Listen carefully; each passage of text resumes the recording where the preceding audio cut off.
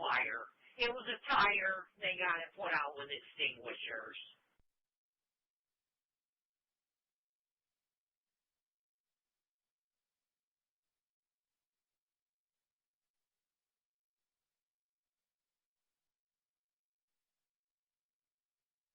Roll left.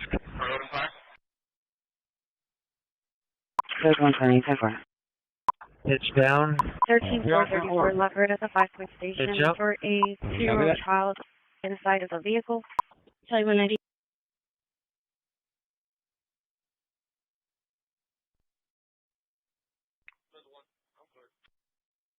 Code 1, 10-4. Sure.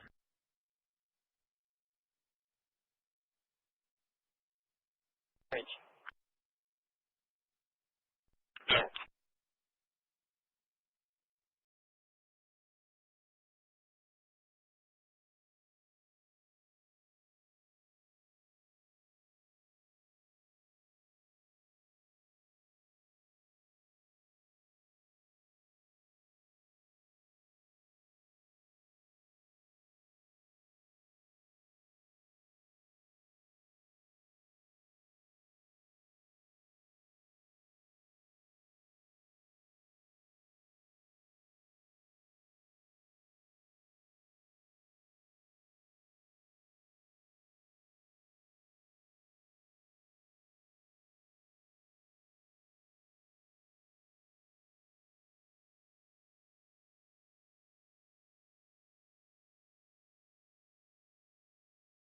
You can clear me though. Cool.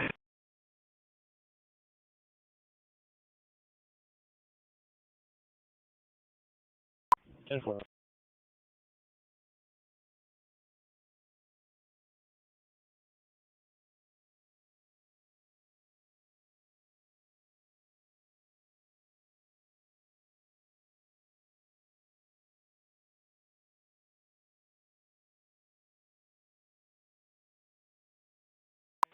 Like it. This one, Navy 1 will be clear. Will be clear soon. Code 120, 10-4.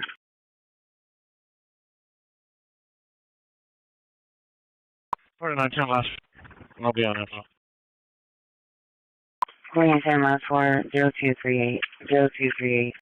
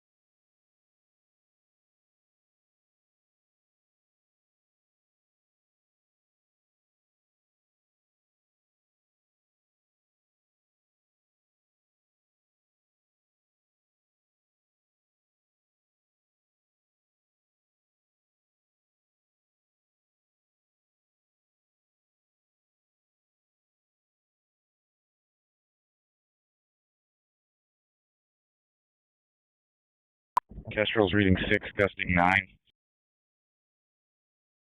Copy 6, gusting 9. 10-4. Wind Curtis in a bar, scale and bay 2. 29-25 location. Newbridge southbound on King Young Mary 9327.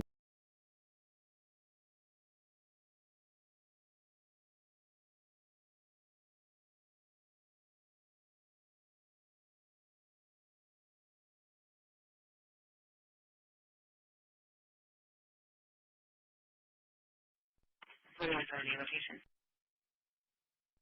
2900 Ocean northbound, some boy Paul 8994.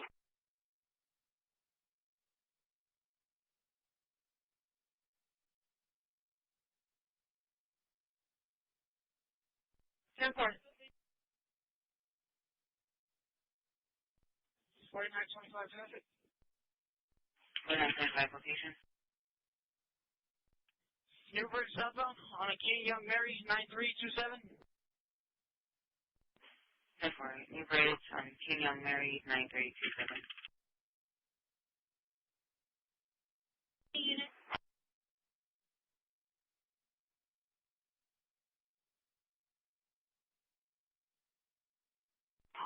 Any available unit in the Fenton area?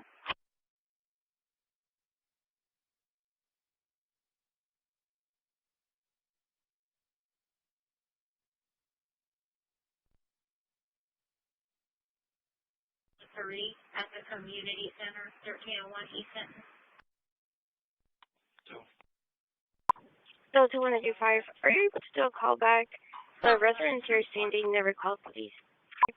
The residents here standing never called police. Those only right, can you go to info? 10-4.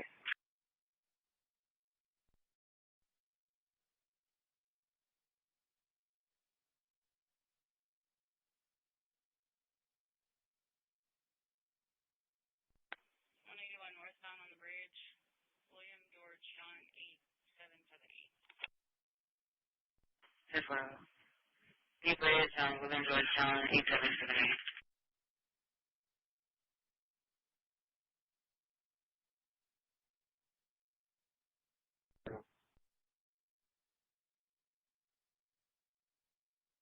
Navigation, Victor, Tom, John, 1378. We're gonna give it another pass, Mr. Marino. Retriever. 37 Navigation, Victor, Tom, John, 137.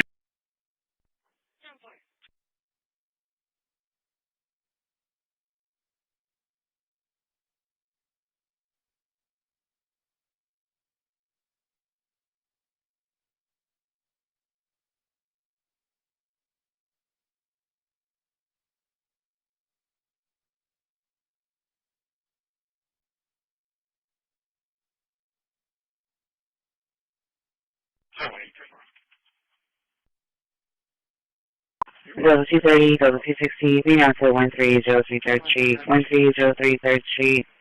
Use for trespass, violation in progress. 37 Navigation, Victor, Tom, John, 1370. So the T6 here.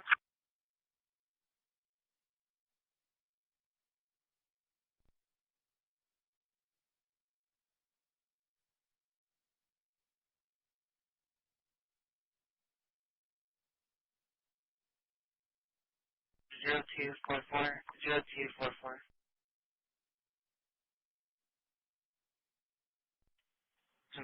You said the Sinton Community Center or the County Appraisal District? Community Center, 1301 East 7th Street. 23. 10-4.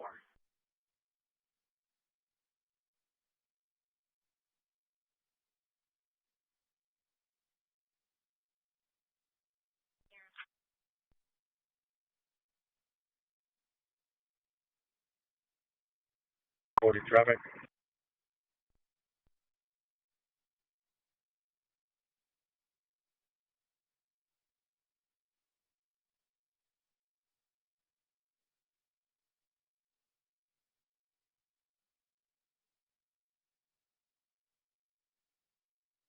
$49.25 traffic. Can you check insurance on this, please? 4925, what you?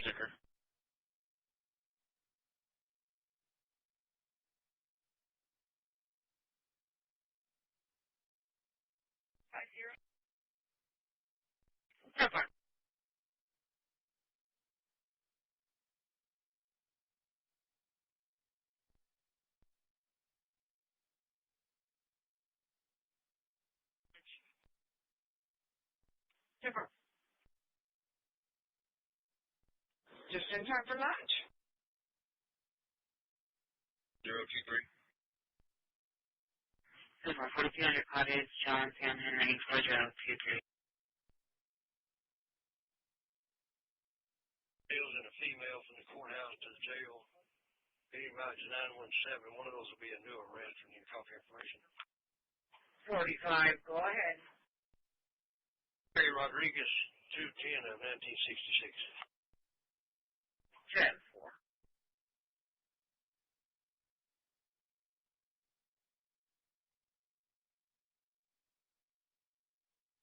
6509.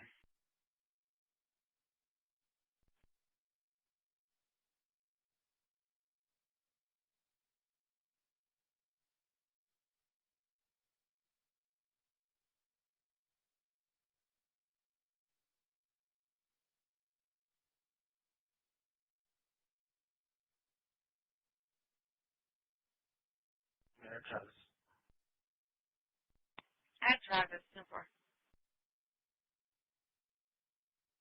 13.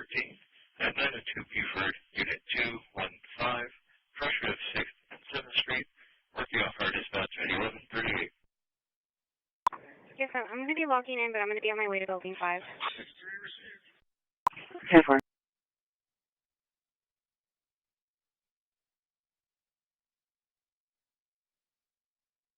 And there too, we have a garage door on the side open.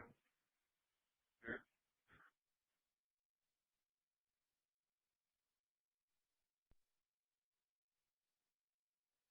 More about dinner. 105, 10-4. 10 location? McCardle and Ennis Johnson on Frank Henry Sam 2160. Built 1-2 in that area. I'm going to be logging in, but I'm going to be on my way to building 5. 10-4. I'm trying what I hear on that corner. 10-15, radio check. Yes, thank you. Loud and clear.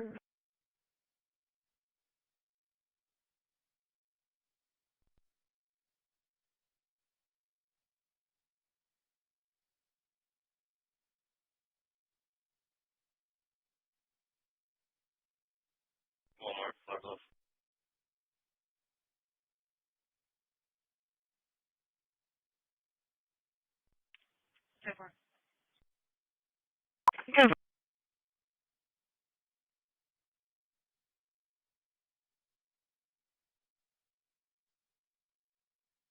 Go to 110-4.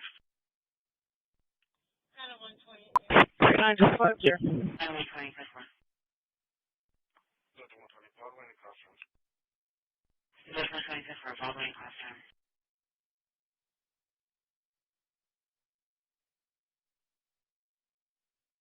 I-140-10-4.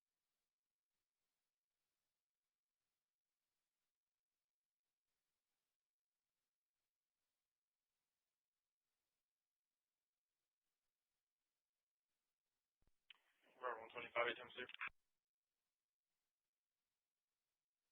Built 110. All clear, 65 digits full. 594. 13 Mary 2594.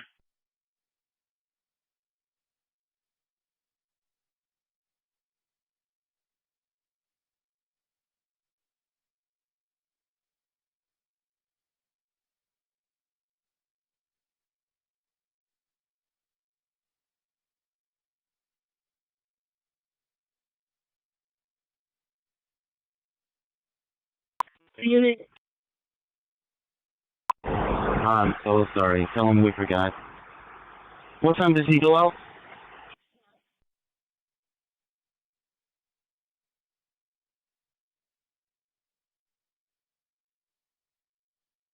I-110-4. And it's Robert Henry X-ray 5929. Henry X-ray 5929.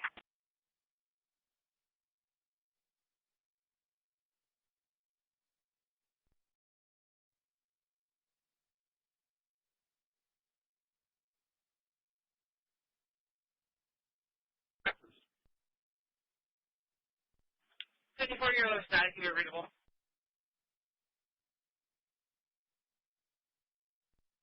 That's 120-4.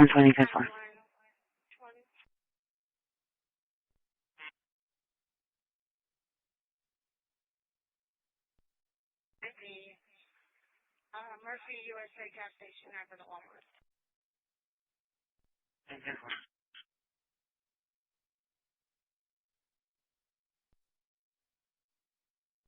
This is Robert Henry X-ray 5929. Female to 342 via drive. 342 via drive.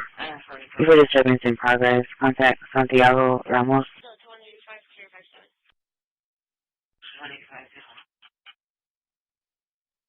4910 location.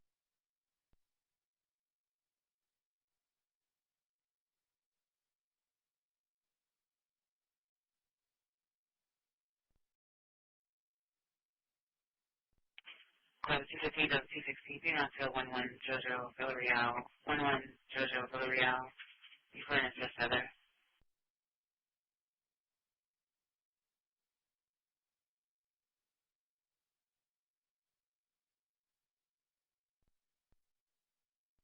No, 210, 230, be not to 342 Via Drive, 342 Via Drive, before disturbance in progress, contact Santiago Ramos. 4180 location.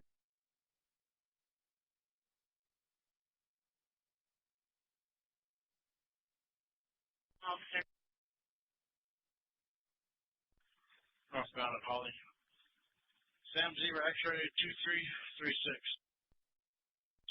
For Crossdown Holly, Sam 0 X-ray 2336.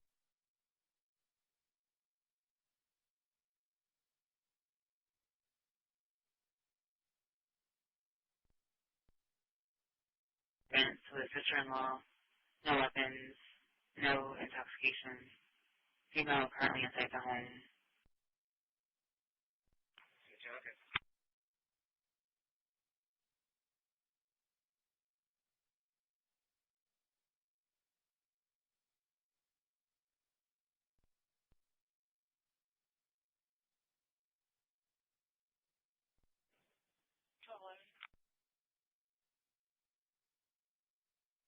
Delta 185, be on to 2907 Norton, 2907 Norton, unit 22. You can assist other.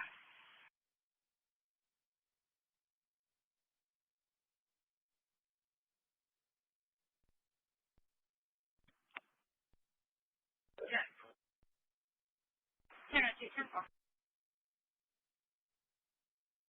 4910 last 4, and I'll be clear. I'm sorry, 4910 last 4, 0267, 0267, 0267, 0267.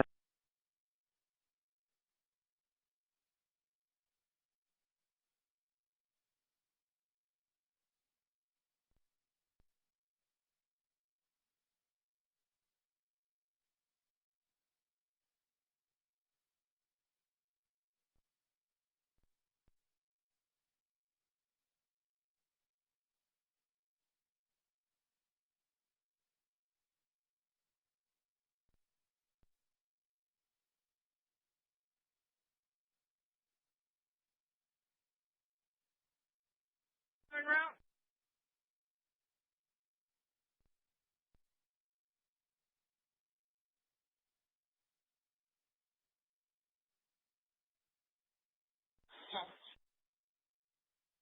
So far. Hey, for just dropping off my package.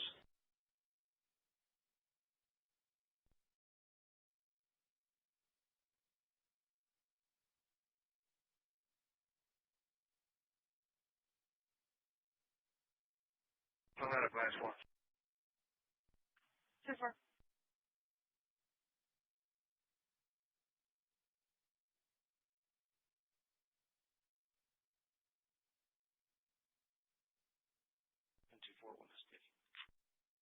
So far, just put you on a call. Just run by my computer, just lock me up, and I'll get you all pulled on it. Okay, thank you.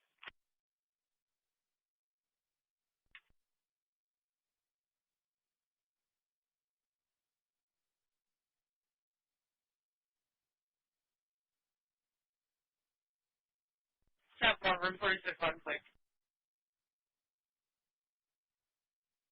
So far. So far. I'm going to call on the screen. Can you send it again? So far.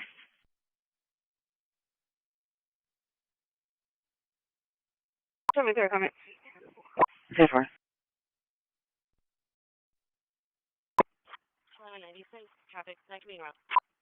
1196, traffic, seconding route. 40 traffic. Negative, what was that? Charlie 190 about to clear. Authoritarian disposal and 665. 286 South at Warren on William Tom Mary 6599.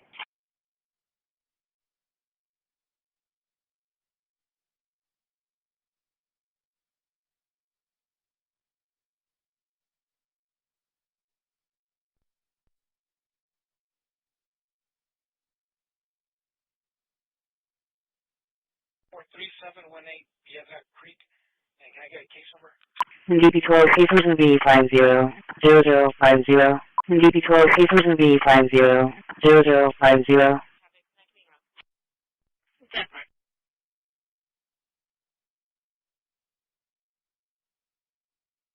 Got it, thank you. Different.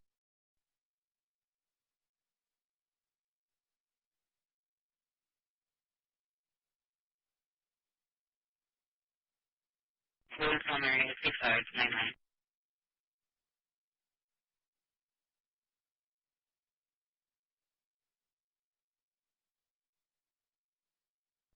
Delta 22, go ahead and try again, please.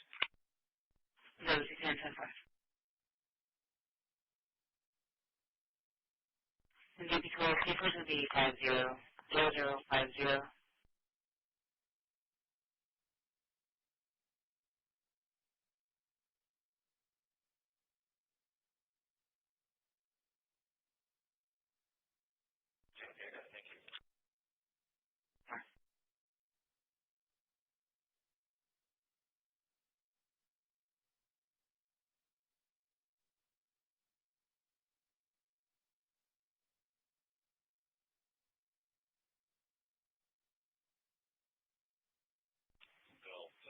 110, show both hands out at 618. Disregard.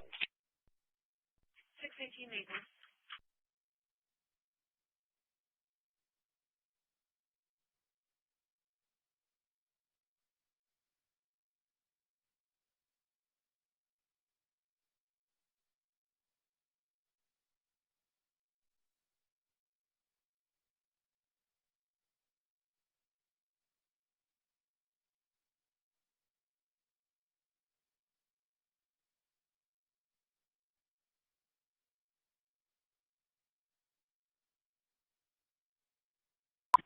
We're 40 clear.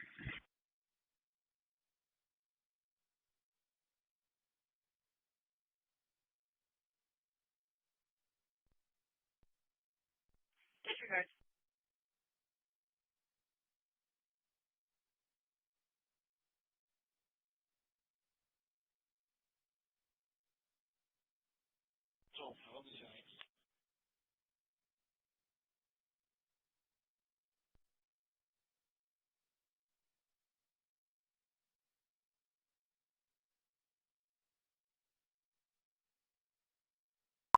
No 28024.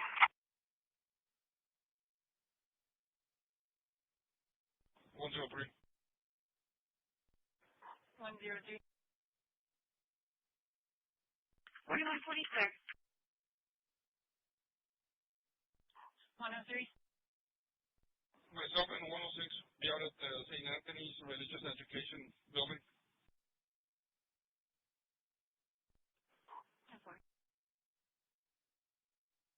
104.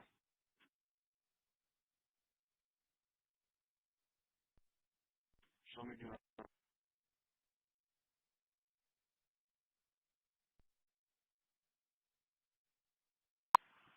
685 traffic.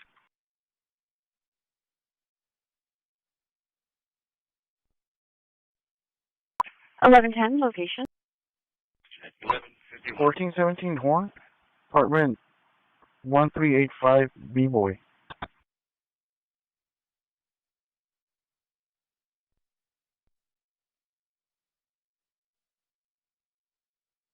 From F. Frank Tom 03.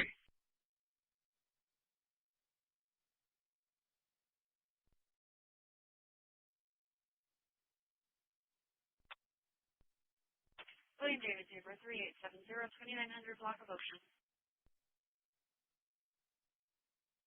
4 Fernando Nature. Easy is 1418. Will be at 7100 Williams, Pressure of Nile, and Rockfield. Show work out for dispatch at 1152. Are you to the hospital on the Williams side, seeing that she was in an accident earlier?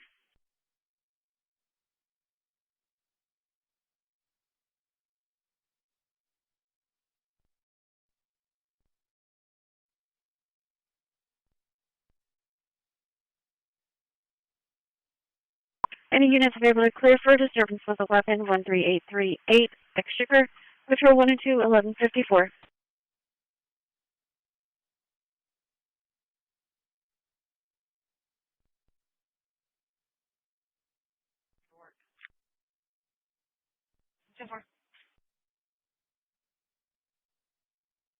Wood, question of Lemonwood and Claire, working off fire dispatch at 11:53.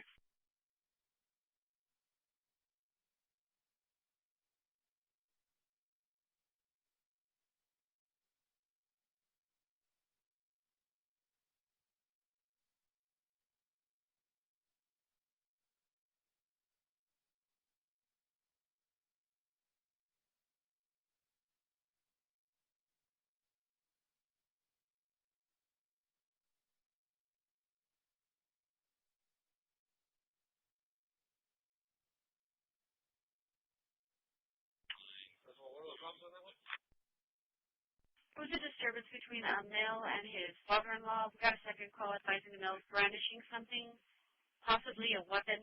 Unsure. Adam 1-4, we're going to be clearing up in just a minute. We go. Thank you. 10-4. And for any available EPS unit in the Odom area.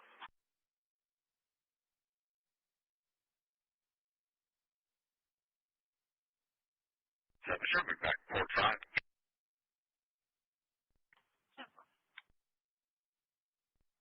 303, same traffic.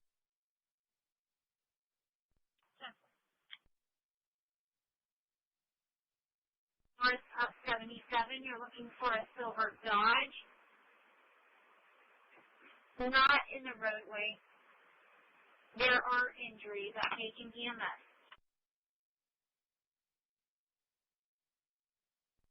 Delta 260 coming from Molina.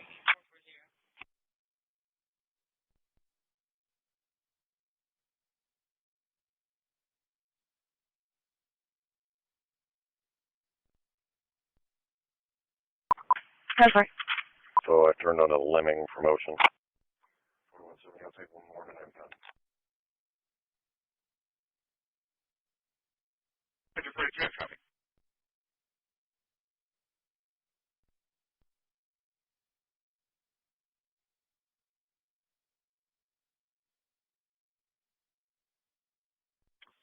Delta 260, I'm coming apart.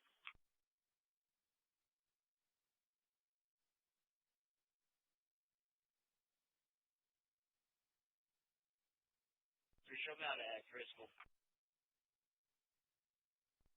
Driscoll. 10-4.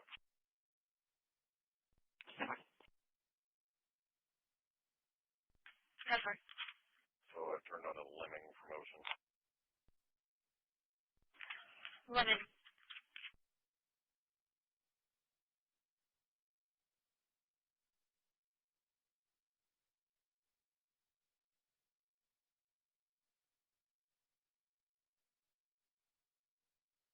That far, I'll be responding from Senton. 10-4, 639, were you clear?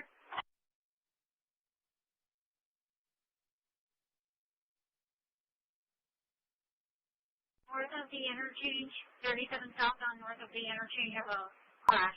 1825 Charlie, signal 4. 10-4, please.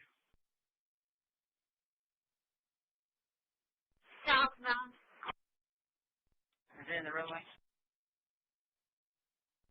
I'm not sure. I believe it is out of the roadway. They are requesting an ambulance. Adam 140, I'm clear. Just trying to get in.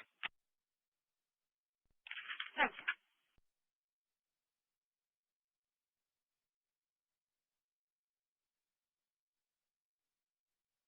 Exchequer, contact Andrews.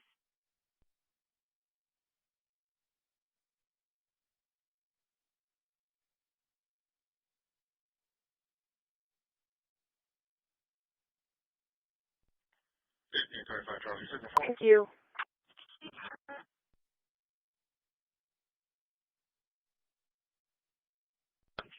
432 Scotland. 432 Scotland. We're copying this 1. 758. I did the pending 4170 times 4. 3 3s, 3 4s, 1 5, and 2 6s.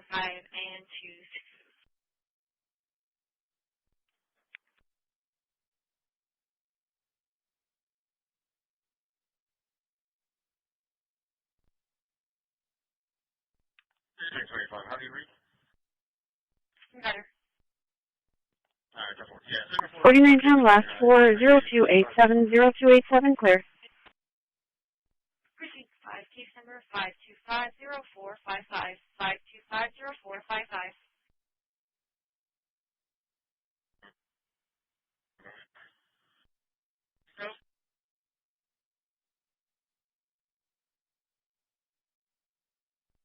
It's not indicating, it's just a pickup. Jump, yep.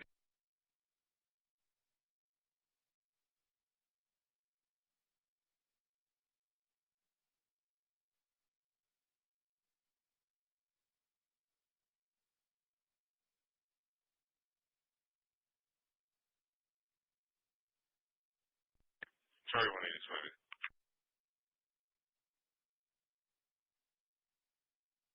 Sound Lincoln Mary 7147. The weapon, via 4040 Shannon, 4040 Shannon at the Park Apartments. Going to be apartment 150150. Making contact with Sandra.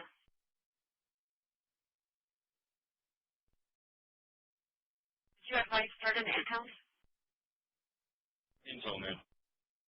Denver, info. Adam 120-140, it was going to be a disturbance between two people at Jason O'Malley. He's going to be wearing a black Ariat shirt and blue jeans.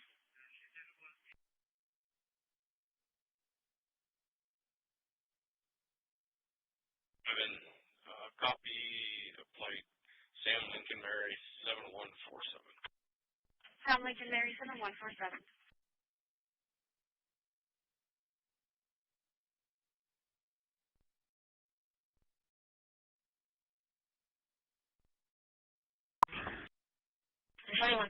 How about after lunch? The RP is saying that her daughter and the girlfriend are having a disturbance.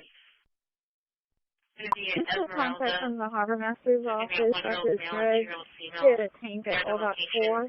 So the There's girlfriend's going to be a known spill to in the drive a water. Maria Chevy Impala.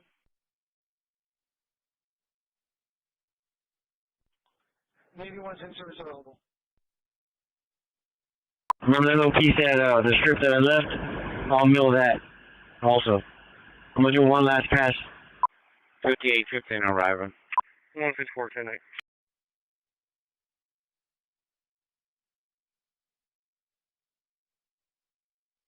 The apartment that they possibly have weapons inside their vehicle.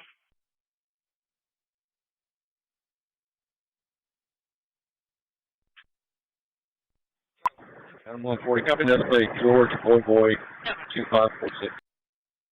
George Boy 2546. 2120 around to building 5. Okay.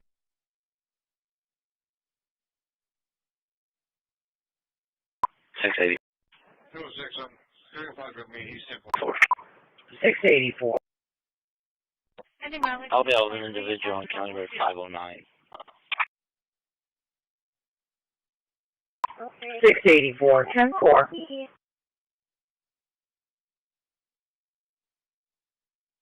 4170 on out to building 5.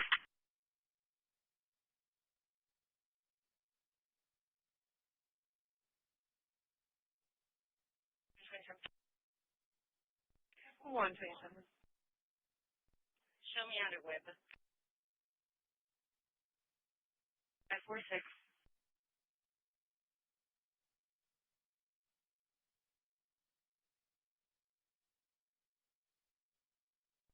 Bravo 110, clear my part. Okay. I'll be out with an individual on County Road 509. 684, 10-4. 405 call. Show me in service, please. 10-4. 866 North Omaha, the Allendale Apartments, apartment 111. We'll go fire inspect 1202. 9 copy for bleeding.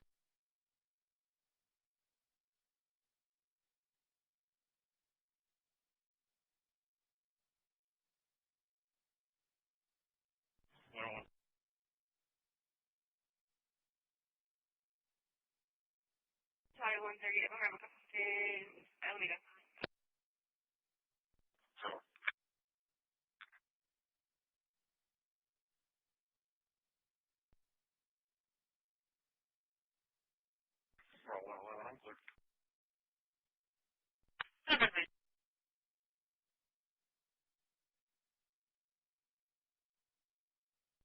Show me, sir.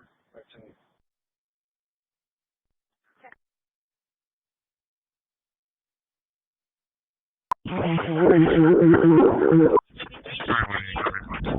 Negative. They're all at building 5.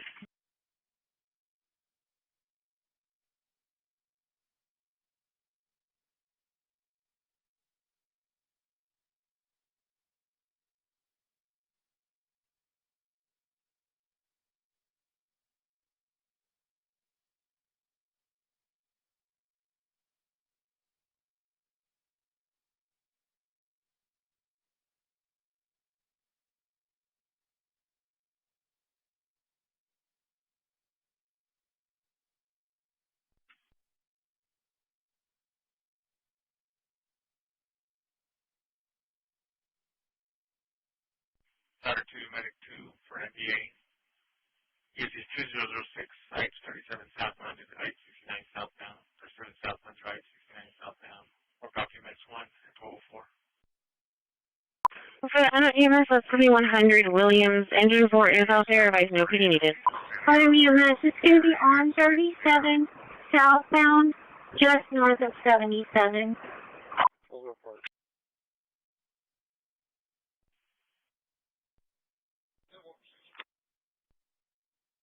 2101.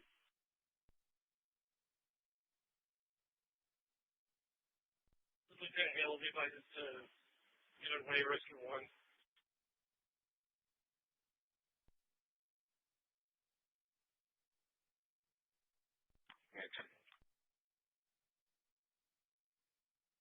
Credit me, a lot of people do. So yeah, I don't think we had an estimate. Did we have an estimate for a plant? The $2 billion. Okay, how much was it? It was a little over 400. Supposed to be a Walmart parking lot near the Denny's and the gas station. So what is it today? I don't know exactly. Okay. I don't. Well, that's okay. That's just what I don't have a way of resending it. So all I'm saying is that we have all these initiatives. Okay, it was never sent. And we have all these initiatives, and I've always said, you're on the call, but I don't have no way of resending it. You know, as Mark says, it's an and question. Right. And I know there's not another Exxon coming for a long, long time, especially if they watch the council meetings. So what is it? There's not anybody coming for a long, long time. And data centers now, which I've heard of 3 that have already walked away, that's only 3 MGD. So, you know, that's what I'm saying. How are we getting to, for a project that still has no budget? Help me understand how you. Yeah. So you know so as we talked in that last council meeting, and I'm going to take from Hernandez's his statements, but there's short-term, mid-term, and long-term water supplies. So Evangeline and our own nueces wells are short-term. That's what's going to help us avert a curtailment next November. Midterm projects include projects like 7 Cs, potentially CC polymers. Those are midterm projects. This is a longer-term project, probably the 4 to 5, maybe 6 years out. This council does need to have a discussion on the La Quinta permits. And since I submitted the application about 5 years ago, there's been very little conversation, and we haven't brought it to council. We do have the intake permit, but not the discharge permit. We do have the same constraints that the community expressed to this council, which is the bay. It would intake and discharge into the bay. And so the same arguments that were made for the inner harbor most likely would be made for this La Quinta site. And then one more point to recognize is in a recent meeting that I had with the mayor of Portland, they object to the site. They don't want the plant there. So we have to work with the city of Portland as well. So the council has to decide, do we continue with the La Quinta permit or not, or site? We know that Brian Williams, the general manager for the San Pat Water District, has sent a letter to me about 2 weeks ago requesting that we transfer everything over to him. He has interest in pursuing those permits, so that's something the city council can consider, we'll have to have that conversation, because I do owe them a response. So, so there's various things in the works. It's not every one of these projects. I'm with you. Right. That's one reason why I see this as premature, because we haven't answered a lot of those questions. I mean, if San Patricio water system or water authority decides to take that on, and this council votes to offer them those permits, which I wouldn't support, but I've been on the losing end a lot lately. But you know, even then, it's just 40 MGD in comparison off of all the numbers that you brought up. CC Polymers, I didn't even include that. Yeah. And then the same thing with Barney Davis. Barney Davis is another 100 million gallons, which I think that's the thing. Before we start, you know, pulling out the checkbook because somebody has an idea, and I think it's viable. I'm not saying it's not.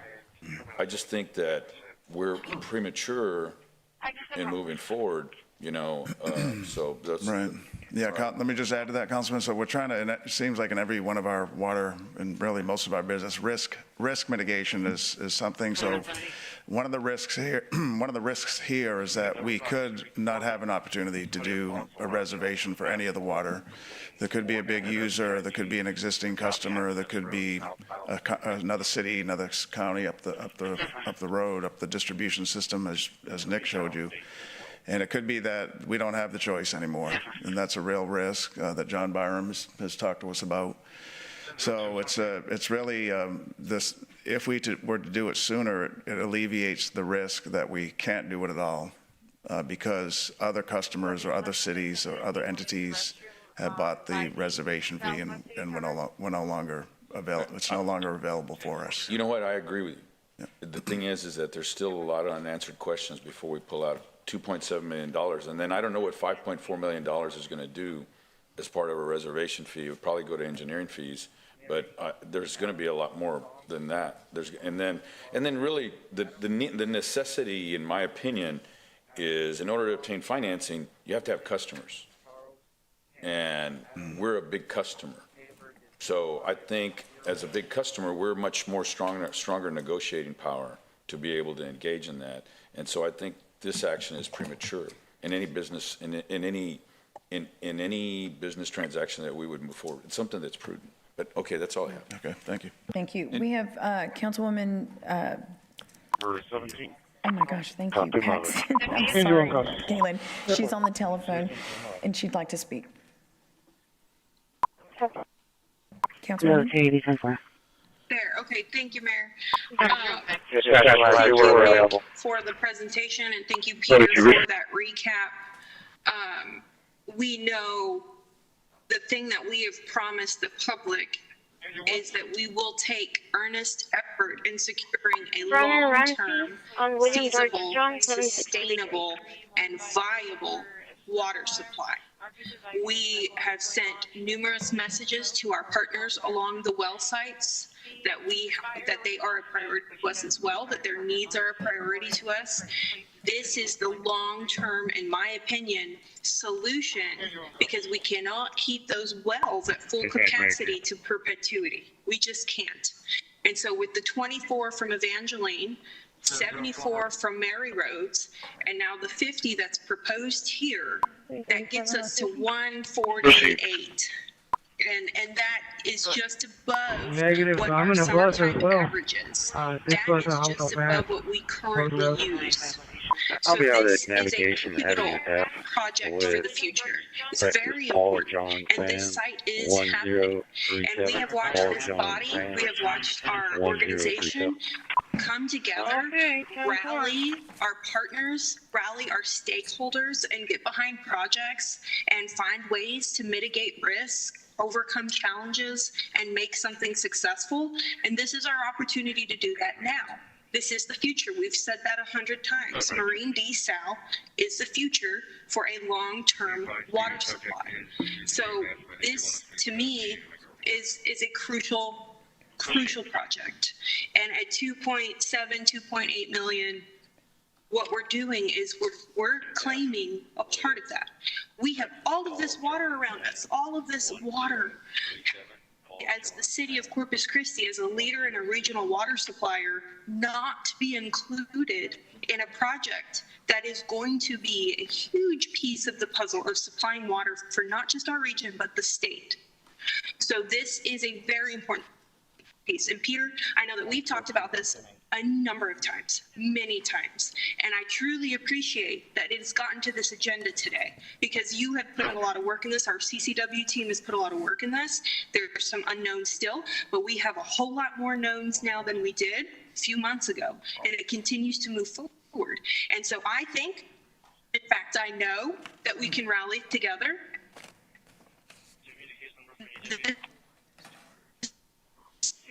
Is securing these projects and making sure they're successful. I said that last week in our water workshop. The best way to make things succeed is to not let it fail. And so with that, I make a motion to approve. Thank you, Councilwoman. Councilwoman Campos. Thank you, Mayor. I'm sorry, what was her motion? To move forward. Oh, okay. Well, I totally disagree, and I'm actually going to go on record to say I agree with Councilman Barrera on this one issue, that there are, I mean, first of all, we need to know what is our goal. We received some, very, and I think, valid information from one of our constituents, and as to that has been, I guess, my main question is how much water is enough? And from what I can tell, it's between 120 and 130 MGD for the residents and for the population growth. I'm also dismayed that the water department is actually recommending this. This is a staff recommendation with so many unknowns. And I personally, I think everyone knows how much I don't feel that industry is something that really contributes to the quality of life here in our area. And, we've opened the doors to them, and we're still in the same boat. So our air quality is not as great. Our, land usage is not, it's just not sustainable. And so, yes, I do not agree with this. I think, I think, like I said, I think desalination should be the last resort. I also feel that we really do seriously need to have a conversation as to how much water we actually need for our population. That should be the workshop that we need. Also, again, we keep missing. I don't know how we jumped to this without actually looking at conservation. I have one of my my colleagues in the For the Greater Good that went to Gills just a few days ago, and I don't know how many gallons that thing holds, but it's, not like the rain barrels, but if every business could adopt one of those, I don't know how many gallons. I wish I had the actual amount, but 13, to start actually conserving some of this water, I think we would go a long way. So I do not support this. Thank you, Councilwoman. Councilwoman Vaughn. Well, with all fairness, I don't think that this is any different than the desal that we wanted for $1.2 billion. The difference is the $1.2 billion was way more. So there are a lot of unanswered questions there were for us on the desal. So we're not going to get them all answered. We weren't on the desal either, but yet some were up here willing to go $1.2 billion without getting all the answers. So I have some questions. I'm not willing just to go for 50 MGDs. My question, how many MGDs are you guys proposing right now before you even start to sign? Do you know that, or does Ms. John need to answer it? Well, they're going to start to sign. Like I said, there's an RFQ that has been published for firms to submit for design, so that's ongoing, and then they will also do an RFP for the P3 partnership, right? So that's moving forward. But are they planning on doing, or is their plan to begin with 50 MGDs, 100 MGDs? Yeah, it's 100. It's 100 MGDs. The plan is to start with 100 million gallons a day. Okay, and how much have they sold? I think 30 is what they told us. Yeah. 38. 38. They have reservation fees for 38 million Yes, we still need gallons. them. So I'm assuming this money for the reservation fee is going to be for design to get you guys started. Because there is no money, I'm assuming, to start it unless you have the reservation fees to get it going. Am I correct? Aaron Owens, Alan Marine, Transit Question Contract. Yeah, come on up, John. Yeah. I mean, you have to have money, so. I just don't want to speak for Sure. Byram. That's Animal control, that's 10-4. They were still wanting animal control out there. Council John Byram, Hey, Executive Papa, Director of what the you Nueces talking? River Authority. What the reservation fee actually does is reserve capacity in the treatment of the water. Okay, so it really doesn't do a whole lot except reserve that capacity. It does contribute to the cost of forming the project and developing the project and moving it forward. Okay, that's basically what I said. Okay. You just said it differently. Clarify, it's a reservation fee in treatment capacity. Because you guys have to have money to start. That is correct. Okay, I'm going to ask some questions you may not answer, but last night I sat and I thought, now, if this were my company, would I do this?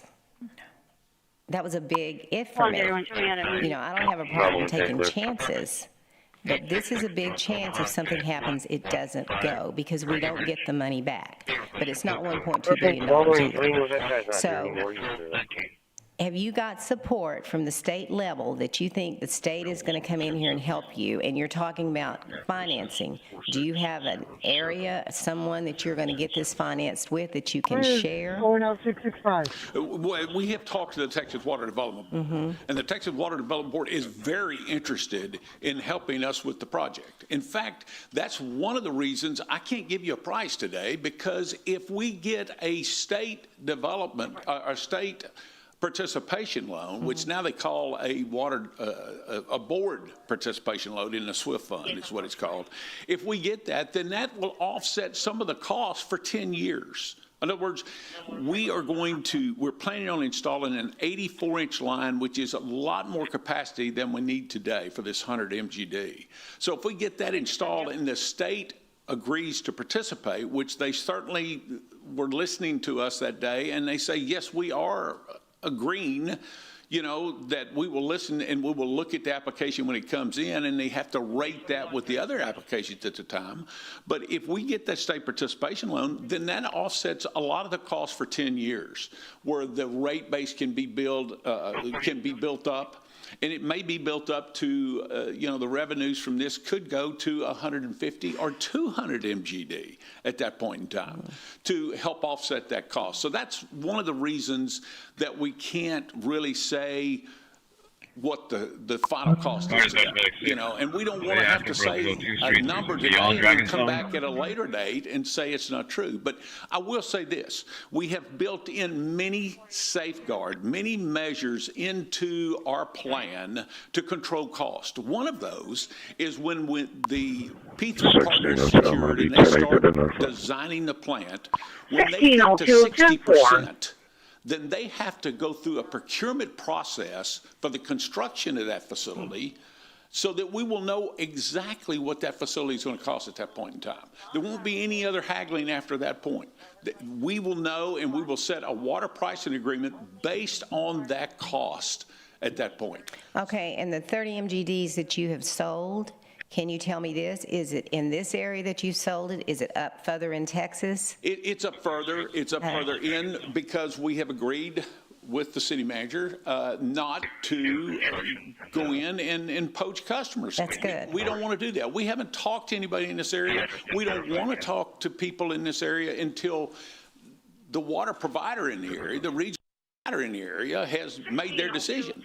Now sooner or later we're getting calls from people all the time. Hey, we want to reserve water from you, and they're in this area. If it's incremental water, then what we would do is we would probably talk to them about a reservation, and then someone else would have to serve that. We would have to transfer that at a later date because we don't want to be the water provider. We want to be a wholesale provider. So the mere fact that you have some interest further up in Texas, that kind of gives me hope that the state is going to support that because of all that's going on around Texas, because we have droughts in so many areas. So that kind of tells me that the state's going to help you guys, because to me, what I thought this project was, that it wasn't going to be like a 50 MGD that you hoped in the future 300-400 MGD so that you could help the state of Texas. And am I right in there? This project was modeled after SB 7, which is now HJR 7. 94. So it fits Uruguayan, to 1494. Uruguayan, RP will be outside. Just for information for the Marines, they advise that, RTC advise that they see a 2-foot by 3-foot spot in the water. It doesn't appear that anything's coming from how long it is? You know, a lot of that depends on the conveyance line that the NRA is constructing from the plant. So I can't comment on that right now. Okay, and as far as the financing goes, can you not use that money? What is the drought exemption fee for the industry? Can you not use that money? There's nothing right there. Put in reverse. No, yeah, Esteban said no, so it has to be for construction, construction of keep going. drought-proof water. Well, it will be eventually. It's pretty hard. Right. Yeah. The problem is this is an option fee, reservation fee, right? Okay. There's So you no can't use asset. There's no asset to it. Okay. All right. I think you have to do something. I think that we have to have something for future, and I understand that. But do I want to go all in? No. 10, I don't want to go all in. I don't want to do 50 MGDs. Working off the MS1 at 12:25. And you don't get anything for that risk sometimes either. So, but it's not $1.2 billion because I believe his project's going to go. I really do. I mean, he's got lots of support, and I believe he's going to have support from the state. But it is a big risk for the city to take. So if you did 30 MGDs, what do we say that would cost? So 1.6 million. And that's one time. That's total. It's not two payments. It's one payment of 1.6 million. I thought we paid that this year and then we paid another one next year. That's not correct. So we've had multiple meetings with the NRA, and the approach is it's one payment. It's just one payment. It's a one payment for 2 years. Yeah. Just one-time payment for 2 years. And and that would reserve it for until the plant's built. Till the plant's built. 4 years, if it's not built, we don't get our money back. That's correct. It's just scrapped. What's that? It's just scrapped if we don't get our money back. We just don't get. Yeah, correct. There's no refund. There's no. It'll be used as part of. Mr. Byron mentioned it, but it's going to be part of the design or acquisition of part of the technologies for the cleaning of the water. Okay, that's all. Thank you. Thanks. Mr. Byram. I'll show you available. Engine 5 will be taking. 6:45. So, Mr. Byram, you have faith in the city of Corpus Christi, right? What was that? You have faith in the city of Corpus Christi as a potential partner, clearly. No problem when I heard, be for a man down. Next to you, Mr. Trevino. Go for medic 3 for the men down. For the men down. Easy as 5,000. 5,000. Leopard and nueces. Leopard and nueces. Space 5 is 10. Round 5 is 10. Shift over to EMS 4 to EMS 1227.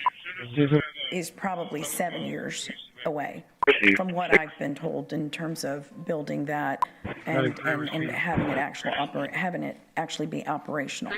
But here's the thing. I think wanting something and proving it are two different things. So, Peter, do you have the plan that Mr. Byram referred to?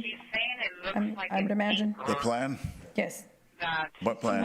I don't know. He mentioned a plan. So I'm sure you have it. Are we talking about the design and construction? Or? I don't know. He said you have a plan. And okay, what plan were you talking about, Mr. Byron? Well, I was talking about the P3 plan and the way we plan on structuring that. Yeah, yeah, we have it. Nick presented it, so it's on slide 8, Mayor. It lays out the timeline plan, and Mr. Byram talked about the P3 concept, but it would be designed, and then at 60%. Okay, I'm so sorry. I'm talking about an actual, not a one-page slide plan. I'm talking about an actual plan of how this entire project. You have 100 MGD. There has to be like a plan, an actual plan. I'm sure it's a thing. I'm sure Mr. Byram has some more planning documents, and we just summarized it on slide 8 with his input. Well, I think it's important, though, that as a city manager who is recommending us to spend $2.7 million on something that we've not even seen a plan on, that we should have. And that is my point. I think that this is absolutely a project, Mr. Byram, that needs to happen for the future. I like to categorize our water situation as immediate need, which would be the Mary Roads pipeline, which would be our water wells, which would be, I guess that's probably reuse, and then short term, which is something within 1 and 3 years, and then long term, which is 4 to 5 to 8 to 10 and beyond.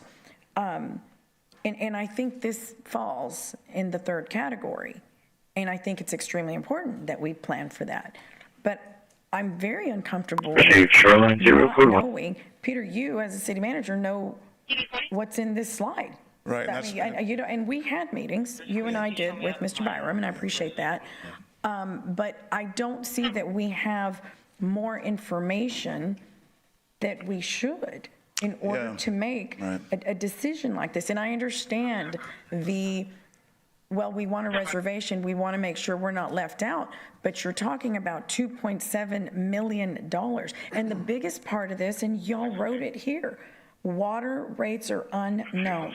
Final cost, don't know. Design, don't have it. Power, don't have it. There's no financing. There's no permits. All of these things can absolutely be addressed, but why not address some of these? We're a good partner, and come back and say, hey, I get it. You're the city of Corpus Christi. You have to respond to your ratepayer. DB12. Right now, we're going to look at our ratepayer and say, we don't know. So what if you got some of this info and you said, let me come back to y'all, city, and I'll get you some hard numbers. And I'll get the city manager a real business plan that you can look at and then make a better recommendation based on way more data than what we have today. Because I think we all want to do this, and some may. I can't do that in good faith because what am I making this decision on? It's a lot of unknowns that I think you will know, but I'd like to see those brought back to us. What I don't want to do is bring an unknown back to you that the price goes way up, okay? That's not good for anybody. We know that we can build this plant, and we know that we can build it within the 10 to 15 bucks that worldwide desal water costs, okay? We know that for a fact. We can do it, including the long conveyance line. If we get state funding, that price goes down. But what if we don't? We will get state funding, ma'am. I mean, the SB7 was built for this. The problem that I see with SB7 is now they're talking 2029 before that money's actually available.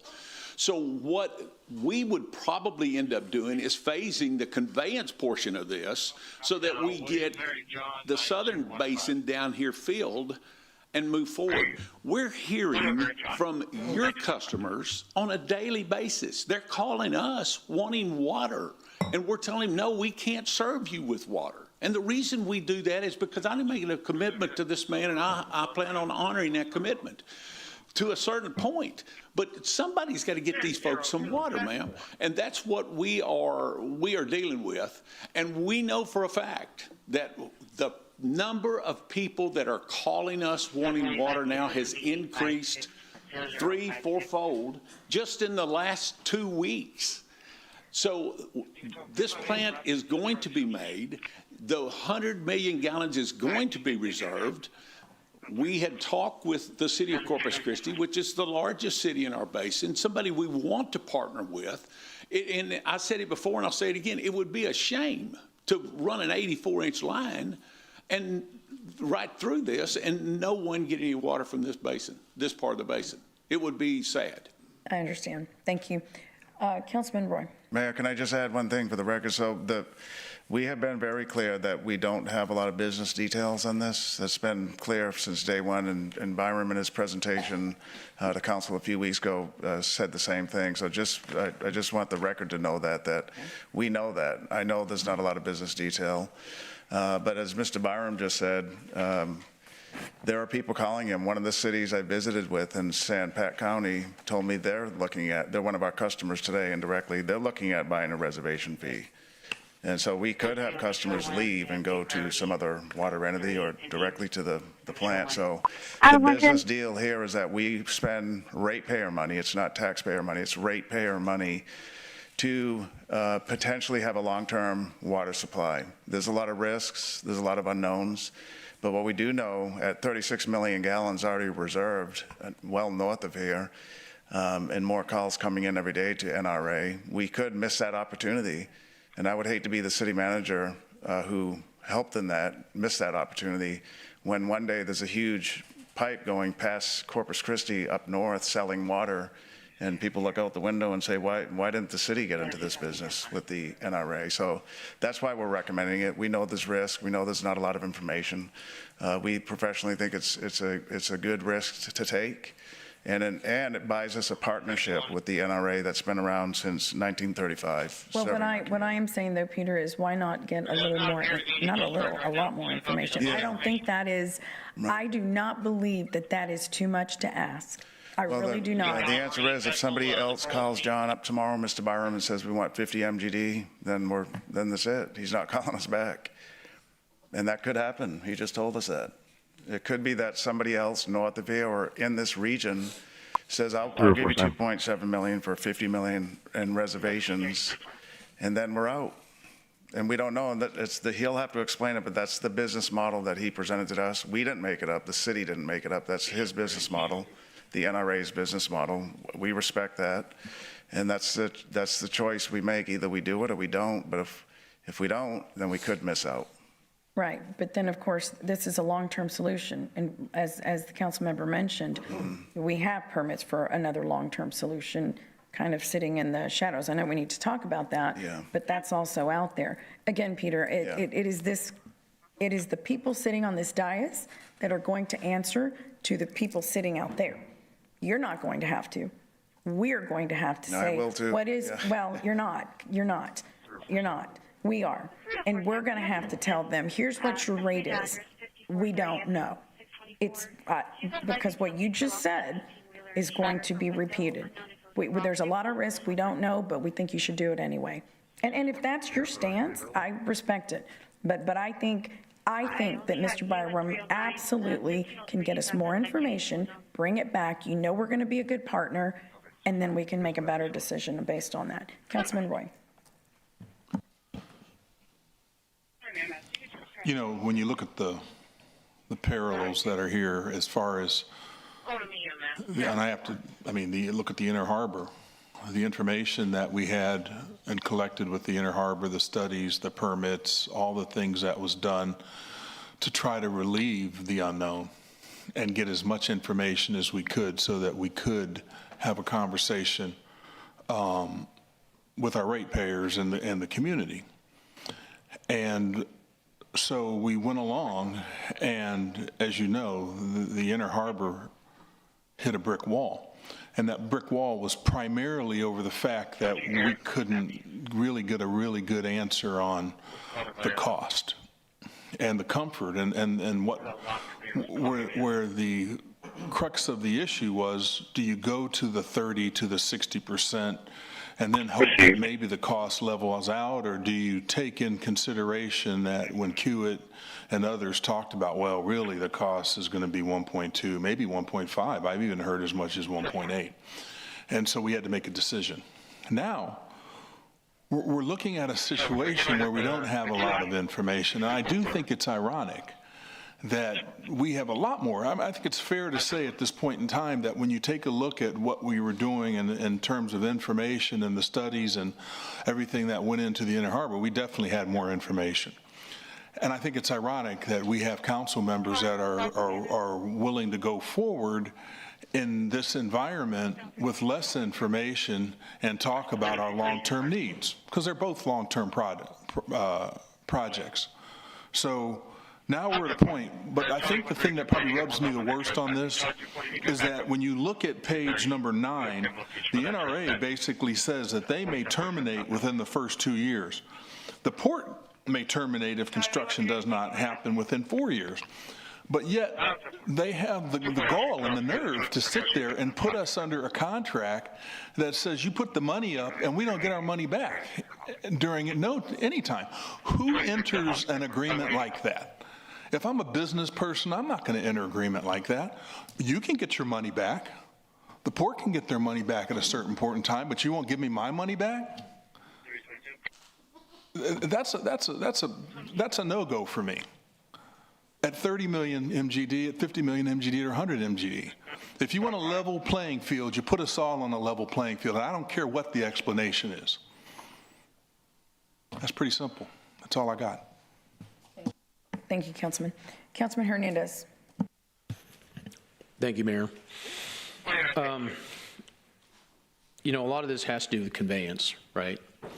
And in the discussions that I remember having in Austin in Senator Perry's office, the idea that he had was the state was going to participate in the conveyance of a lot of the water. But the presentation wasn't really specific on the timeline for that. Do you have any information on the timeline, on when that's built, how it's going to be constructed, who's going to be responsible for it? There was no timeline including. So, Councilman, are you talking about the conveyance line that the NRA will be constructing, right? So that's the RFQ that's out and advertised on the street.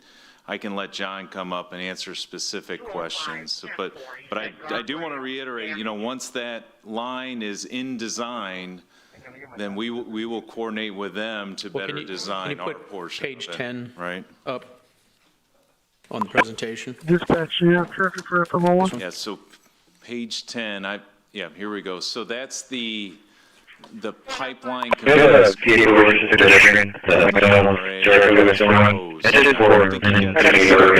on their pipeline projects. I'll let John come up and answer. 184. Thank you. 184. Hey, 7-8's going to meet up with you to bring me a hamburger. RFQ on the street. 41 to the first was pretty awesome.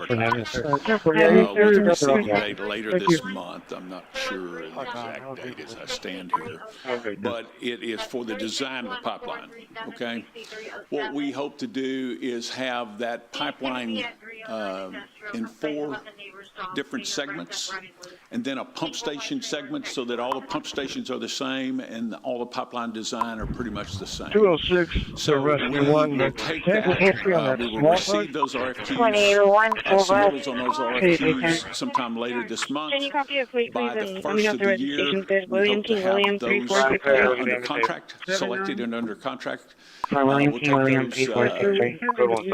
and start designing the project, the conveyance project at that point in time. And how is the conveyance going to be paid for? Is that through state funds? Yes, we will apply for funding to the extent that we can. If they want us to wait 2 years, then probably not. They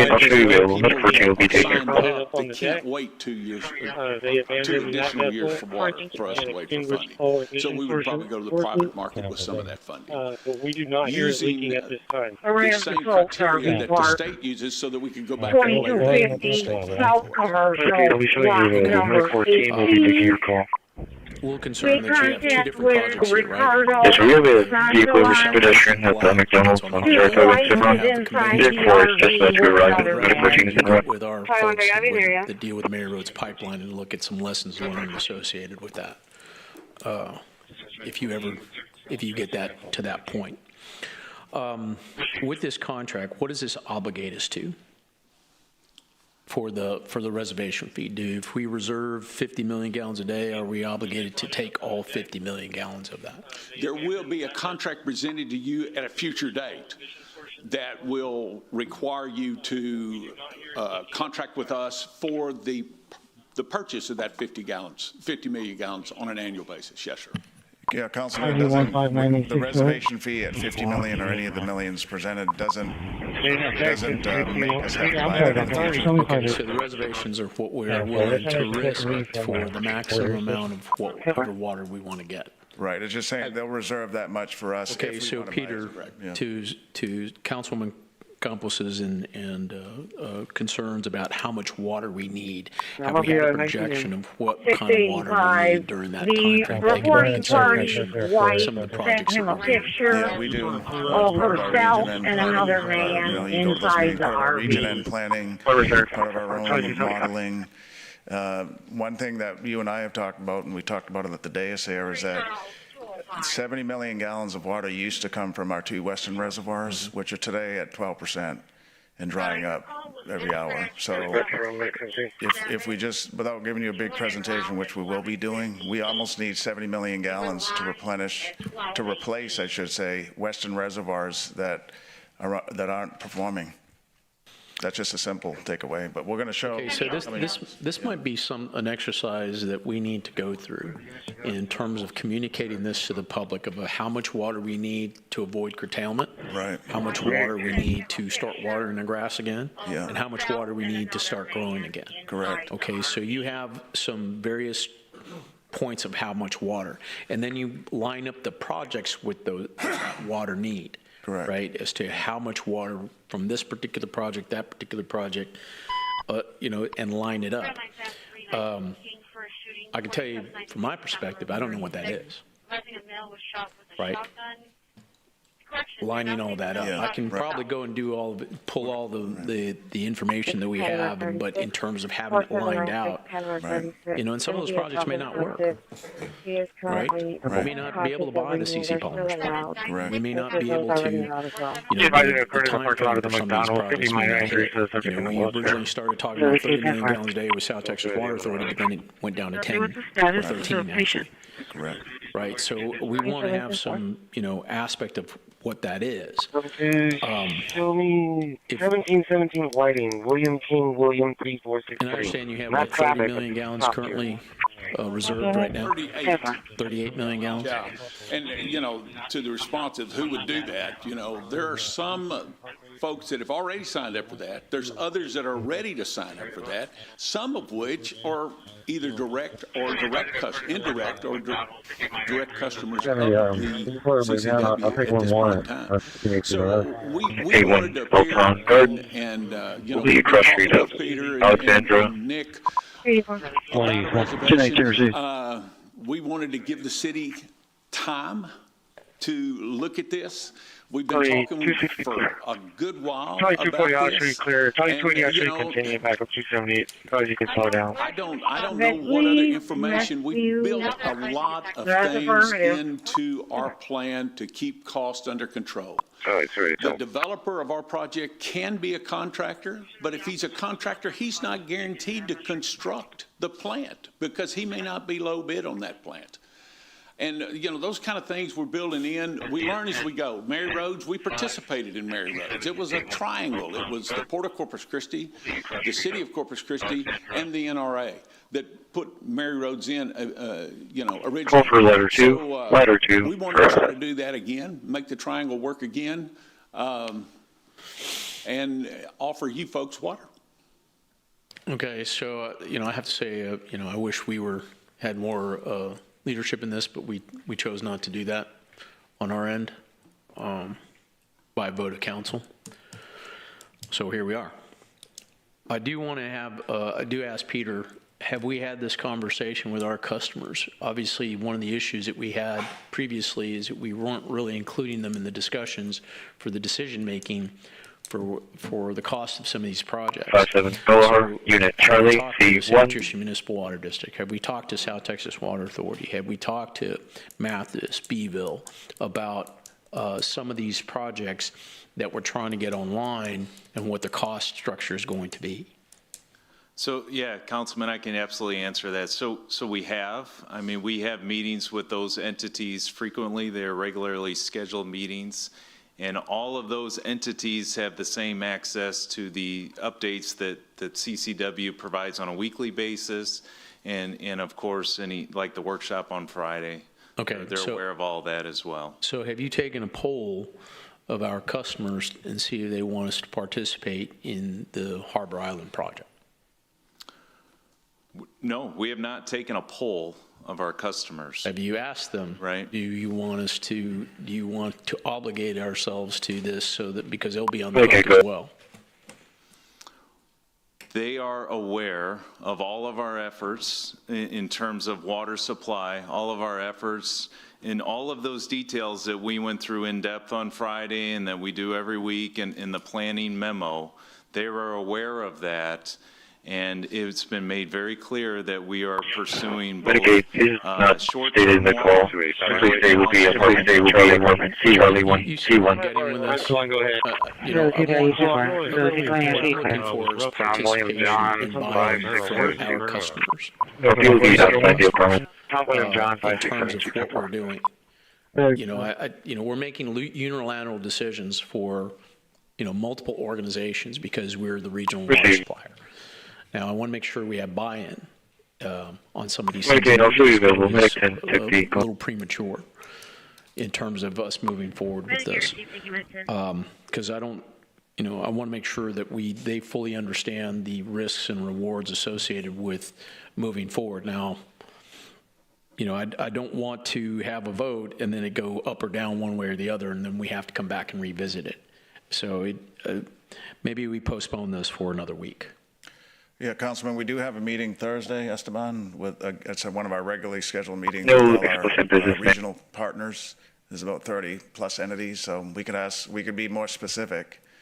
One of the customers, the second largest city in this region has said they're going to enter into a reservation fee because they lost confidence in us, but that's just one statement that was made. So we can get a poll. We're going to be meeting with them. Well, if that's the case, then we can, if there is other communities that are looking to reserve this water, then we can reserve it together as opposed to individually. Exactly. That's what I told the person that we're planning on presenting well, the council. they can participate by providing us the funding, and we put it together and move forward with it. That way we have buy-in. Yeah. Okay, thank you. We could propose Thank you, Councilman. Councilman Scott. Councilmember Hernandez, that was the note I wrote, premature. That's the word on one of my sheets of paper. I talked to a couple of our large volume users that continue to be bewildered that we're going to have a conversation about $15 water when we had a project at $9 water. And that's, you could argue that the 9 was going to go up. You could argue that the 15 NRA water's number is going to go up, but what I get back from large volume users is like, God dog it, you had an answer and you passed on it. I think that we're having people sign up because they do question our ability, but I think it's fascinating to me that our blended water rates are $6, right? 6-ish.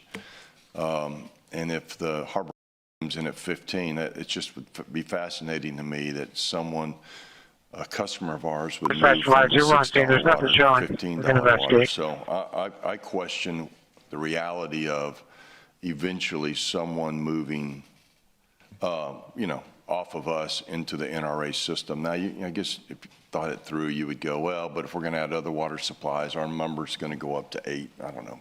But still, if it's 10 and NRA's 15. So I hear that. I wrote a note, left out versus new business. I mean, it would seem to me is we have a number we have to meet, right? Because we want to keep the rate at $6, right? We don't want to lose 30 MGD off the system because then all of us in this room are going to pay more to fund to pay for the fixed costs.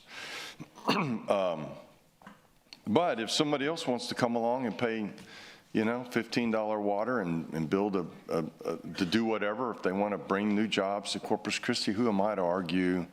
There's a benefit to the region if NRA is successful and they build 100 MGD and they sell, I'm going to make this up, 25 to a big project that hires 400 people.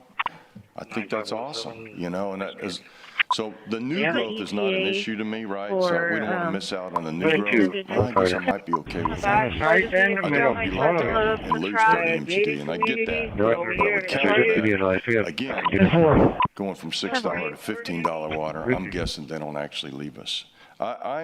Peter, I'm going to reiterate what I did last week, that I'm really disappointed that we haven't gotten a business plan. And I know you say there isn't one, but man, it is bewildering to me that one doesn't exist. I mean, we know they're hiring Black and Veatch, John, and and you know what those costs are going to be, and you know what these reservation fees are going to be, and it would just seem to me you would at least have a business plan that gets us to the construction cost estimates, which is 32 months out, or if nothing more, then at least the design of the desal facility, which is 30 months out.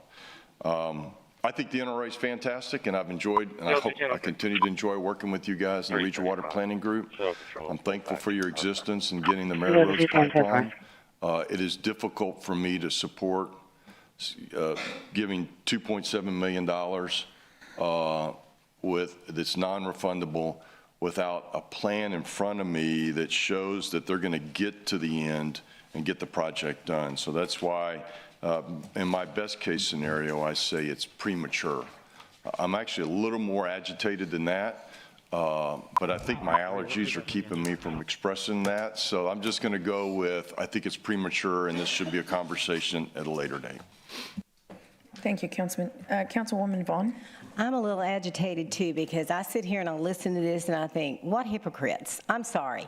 You were willing to put $50 million into a desal plant for $1.2 billion. You didn't have all the facts. It never was going to be $9 water. Give me a break. We never had the exact amount because we didn't know what the plant was going to cost. And you sit up here now, and I think you have a bad taste in your mouth because it's not the Inner Harbor. Well, either you want desal or you don't. You want water or you don't. So we can sit here and we can tell the public we're not going to do anything. We're willing to spend $50 million, and then $60 million was the other cost we were going to spend. I don't like $1.6 million. I don't like doing that, but it helps us to get reservation fee in hopes that we do have a desal plant out there where the water's going to the Gulf, and we don't have to worry about it destroying our bay. I'm willing to do that. I'm willing to do it for 30 MGDs, not 50, but 30. The other point is this, Mr. Sononi, you were the city manager. I don't think you've been allowed to be the city manager for a while, for several years back, because I don't think the council allowed you to. I think you have a majority on here that want you to be the city manager. I'm going to listen to you today, and I want you to tell us what you think we need to do. And I hope this council listens to you, but some may not. But I'm willing to do that because I know what I'm supposed to be doing as a council member. And I want us to get desal. The other project was too big. I didn't like the price. And I am worried about what this is going to be. But it's going to be for industry. It's not going to be for our citizens. So if industry is wanting to purchase the water, then they will. And regardless, we're going to charge more for energy if we get more water to sell in the future. But we're not going to get it unless we stick our necks out and try and find some. So anyway, I'm going to leave it to you. And yeah, Mark, I'm a little irritated too. Well, clearly. But I don't have any allergies. Thanks. No, that's your unfairness. All right, Councilman Bonetta.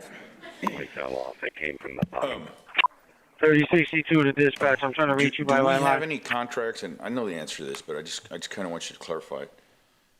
Do any of our customers, do we have contracts with our customers that obligate us to take take on Harbor Island water?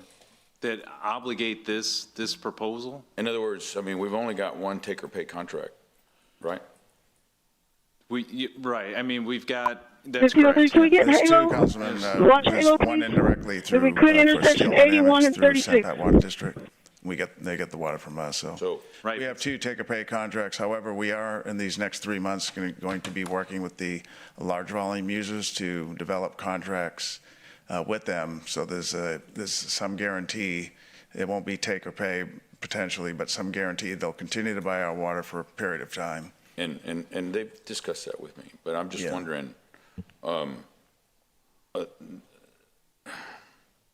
other thing is, I mean, I visit with industry often. In fact, I broke bread with one last night and two over the weekend simply because, and I can tell you, just from whether you've done it formally, our customers wanted, our industrial customers, let me qualify that, our industrial customers and the city of Beeville and the city of Mathis, all right, from personal conversations of it, they wanted us to do the Inner Harbor.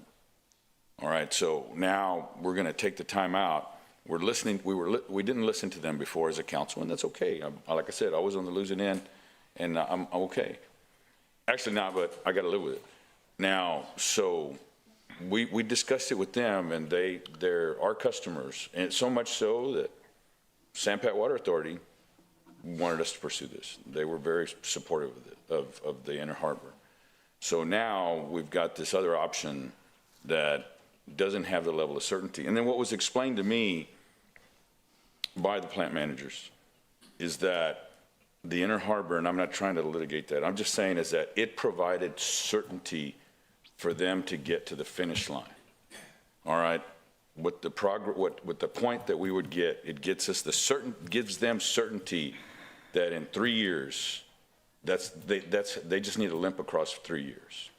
And right now, we're looking at, we haven't been able to determine that.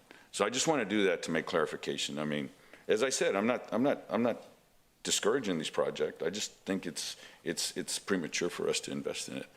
But so third-party financing, does that require customers? Or does it require a reservation fee of 100 million gallons? Mr. Byron will have to answer that. We're not. Right. We need to remember that all the financing, the structure is going to be handled by the NRA, right? So we're going to let John answer that.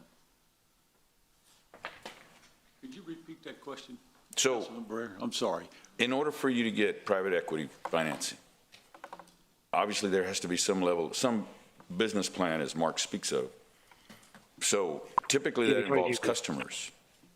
So does the reservation right replace that?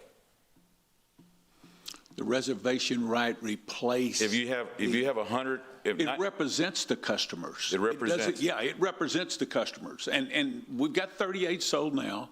We could have doubled that amount already, but we've been holding off and not impeding on the area down here that you guys serve. And so we're going to copy Charles King Sam 0212. Is what that it reserves your right in that plant. It shows the private equity that, hey, this plant's going to make it. And in just 5-6 months of actually selling water reservation fees, we've got to this point. No, but so with the reservation fees, that puts you in a position to be able to obtain third-party financing. Yes, sir. Okay, that was my question. Okay, I'm sorry. No, we're good. I walked around it. All right, well, then that means I spoke twice, and man, I got 2 minutes left. Jesus. You're going to kill me. Councilman Roy. My question is for John. Because, again, I want to bring back up the fact, because I still can't get over this. And I'm reading it again, and it says that basically, can you tell me why you put a clause in there that says the NRA may terminate within the first 2 years? And before you answer that, one of the things that you've talked about a lot today is that how certain you are that this project's viable, that it's a good project, that it's going to succeed, that everything is great. And then you've got the port in there that says they can terminate if construction doesn't start within 4 years. I don't have a problem if, looking at maybe 30 MGD or something like that, but I do have a problem with, and Peter, you've entered a lot of contracts in your life. Have you ever entered a contract where we can't get our money back if we do something, but they can? I can't answer that, Councilman, because we've done 6 years worth of contracts, but this is one known element that's part of the. So my question is why? Why are you setting this up where you can get your money back, the port can get their money back, but if something happens, God forbid, and we can't get our money back, why? Why did you set it up like this? Well, we are confident that this thing's going to make, okay? Okay, if you're that confident. The port can pull out is if for some reason there was some issue that came up along the way, then they could pull the land back. We wouldn't be obligated to pay for it for 50 years. That's what our attorneys were looking for. And they wouldn't be obligated to keep it open for 50 years. And what's your reason that in 2 years that you can pull out? Well, just what I'm saying. If there's issues that come up, we don't know what's going to happen tomorrow. The same way that the Inner Harbor had issues, there could be issues that come up along the way that would sideways make the project go sideways. So it's good enough for you, but not good enough for us? I don't follow what you're talking about. It's good enough for you to have an out clause, but it's not good enough to put our money at risk and not have a means of this project. I'll answer that by saying this, Councilman Roy, in all due respect. Say that again? I'll answer that by saying this. In all due respect, there are many people from a lot greater distance that are willing to sign that contract today and have signed that contract today. And there are others in this area that want to sign that contract today that we haven't given the opportunity to. Does that make it right? I think the aide might have taken it off the bus to get it out of the way. When you look at Region N and the Region L plan, there is so much water in need. And the number of industry and the number of builders and the whole bit that have look to come this way, they can't come because the water's not available. And we're thinking that this is going to help with the water availability, not only in this area, but in If something happens and the project fails, why not have something where the people, all those people that, I don't know how desperate they were in terms of why they agreed to enter a contract with you, but, and maybe they've got a lot more money than we have. I don't know. I don't know the answer to that question because I don't know your customers. But I do know in terms of my job sitting here as a council member and the money that we have to be responsible for. And my question is, if it's good enough for you, if it's good enough for the port, then why can't you just extend that courtesy to us? We talked earlier about we're good partners. You know, the issue there is that I can't do for one what I can't do for all. You should do it for all if you did the right thing. Well, we've done the right thing here. We've had people put this together. Our legal people worked on this, and we feel comfortable with where we're at with it, and we don't propose on changing it. Yeah. All right. Well, thank you. That's all I have. Thank you. Thank you, Councilman. Councilman Hernandez. Mr. Mayor, I'll go back to what I was saying earlier. I think there's a few questions we need to have answered with regards to this, so I'll make a motion to postpone to October 21st with some requests for information on the timeline for the conveyance as well as production, communication with our wholesale customers as to who wants to participate in this, and then also what exactly our total need for water is for the next 10, 20 years or what our projections are, with that information coming back to us. Second. Yeah. Advice, Halo, we are using the field west of County Road 81. Yeah. There was no second. On hers, there wasn't. And Peter, I would say also, I'm not going to necessarily amend the motion, but I think that it would be prudent for staff to truly look at what water, how affordable water would be in just as, in just the same amount of time probably if we completed the La Quinta project. I know that's kind of been sitting out there, but I think it is worth looking into in comparison to running, in this avenue.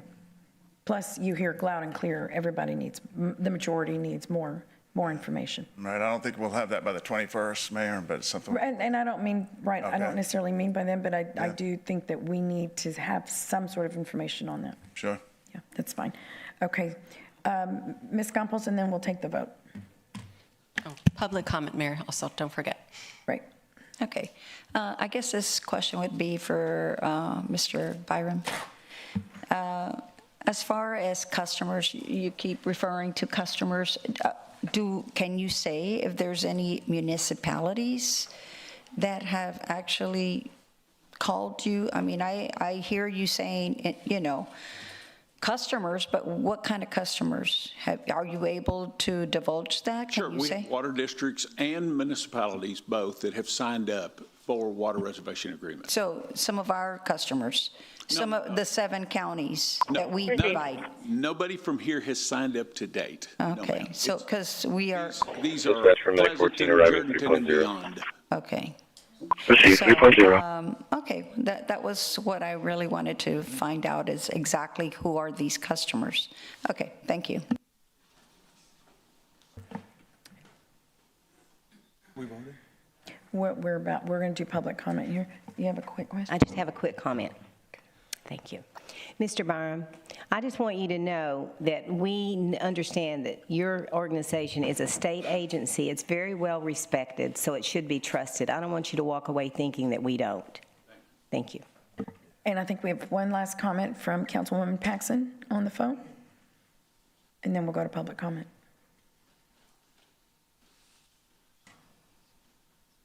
Thank you, Mayor. It's a little difficult to hear from the video, so I'm not sure if there was a motion and a second on the postponement.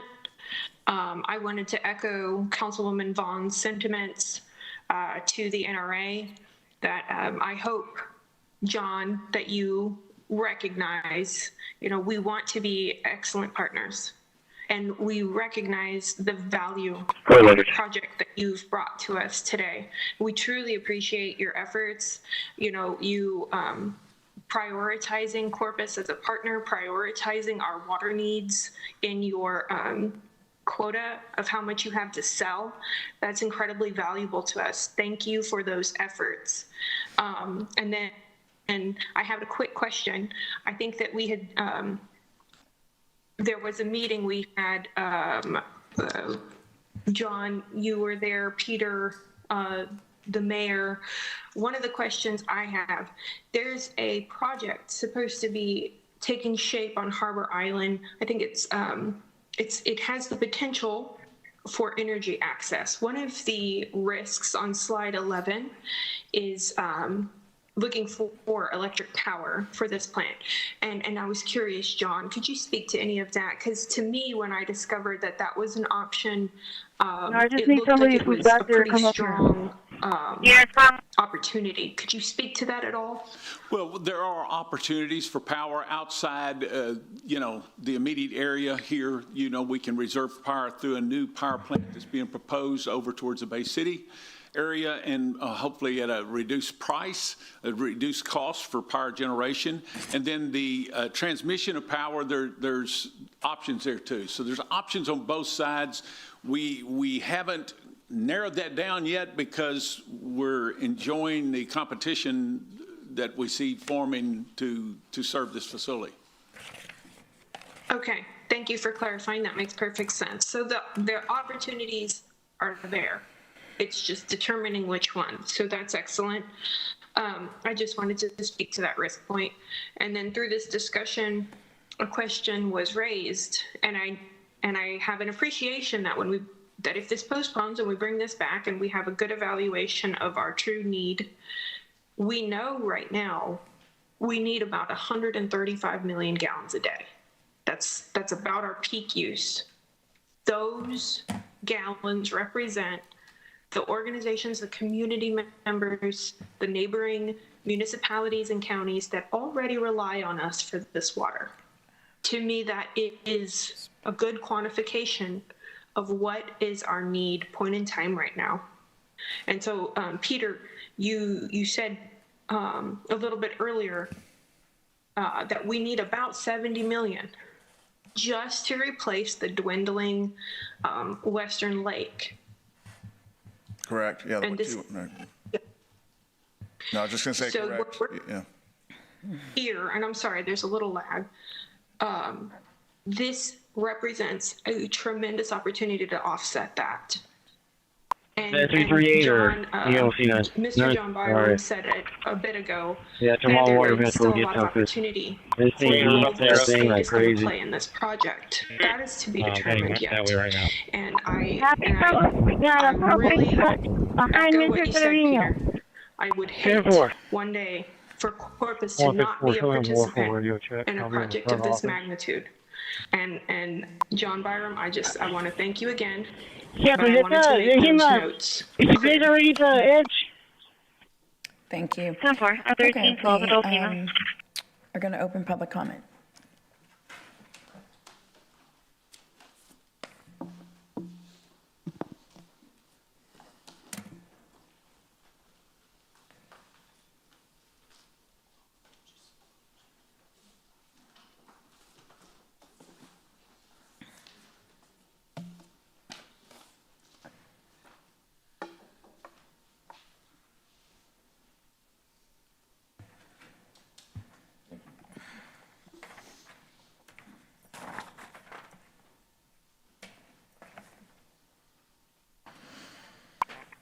Minutes, 15 minutes, written on coordinates.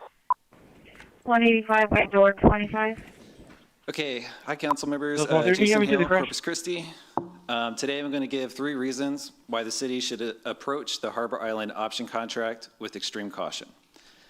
So the first reason is that it is expensive. The NRA refused to cap the price of water at $15 per 1,000 gallons, which means it could cost more. But even at that rate, the annual expense for water would be huge, over $250 million a year, which is 2.5 times the annual cost for the Inner Harbor. So what is the impact to our water bills? I think that's something we should know before spending ratepayer dollars. Number 2, it's pretty easy. It's because the environmental review has not been completed yet. Harbor Island's outfall is located near a major fish pass, and it could be harmful to wildlife. Without the review, we shouldn't be spending ratepayer dollars. Okay, and the third reason is because, in my opinion, it's too much water. Now hear me out. Over the past 20 years, water use in the coastal bend has remained mostly flat, which is incredible because our population has grown by 40,000 people in Nueces County alone. However, over the next 20 years, the population is only projected to grow by about 21,000 people for Nueces County and San Patricio County combined. And that's according to state demographers with the Texas Water Development Board. Now, why that is important is because we can use it to determine how much more water we'll need over the next 20 years. And you can do that by using something called GPCD, or gallons per capita per day. It's basically how much water we use in the city for commercial businesses, institutions like churches, and at home, but divided by per resident. So for example, the GPCD for Corpus in 2023 was 109 gallons per person per day for all municipal use except for industry. So when you put that together, the increased water demands from residential growth is only 2 MGD by 2030 and 3.5 MGD by 2040, which is much less than 50 million gallons per day. So it begs the question, who is this water for? Is it for industry and San Pat? Because if it is, then they should be signing the contract, not us. I believe the plans we have in place right now are more than enough to meet our needs for the next 20 years.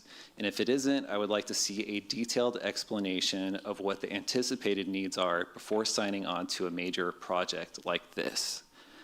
I think one thing that's super critical, which I wish the city manager was here for, is to figure out how much water we can reliably get from the western reservoirs post-drought, once we start getting rain again, a return to historical precipitation patterns. And we can do that with Corolla engineers. They can figure out the new firm yield using the WAM modeling that they have, the reservoir inflows, and the historical demands. Thanks. Thank you, Mr. Hale. Sorry.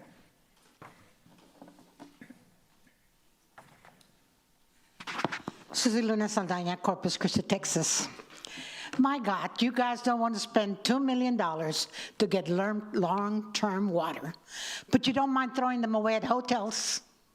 Give them $2 million here, $2 million there. You don't have a problem with that at all. But you have a problem with finding long-term solutions for our city for water. That to me is ridiculous. Desal is going to be necessary, and it's in the harbor, and we need it. Yes, I don't like the plan they have, but guess what? They got us over a barrel. We're going to need water, and they know it, and they're taking advantage of it. It's called supply and demand. I hope each of you know that in business. So are you going to do the right thing for the long term, where we're not going to have any water because you guys didn't want to throw $2 million at the possibility of getting water? But hey, let's get another hotel and give them a couple of more $1 million. 2, 3, 4, 5 million, whatever comes along. Time for you to wake up and smell water. Thank you. Anyone else?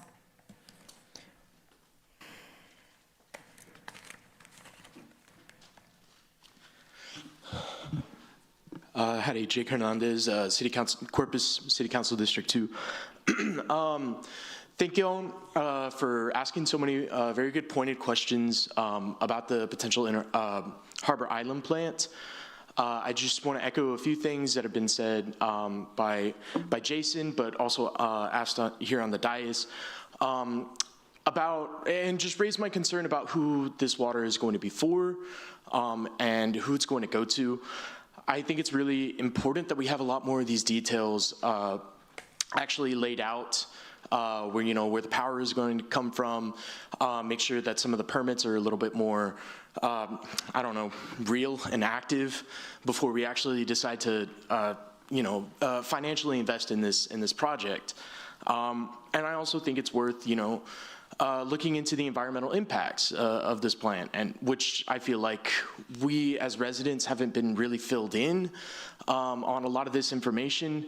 It's really great that, y'all have heard a lot of the information about this, but I think we as residents are still really worried about potential cost implications of this project, as well as the environmental impacts. So I just think that this is a really good opportunity to establish a little more partnership between the city and the residents here who are really concerned about the way our water is going to be managed. We've shown up here several times, packed the city council chambers, and y'all should know by now, actually do really care not just about shutting down any certain plans. We're not just anti-everything, but if we are really going to pursue, new water sources as a city, it really should be in service of the residents that live here. And that said, I think that us as the residents need to be the ones making the decisions on that in partnership with our city officials. So that's about all I have to say. Thank y'all seriously for taking some of these concerns really seriously. I really do hope that y'all consider some of these longer term implications, and please vote the right way. But thank y'all very much. Have a good one. Thank you.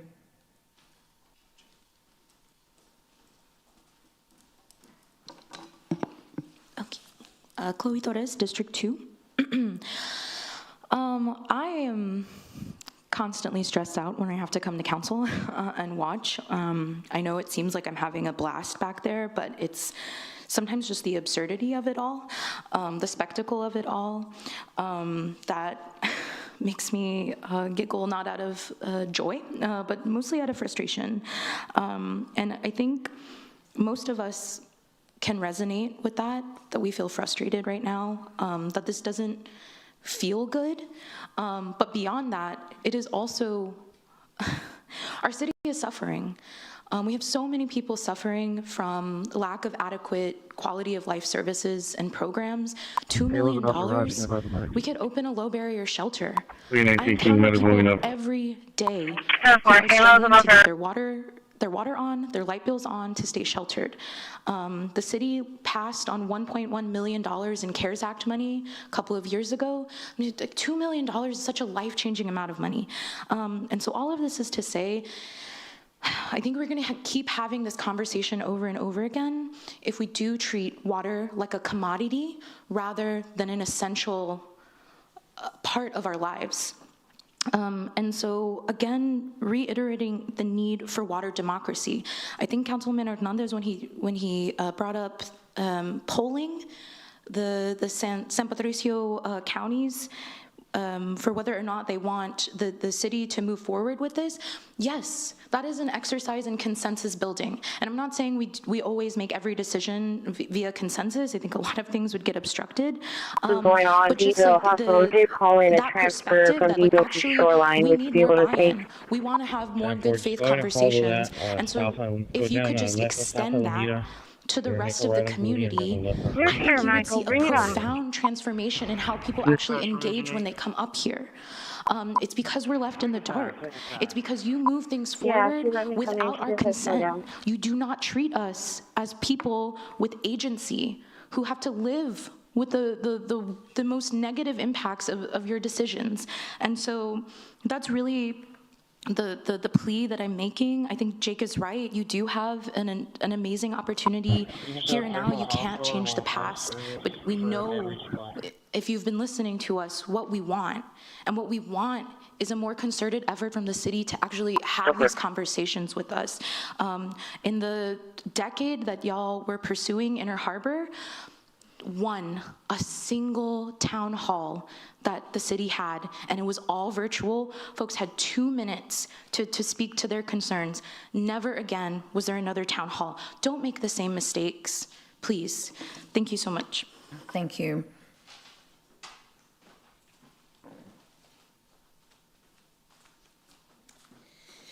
Rachel Caballero, D1. I will address the white elephant in the room. We know that the 4 of you are going to oppose the Harbor Island plant because you're trying to push the Inner Harbor desal plant. That's a joke. Everybody understands that.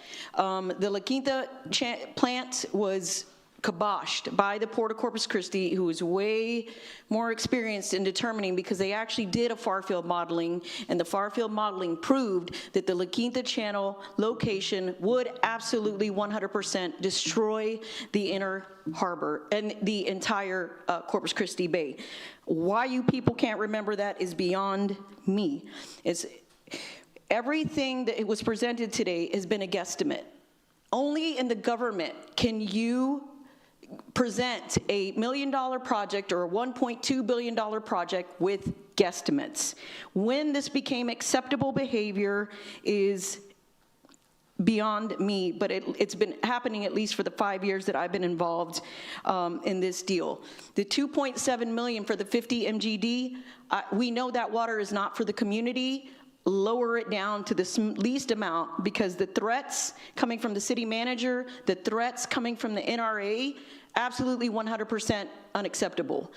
We, the community, are shareholders in this, in the community. And I'd say we're the majority shareholders based off of the numbers that we're seeing of what industry is not paying and not contributing back to this community. So we are probably the most important shareholders in this community. And it's about time that at least 4 of you figure that out. None of this water, and this needs to be said out loud, none of this water is going to take the community out of drought restrictions. So until there's a better plan, and for the love of all that is holy, it is time for our city attorney to do contracts that are in favor of this community, in favor of the community. Not in favor of the vendor, not in favor of the IDAs or industry, but in favor of this community. So this plant, and I need to see the ramifications of what it's going to do environmentally for Harbor Island and Port Aransas. We have to care about our neighbors. We have to care about their tourism. We don't have a choice in that matter. We need to look at far-field modeling in this plant, just like we did with the La Quinta Channel, just like y'all refused to do for the Inner Harbor. If industry needs this water so bad, let Gulf Coast Growth Ventures, Exxon Sabic, pay the $2.7 million and reserve the 50 MGDs on their own, and we go about our business providing it to the customers that we currently have. Thank you. Go ahead. Alejandro Benavides, District 3. I mean, it's all been said. It just needs to be listened to already. I mean, honestly, with somebody who has a master's in business, like, how do you even come to something like this, or ask investors or ask banks or anybody for $2 million with no business plan? It's unheard of. And the first time you would go to somebody with that, you get laughed at. And the second time, you probably lose your job. I mean, I don't understand how a week later, there's still no numbers. I don't understand. It's got to be more than that. Second, we got to stop thinking of these businesses as, they're our residents, because they're not giving back. I know so many small businesses out there that are giving back to the community every chance they can get. And it's sad that people who are businesses that are making billions of dollars they're doing the bare minimum for us.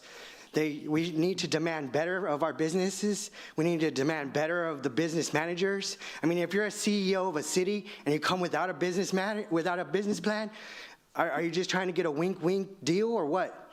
We can't be giving our own companies contracts. We can't be writing up contracts that are going to help other companies take millions of dollars. And like they asked earlier, have you ever signed up contract where we didn't get our money back? Yeah, we just did. What was it, $50 million? It's too late to get that back, but now they want us to throw $2 more million. It's not the fact that it's $2 million, it's how much more. Like, how much more do we have to give into a system and not get anything back, and then we hear again, oh, sorry, that $2 million was lost. Just like the last time we put $50 million for designs and stuff. They're nickel and diming us because they can't get the big plan that they want. But if they can't get 1.2 billion, what are they going to get? Another 50 million out of us before they move on to a different city and cut their losses and say that they got the winks that they wanted? I don't buy it. Thank you, sir.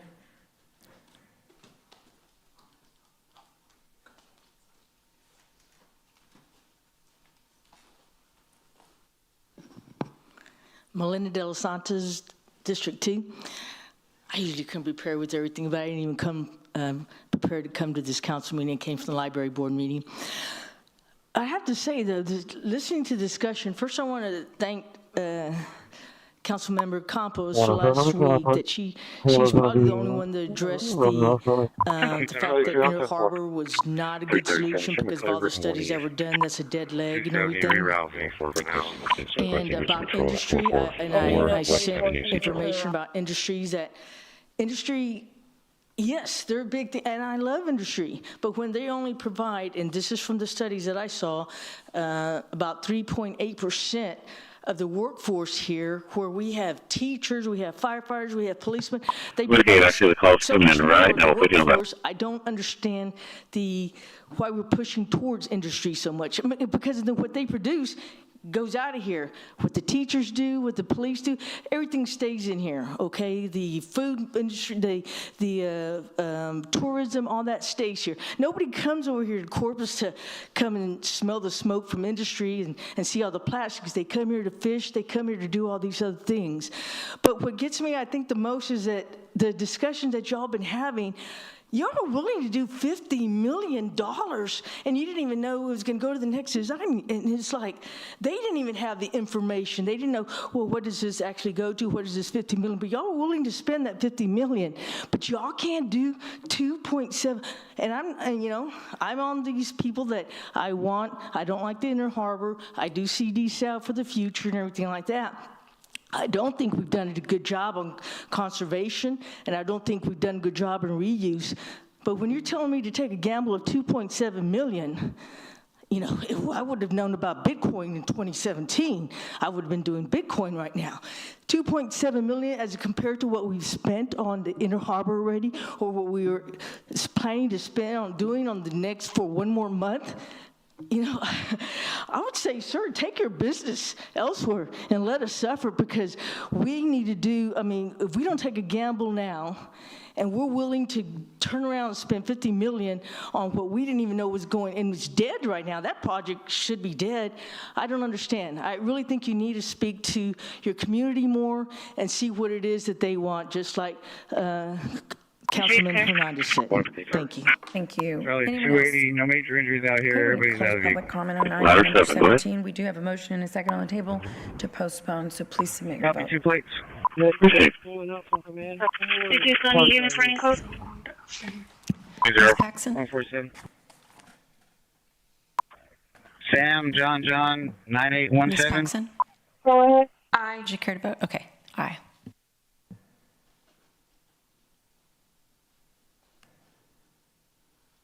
Everybody out of the vehicle. Go ahead with the second plate. The council is now going to go into executive session. Zebra On 3168. item 22, for Texas Government Code Sections 551.071 and Mary George Zebra 3168. and we will John 9817.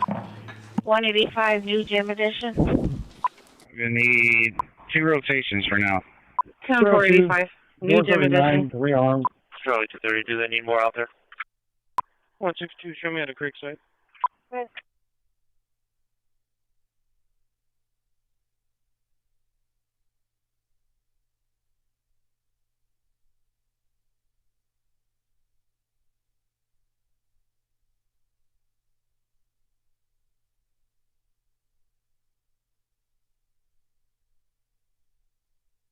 County in this one for now.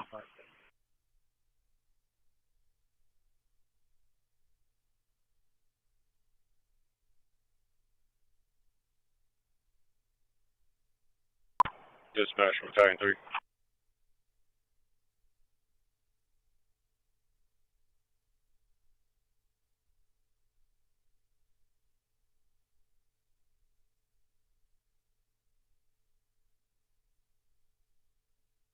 Ten zero two 10-4.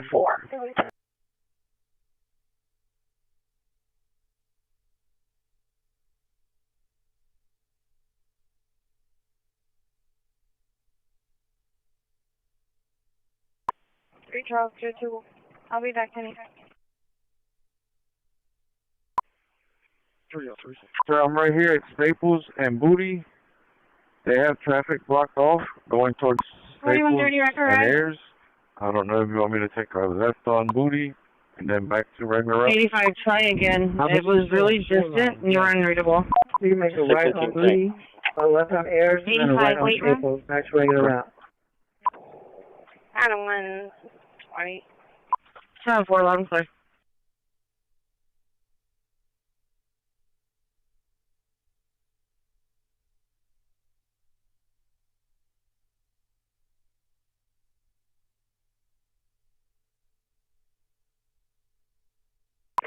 Last time received.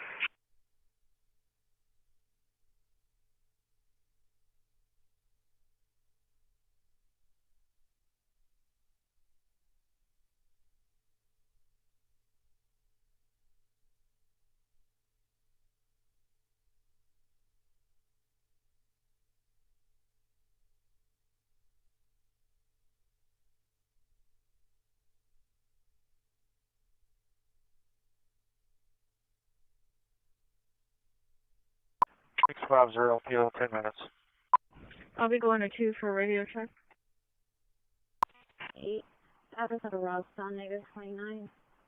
For Paul William George 0481. Express February 26th. For a white 2013 Nissan 150 on 2. To Jennifer and William Finch. At a Lucas, Texas, -29. Insurance is confirmed. 150, I hear you on 2. 185, ready to escort. 32. They're looking at the shoreline. They're just taking off.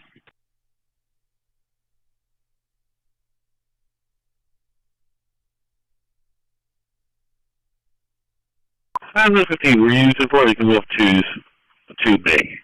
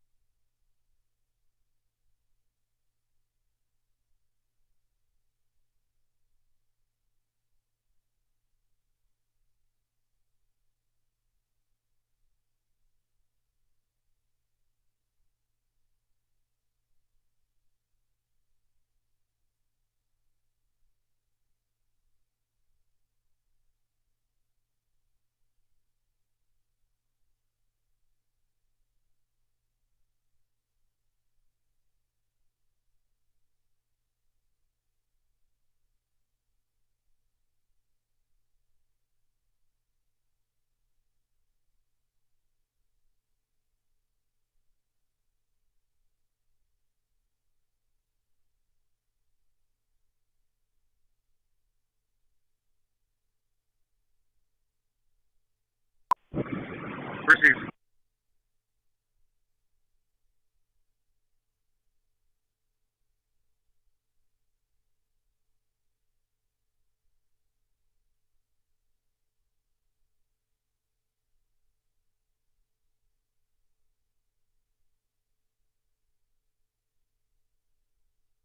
We're heading back on the original address. Confirmed for both vehicles, Sam John 9817 and Mary George Zebra 3168. 3077, you out there?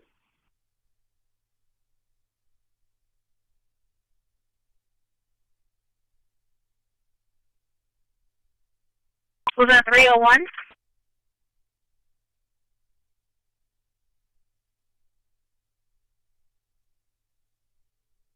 And 4. Stand by, I'm coming by, Kawita.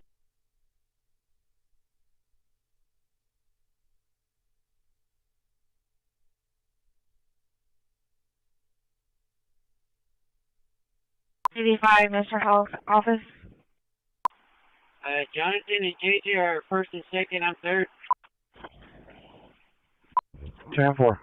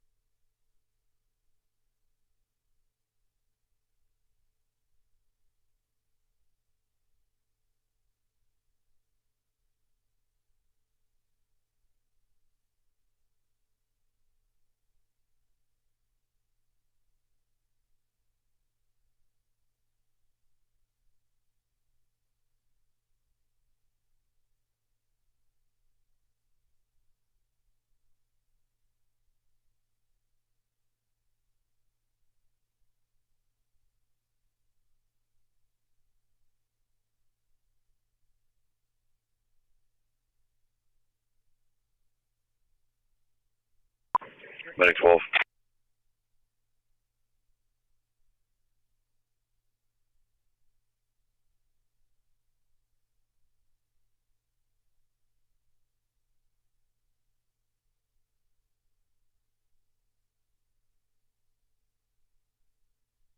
And a 6.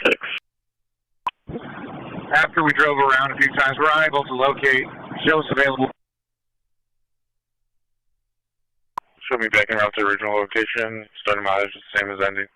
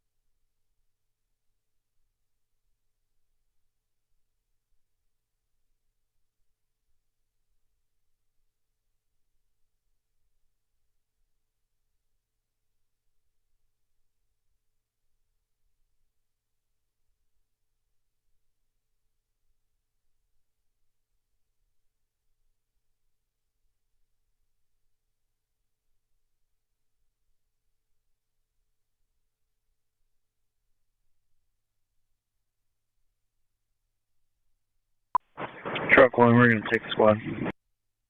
Truck 1, received. County Road 81 south of County Road 40. And then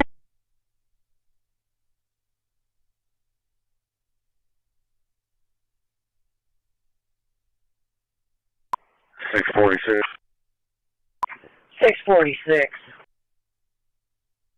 I need to put you on a separate call for that. Starting mileage 253. 610-4.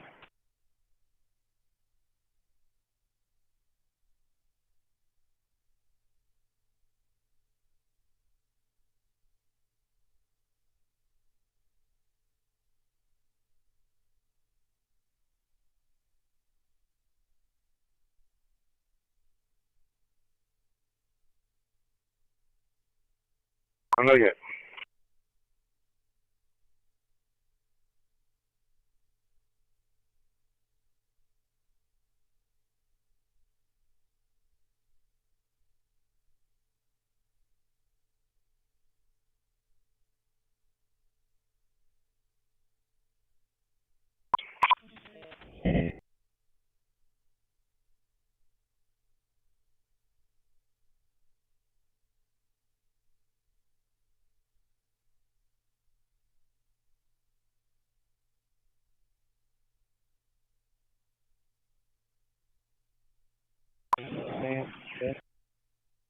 Engine 1, that didn't come through. Can you repeat that one more time?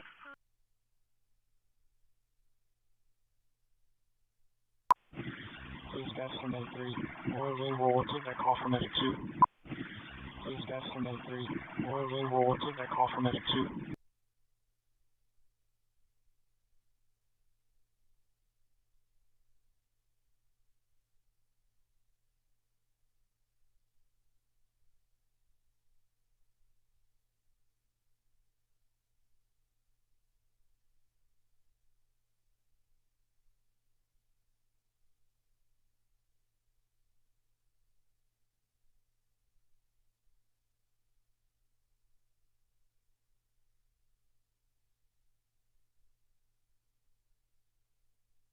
So far.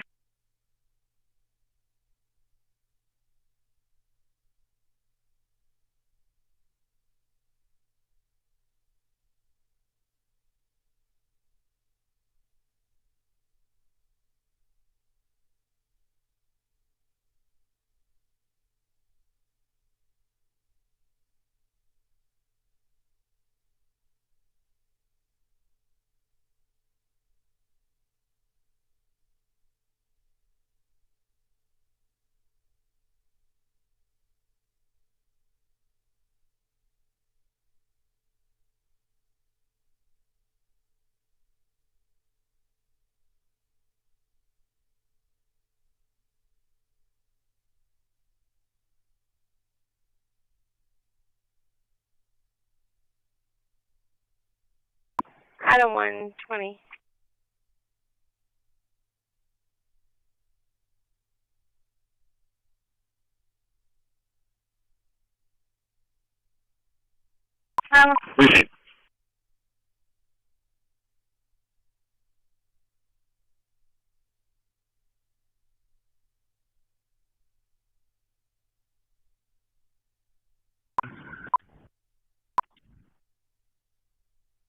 First truck on his way.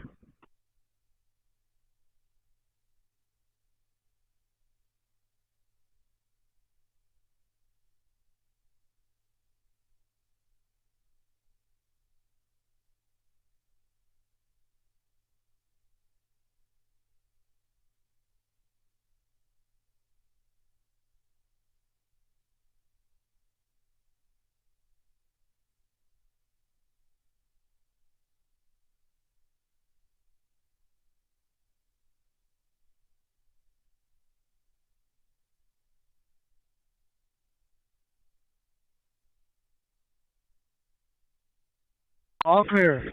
Yes. Got all the information I needed.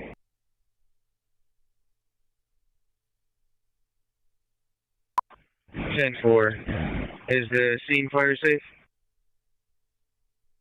Need room. I'll be out with that male subject at 100 block bank. Oh, yeah. Yeah, you still look the same, Michael. You want to try it again? I want to get a case number and then can you start any info? We can go ahead and clear up. Squad 1, what? 150 door 9 cafeteria. We get a bed again. Appreciate it. 911 surprise the person. Oh, disregard, that's a class number. Case number is going to be 690069. And it's out. 114, 85, and 6th grade girls restroom. 7485. Girls restroom. 7485. Girls restroom. Appreciate it. Do we have county medic units available? So can you show us a rug? Or those two guys in the area, I'll make contact with you. He's already started with any at 15 one way, 271 way, 2 the Ravens, but it's going to be tomorrow. Now Raven the mail is leaving our flag. The one that you were with before you cleared admin or something? So was Jessica Flores? Yes, Yes, ma'am. That one was cleared. Okay, bye. So 2 a.m. clear. Add me to win one, please.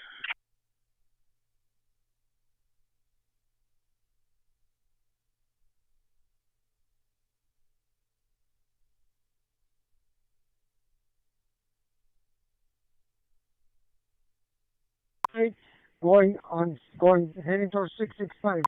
185, Mr. Jones' office. 65 is going to be on the left side or on the right side, okay? Cancel, we will show you clear back to service. Radio check. Starting mileage 089. Okay, right there. 10-4.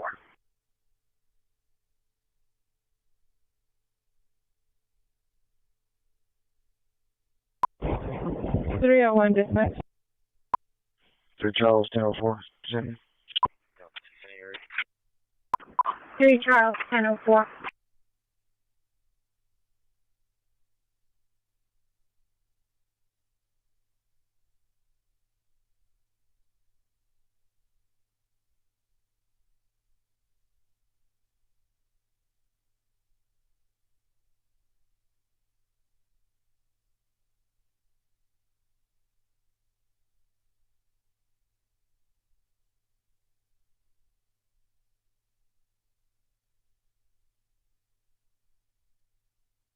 Zero, all units stand down from drift. Elizabeth, that'd be perfect right there. 2M or Morgan, whichever one you feel comfortable with. Fish pond number 804. 67-year-old female. Chest pain, dizziness. 1800 agents number 804 fish pond. 473. 42 my park. 010-8.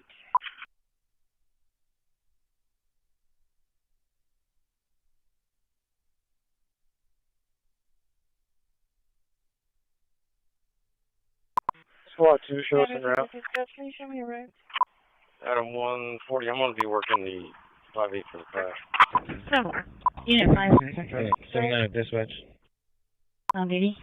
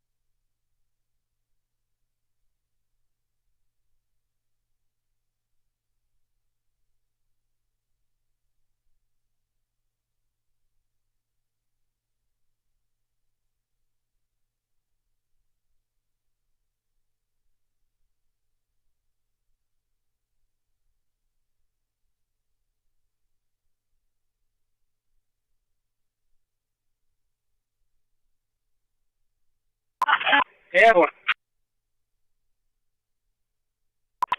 I did 163, can you load me off from off duty, second flight on?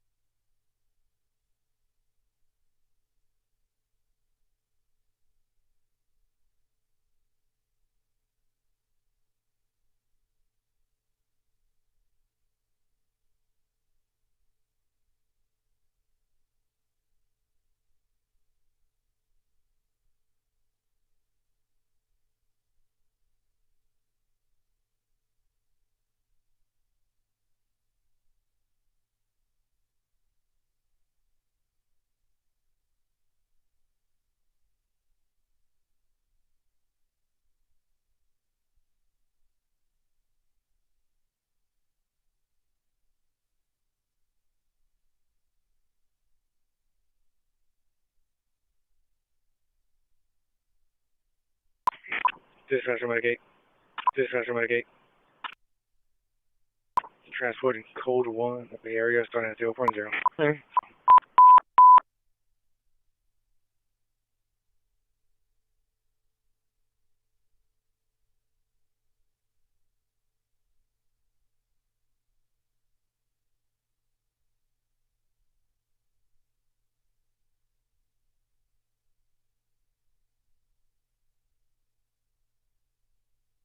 Just wanted to let you know I had to do a temporary detour. There was an accident on Staples right there near 6 Points. They had us directed to go on to the Alameda, and then I went over from Alameda to Booty and then back to Staples. 5815, showing route CDC, 2 miles. 156, show us clear. 10-4.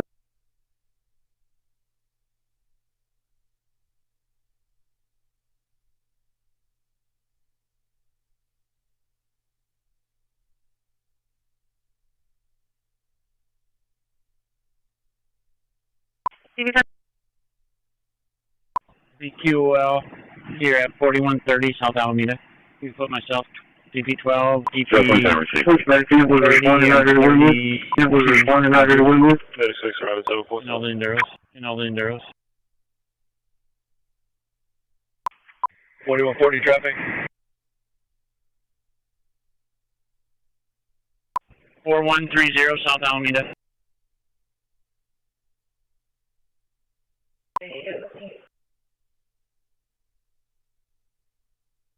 It's going to be Ayers and 18th. Tom Charles Lincoln 3386. This is Vega, go ahead. 46, I'm clear from Berlanga. We're coming in with a 25-year-old male, code 1, JCS 15, who was in a motor vehicle accident. He has lacerations on the upper side, a hematoma on his forehead. His airbags did not deploy. They were going about 20 miles per hour. He has unknown loss of consciousness. His current vitals are 99% on room air, 114 heart rate, 133 over 88 for DP. He's currently on a C-collar and backboard. We should be there in about 7 minutes.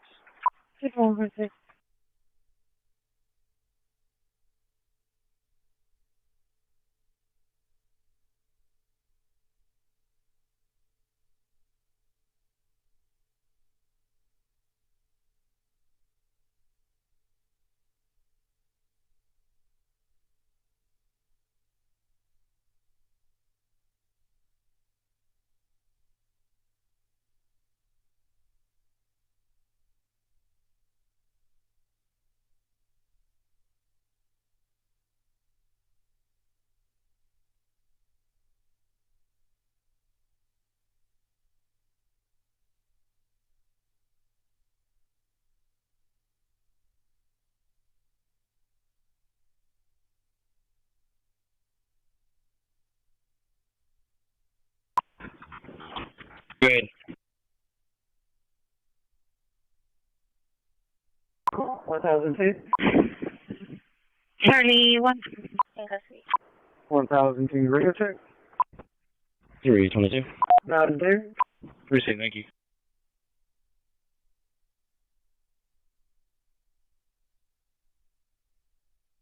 Dispatch, engine 18.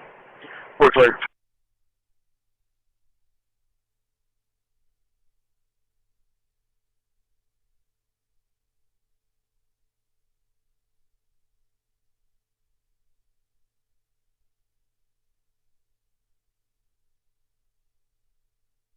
Sure.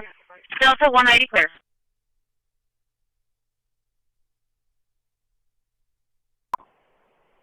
Delta 190, tip 1.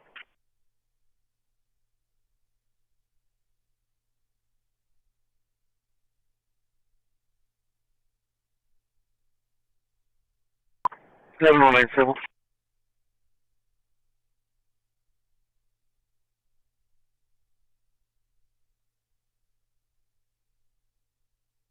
Time for.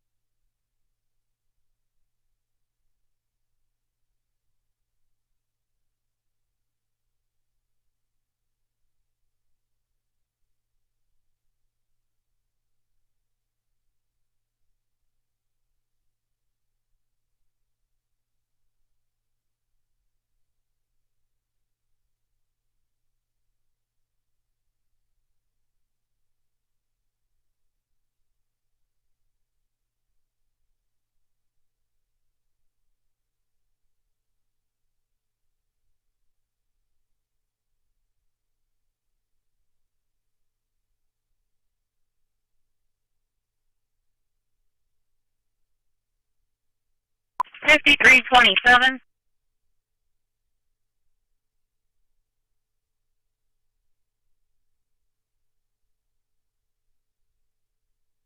Even holes in the Adam 230, signal 4 at Tulsa Midway High School.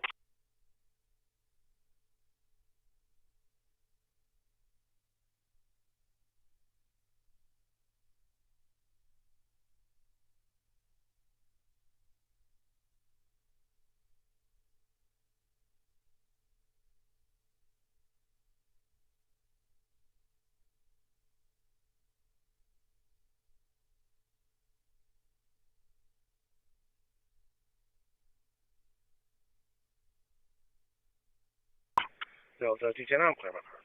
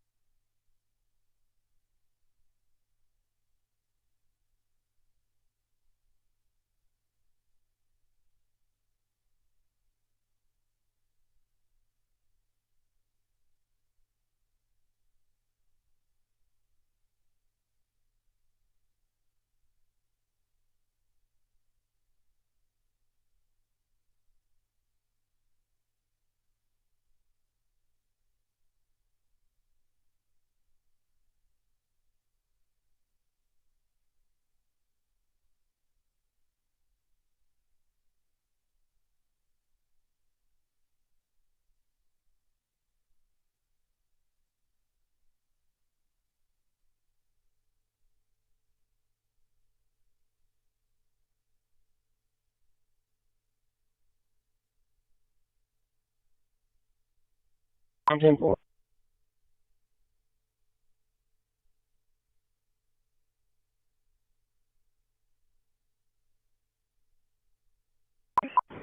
And 4. I'm over here at the stop sign. Stop sign. All the way out there.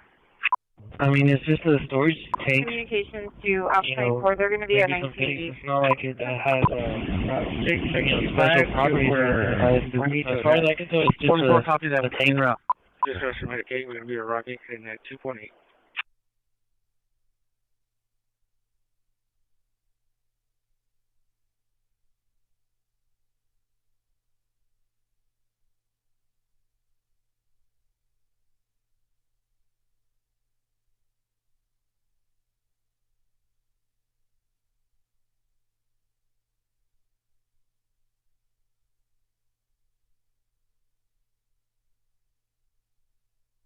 $53.27.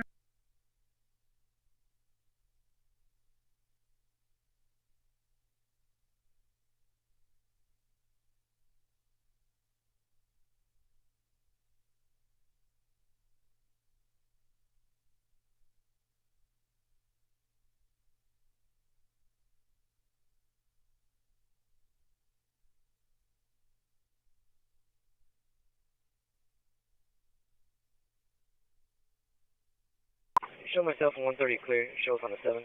Firmament and water. Firmament and water?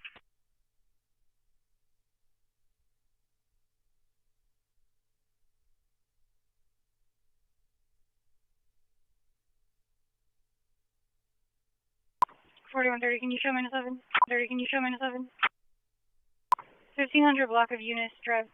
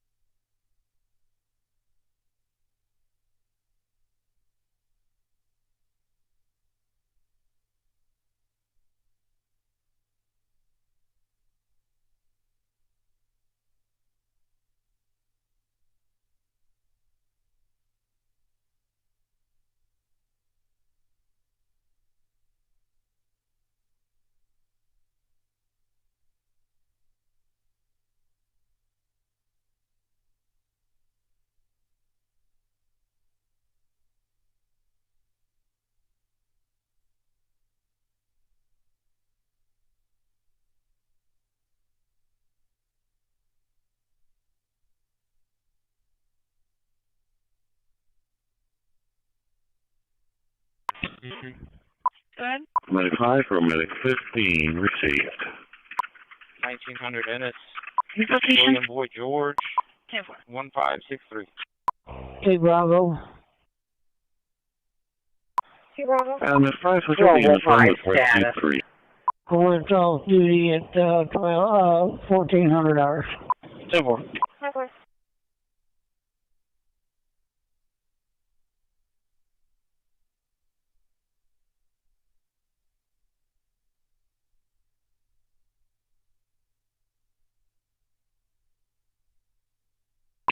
I'll be out with 1 male subject at Turtle Park.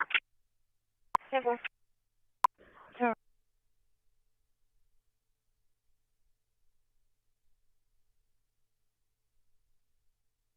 So it's not going to be a one vehicle.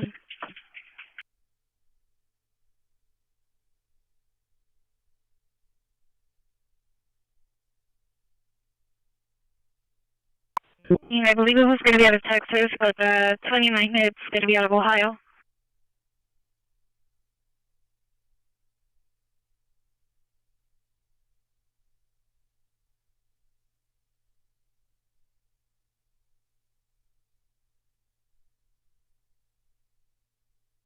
Door 10-4.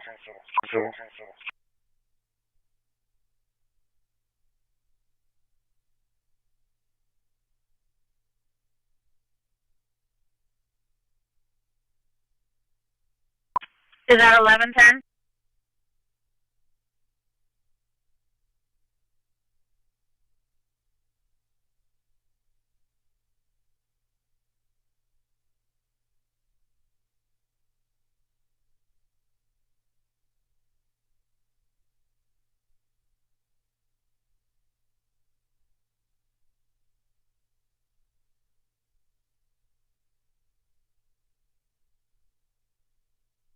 Check on 2 horses, collar advisor, skinny, and there's an injury to the leg. It's going to be 7124, county road 2379. 7124, county road 2379. You have to run on call. Go ahead, Q. Okay, go ahead. So the speed trailers on Joe Fulton and Whitetown. Saying he has been outside for multiple days now and has not eaten. Yeah.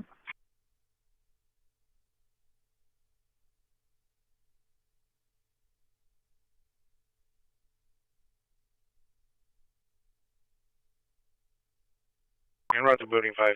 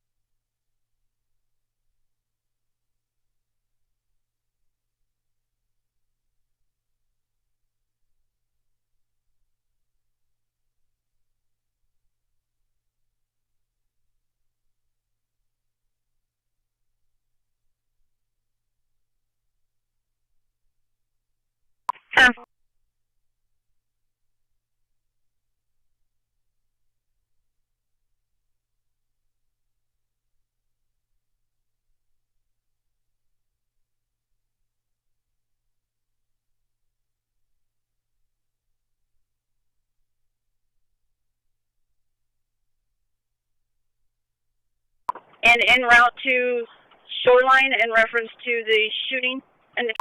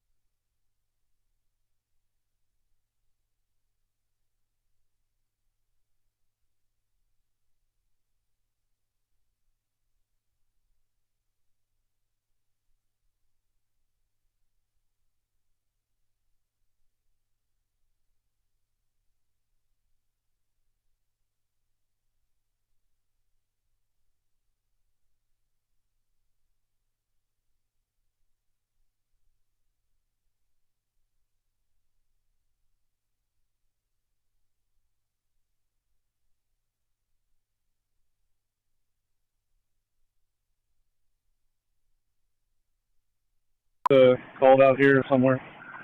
Or engine 18.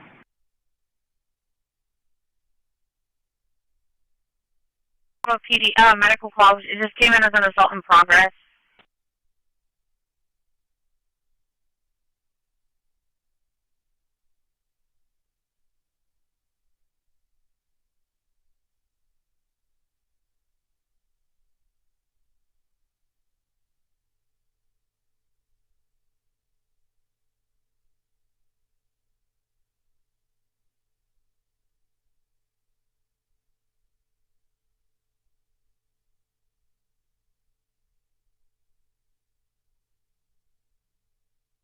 Delta T60 Delta 2.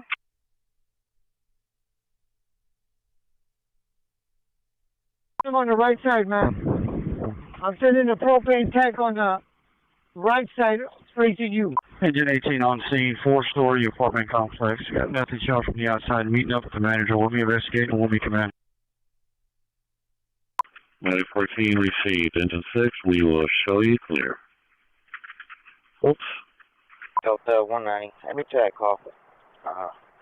Delta 110. 10-4.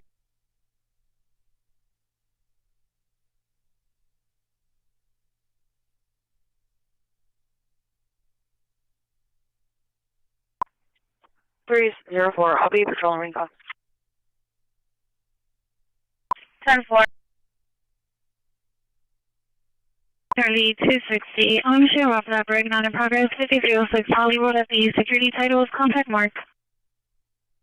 1108. 1108.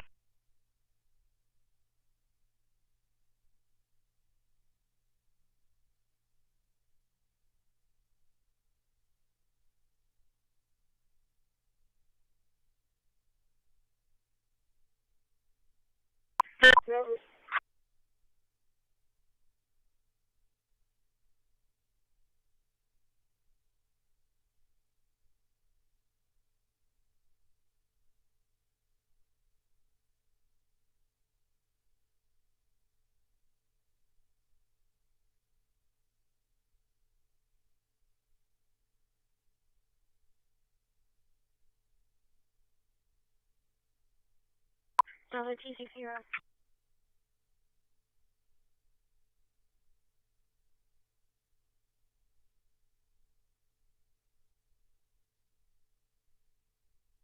Charlie 270. I'll take that burglary from 60.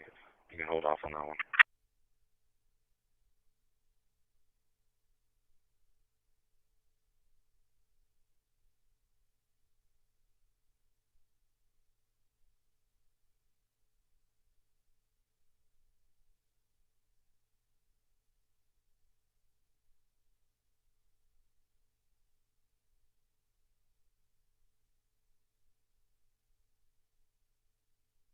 Eleven 1730, Sherman. Hun.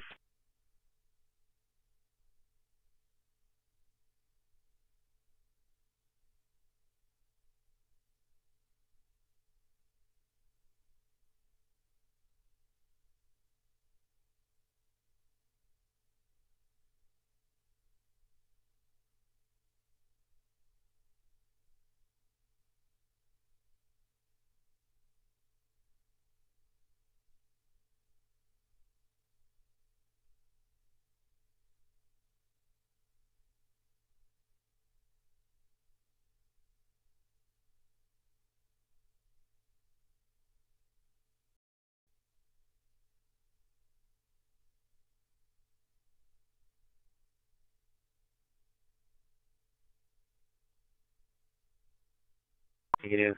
I'm over here at Staples and Browning, headed out now. Sure.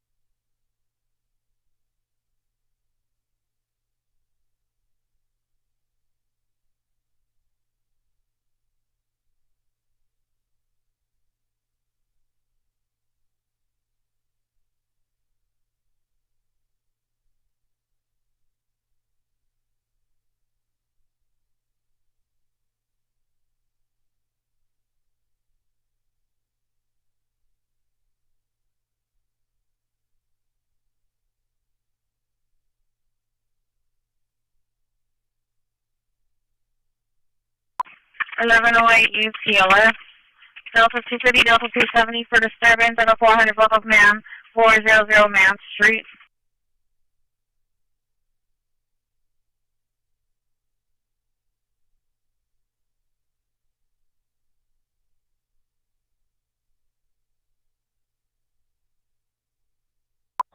$50.1. 23 traffic. 215. Copy.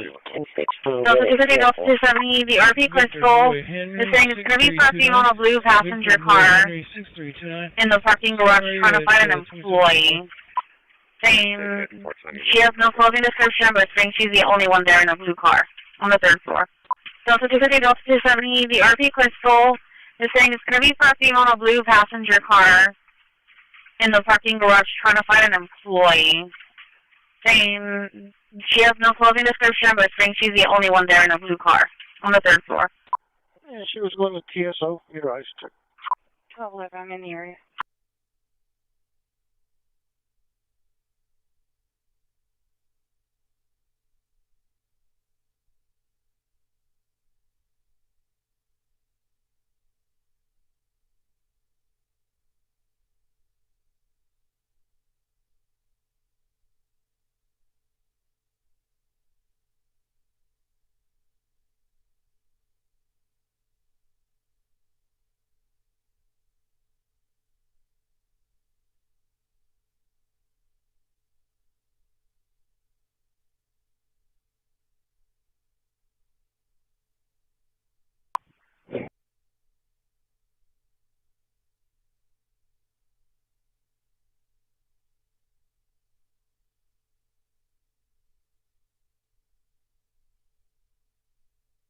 The county case number is 1484-1484.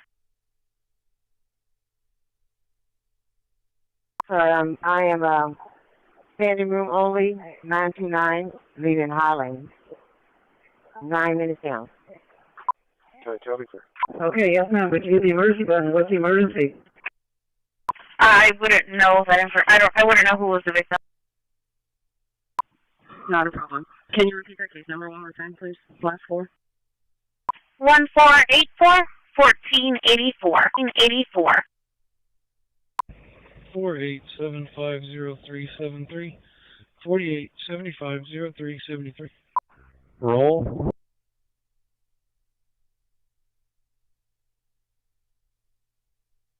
And anything to dispatch? Enclave transport. Yes, sir. You can show us clear. Well, we're close to any calls that we can take. 2 is leaving zone en route to the pump.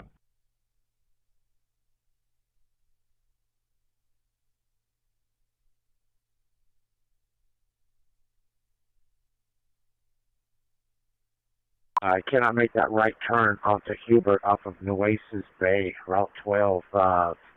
It's got the barricade too far up out in the middle of the street. Cannot make a right turn.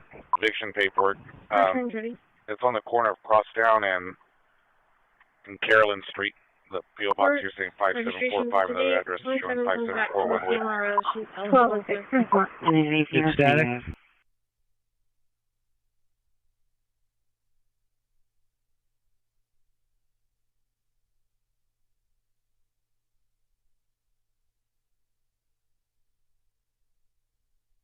Is that all residential trash?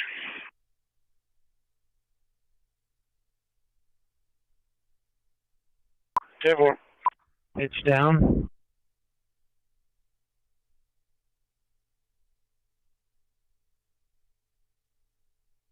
Unit copy for a hazardous driver. It's going to be at South Alameda and Dolphin, please. South Alameda and Dolphin for a silver Toyota SUV with a white Marlin sticker. Victor White range 642, last being heading towards Staples, Patrol 3, 1240, or correction 1422. I can feel like shot on this road.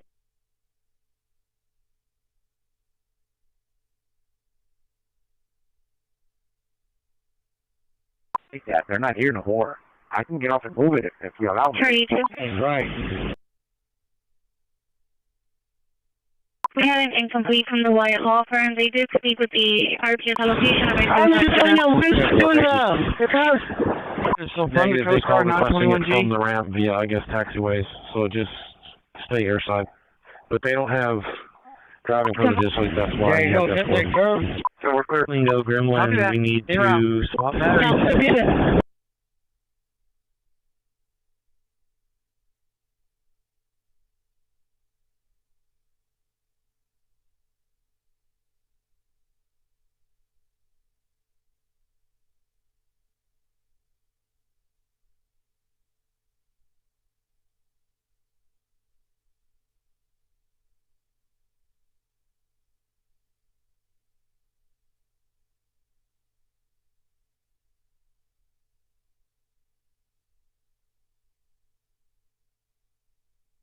Yeah, right here.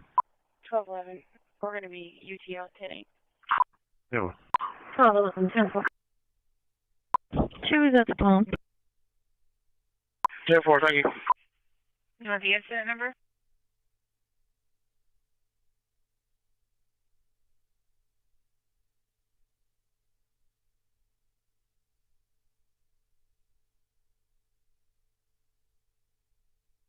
Careful.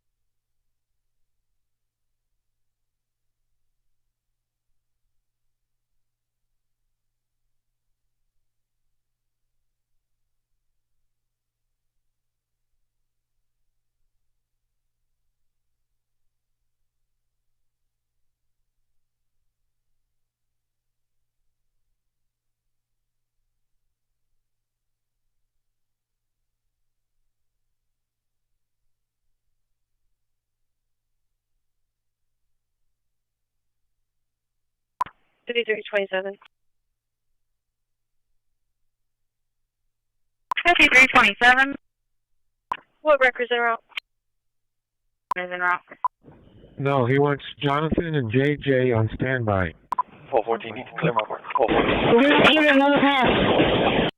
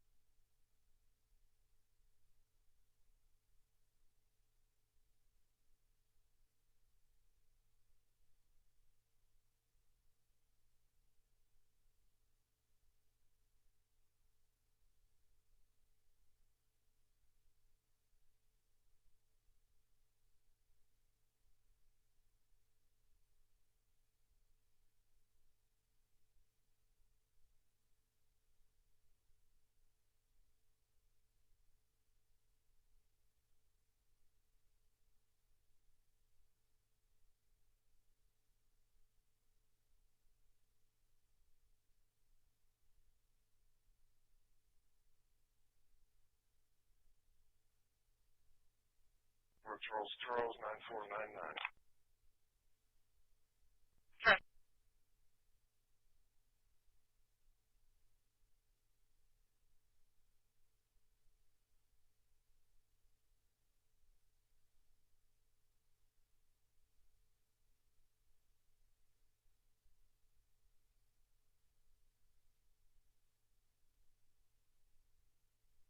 Delta 270, both units arriving.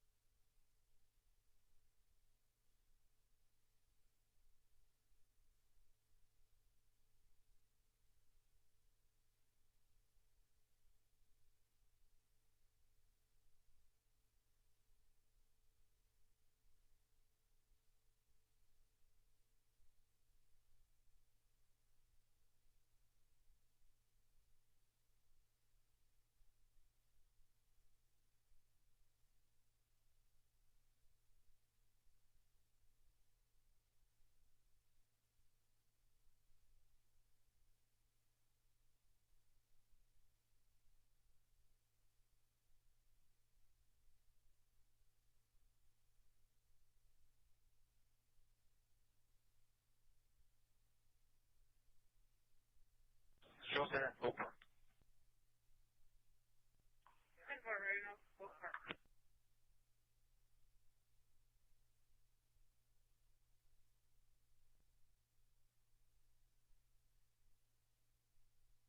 Area.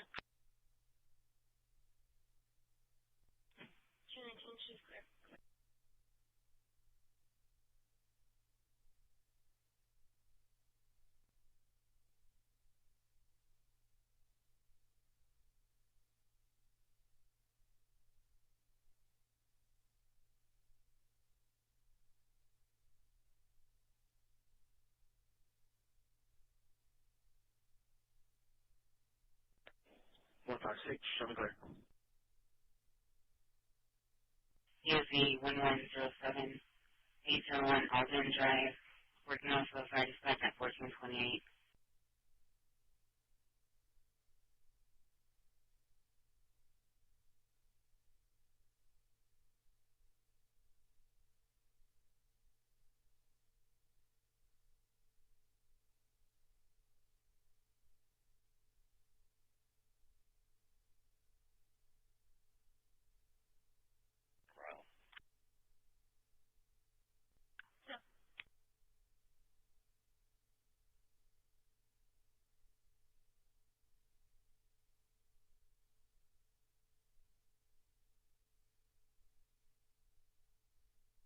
Postcard ran.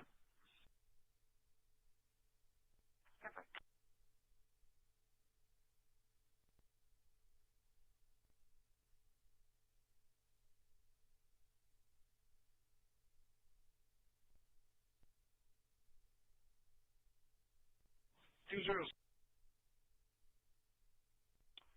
is asking about that cylinder. Is it on land? Maintenance doesn't have to do anything with it because the dredge company was going to dispose of it.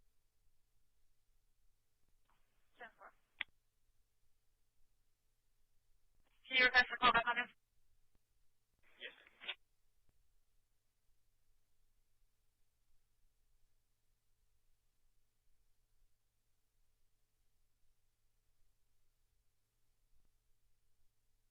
Two.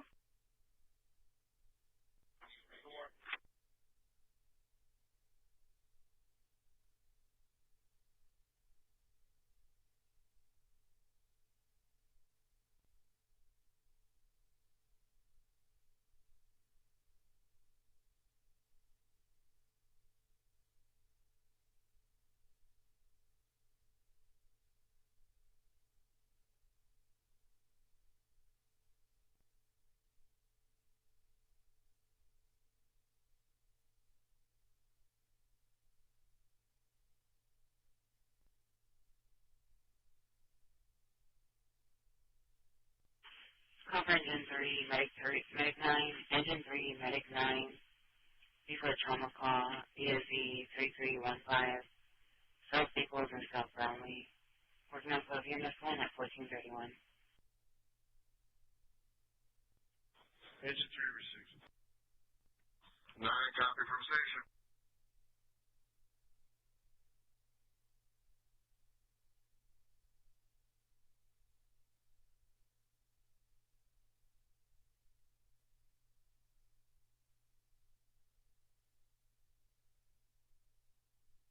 Dispatch Medic 6. Clear up from shoreline. We'll take that call from Medic 9.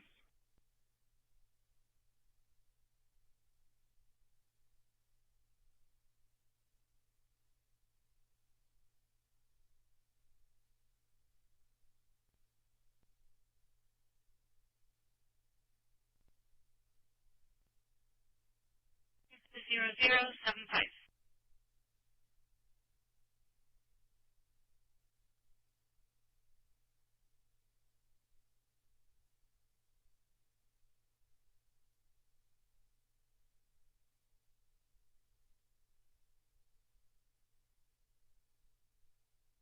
Alright, dispatch, we get those advise on rescue. Or if whichever's going. 10-4, Engine 3, Ashley, clear. 10-4. 1602.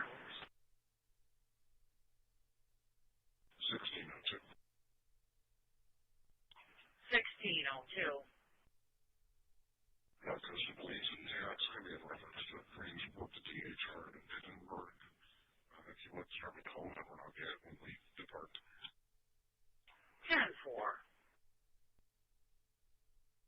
648, the out of the post office. 648, 10.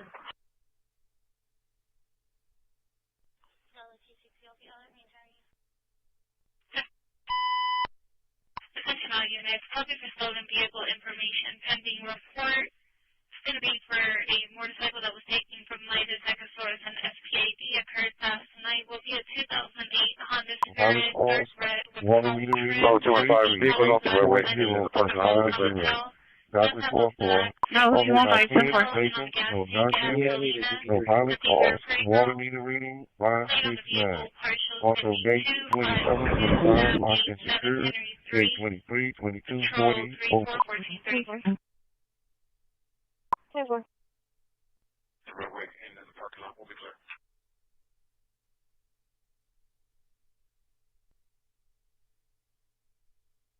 46, show me at it. Pop Wilson for release holds. 10-4.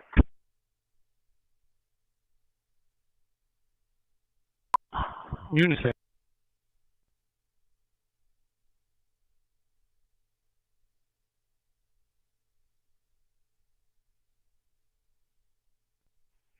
Show me at it. Pop Wilson for release holds. 10-4. Renaissance Progress 1313 51313, correct? 41. It was Laredo and Culberson. Now it's going to be 17th and Morris. George Victor Victor 9849.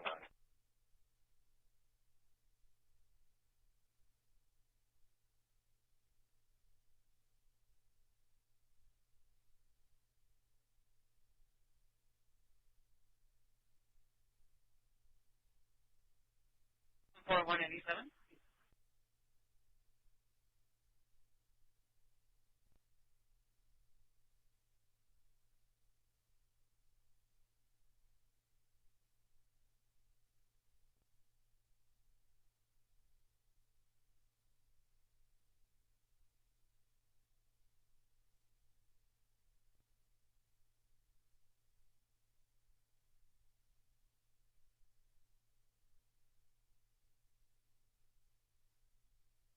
Dispatch from factory. Battalion 3. I'm back available. Received.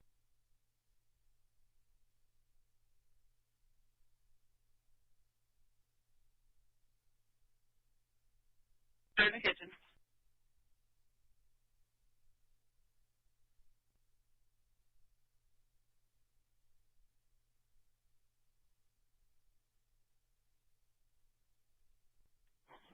Dispatch, engine 18. Four quarters. Call for engine 3. Engine 3 for unknown nature. Unity is 3301 at 709 Eleanor. 709 Eleanor. Pressure of valley and roof. Working off my dispatch at 1435. Engine 3.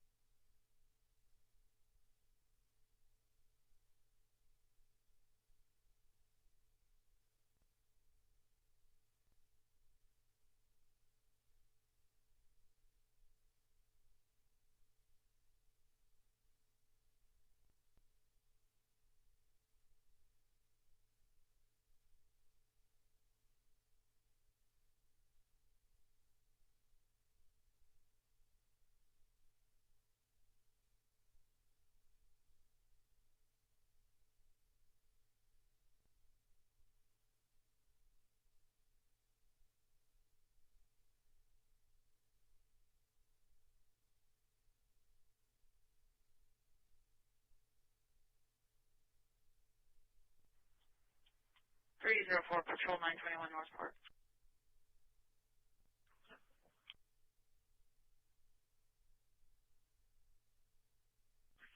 Engine 3 is en route. Unity 3301. Current notes on heavy boat trip.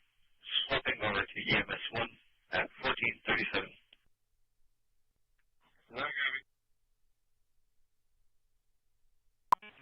Stables and Brownlee, sir. Stables and Brownlee. We're having a medic response to one of our buses out there. We get 913. 10-4 right lane. Emergency exit door 53. Was that it? Stables and Brownlee. 120 degrees, individual, please. 120 degrees, individual, please. Yes, there's already on scene. Yes, there's already on scene. Can you build a call? Not sure what it's about yet. Get into the office, 3877 Rachel Lane, and I'll be around here shortly. I'm on info right now regarding something else. Bye.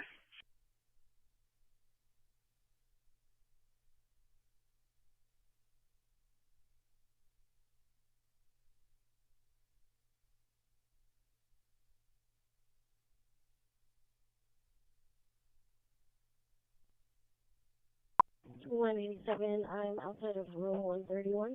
How do I read?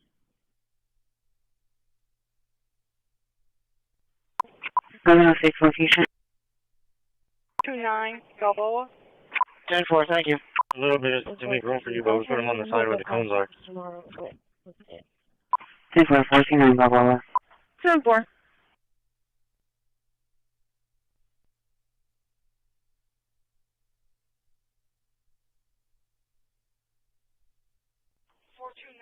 Balboa.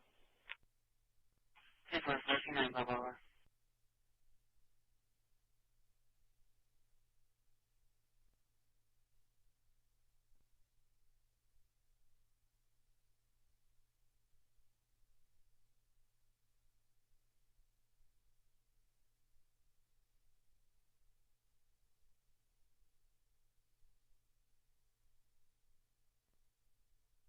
Station wounded aboard EMS.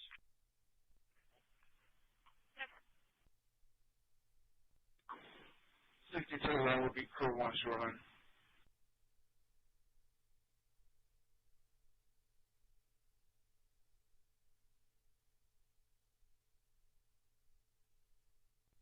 For unknown EMS, her utilizing person has been sick all day, not answering her. For 8-year-old male, unknown of conscious of breathing, realized that he's taking any medicine. Fire department turned around. Do they show me around to the original line? 613, 10-4.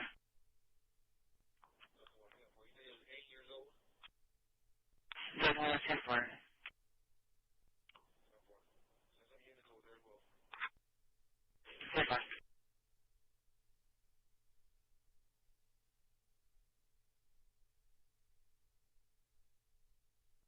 Dispatch for Medic 14 arriving 2.5. Received 2.5.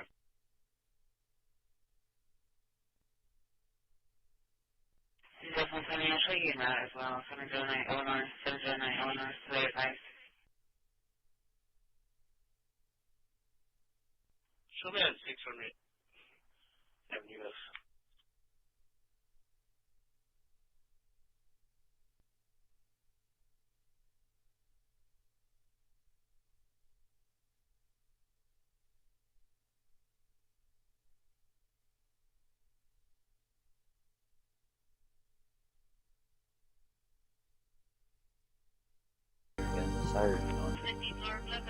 Looks like some kind of homing scheme.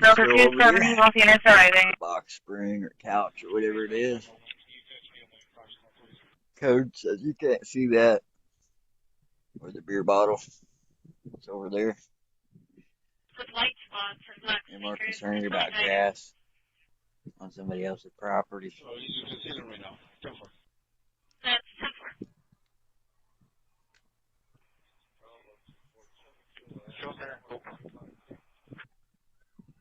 That's going to be 256. Siren on. What line are you thinking to? According to police scanner.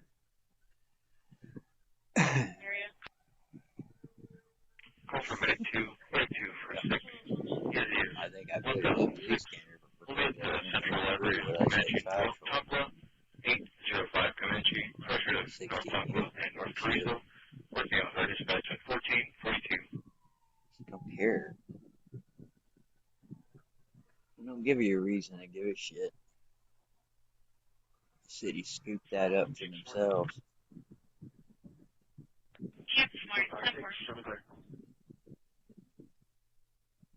UV 1107, 821 Austin Drive, Northwest Side Dispatch at 1428.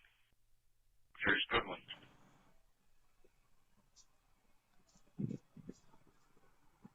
Yes, sometimes I move like a jet, fast as lightning.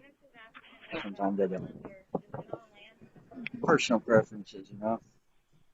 Maintenance doesn't have to do anything with it because the dredge company was going to dispose of it. Yeah, I live in an element which used to be a home where you're not allowed to talk, apparently. Why is this guy trying to record So there me? is a lot of first impressions and legal research that's going on to answer these in the best interest of both the city and the state. Anyways. Okay, so then I don't see that much anxiety and paranoia over people with phones. Low angle trying to record me and stuff. We got fire down here. Might be an incident in the law. You know what that means, LAW. It's almost like DFW.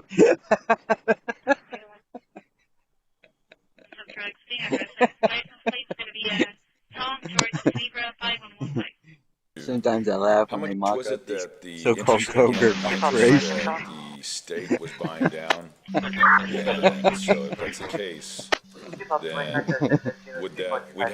we'd also Well, they supersized that one. not the state, then we'd have to, would we have to pay that additional interest? What? I think that that's an open question that we'll have to discuss with Water Development Board. And then when we met with Fitch and Moody, defeasement would do what to our bond rating? It was less the issue for, we also on Wednesday, we met with Fitch Rating. That was the second rating agency. We met with Moody's a few weeks ago. Their issue is really Fitch's issues really summarized into two issues. One is long-term water security, and then the second one is having large customers for which we don't have a take-or-pay contract in place, and we recognize that's a legacy issue that we need to address. Our new rate modeler identified that. That being some of our large customers use lots of water, and but we don't have a contract with them to keep them as a customer. And so if we put money in, if we invest into water projects, water production projects, and that big customer leaves, then everybody else pays for that investment. So those are Fitch's two biggest issues. Similar to Moody's, it was more about water security and the ability to continue investment be a work truck. Gaslighting, supporting Mobile, I guess.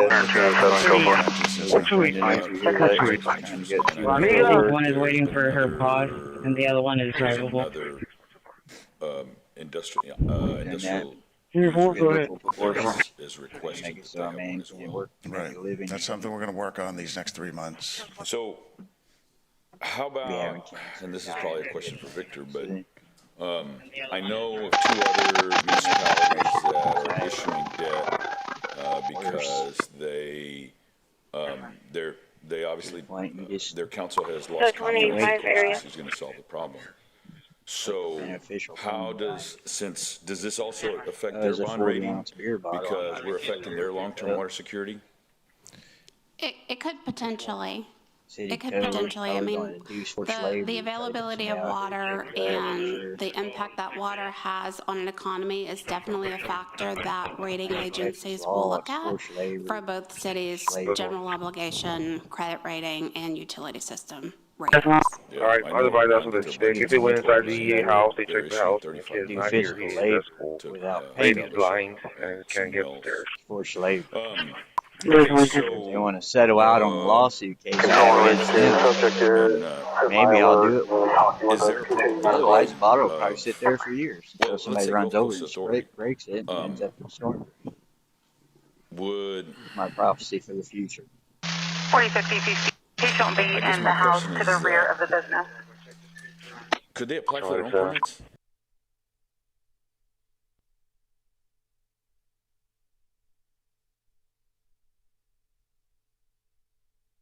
Bill 210, sir. 210, sir.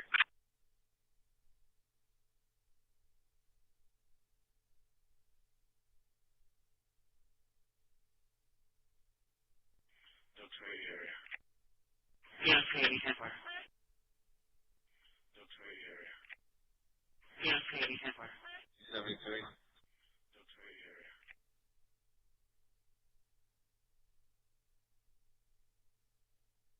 That's where I won't be too. Filter, copy plate Palmer Victor 9009.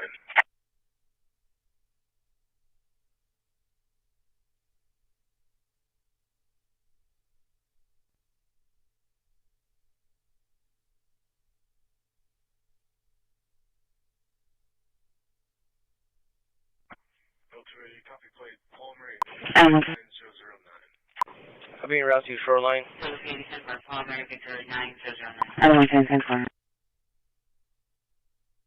Transportation, let me know when you're ready for engine mileage. 1211, go ahead.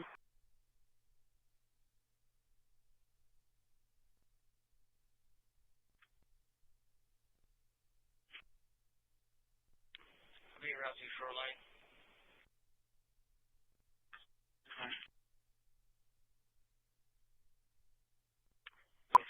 1602. William Mary John 7240. William Mary John 7240. Can you call back and find out if it's the first or second entrance to the university, please?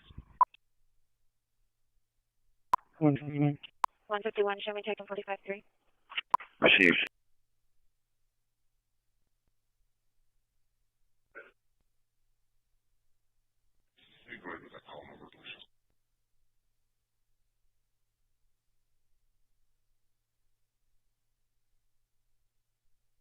1602. It is 31954.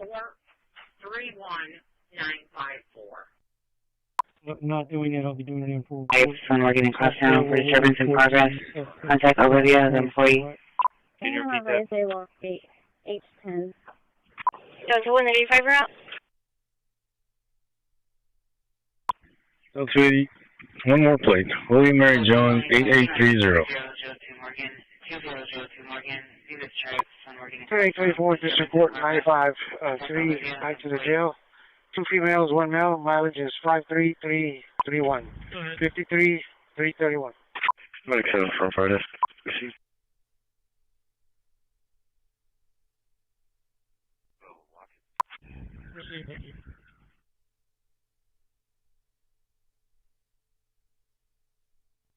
Two females, 1 male. Mileage is 53331. 53331. 638, 10-4.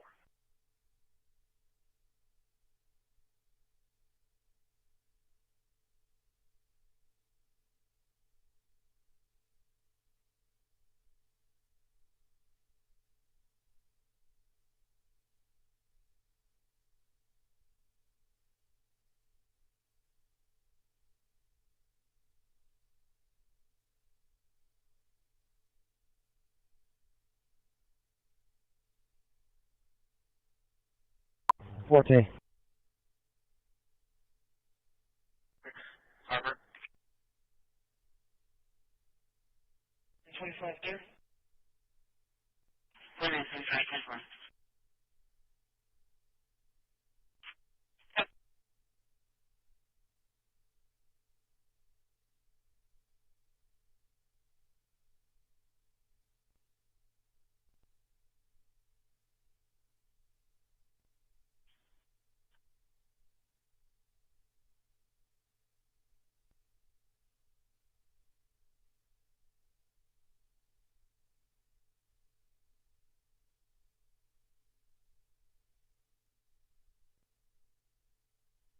Female to 901 North Alameda. 901 North Alameda to Elliott Grant Homes, Unit 04. Before disturbance in progress. 32, 53, 332. 638, 10-4.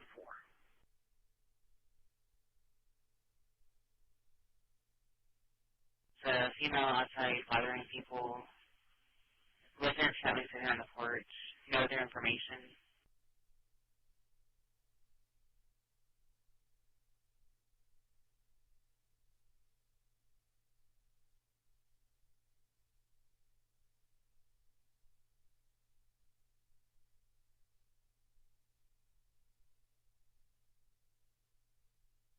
Delta 185, area. Delta 185, 10-4.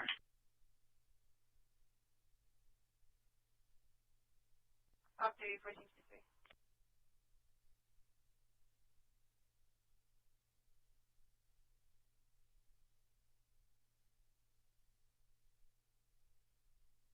Five 8 and 5 9, and if it's quick for 7, I'll be at my residence.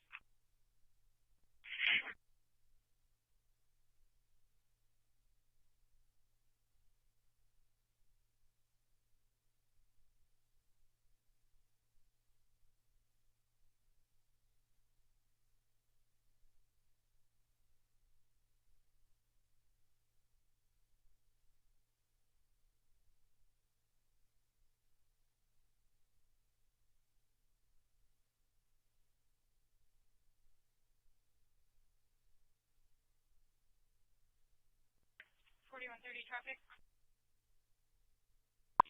35 and 1455. Be advised, wind has shifted, and your takeoff should take you over the building. Take it.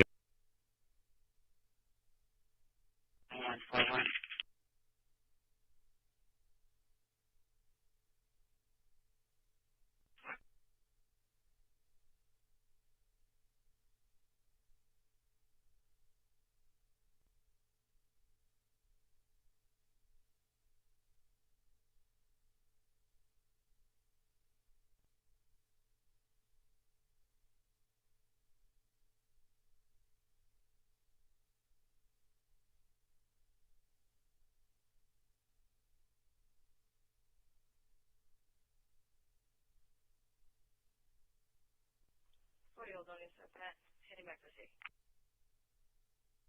Christi.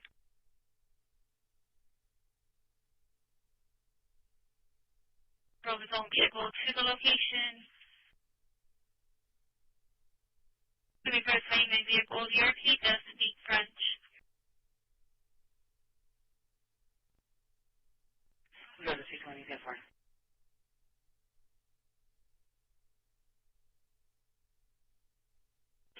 Thank you.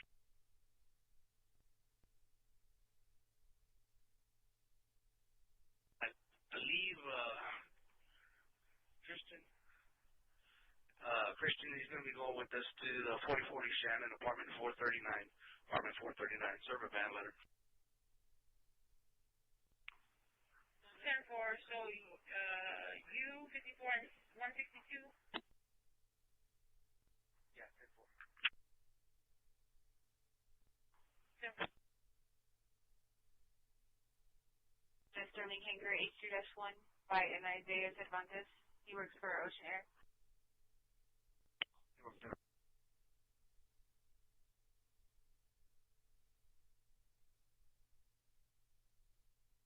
I don't want to arrive at shoreline. South 10 traffic. What's up, the location? 1900 Galahar, Victor X-ray John 0842. Victor X-ray John 0842, 10-4. And Charlie 238, just called back therapy, spoke perfect English. Outside the station on that call.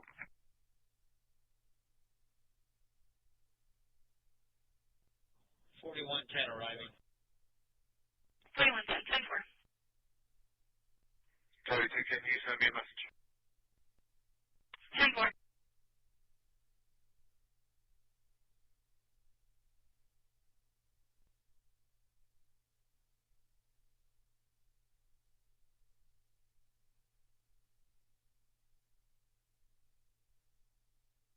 Alpha 2201 Cleo, 2201 Cleo, Unit B boy, for determinants in progress. 4180, can you send me a message?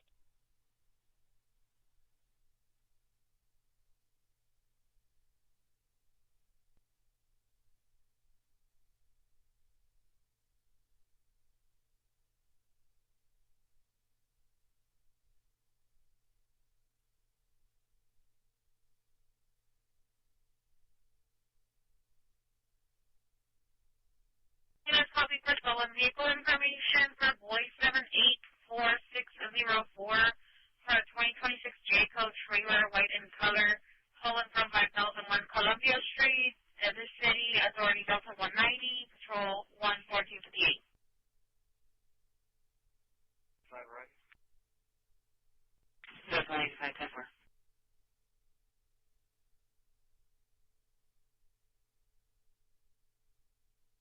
24 Ford van, showing registered to Walmart, vehicles clear, insurance is confirmed.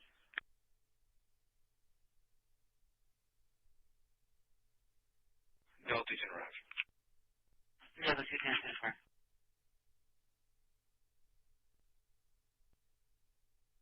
Delta 120 Leopard and Staples.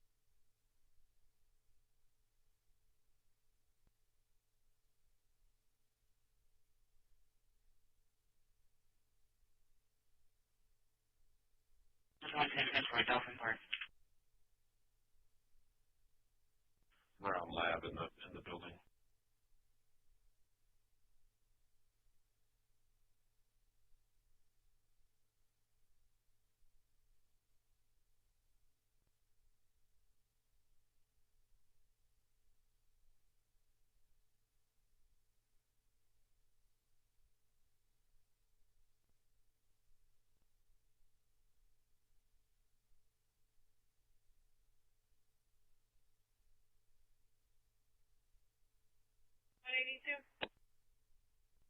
Yeah, I talked to Captain Lewis, and she said, yeah, we can use this as a van letter.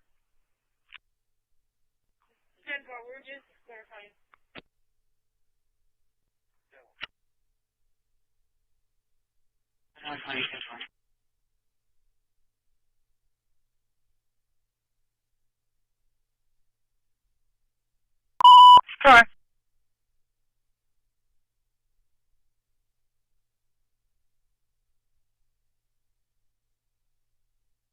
out of service. You have a good evening.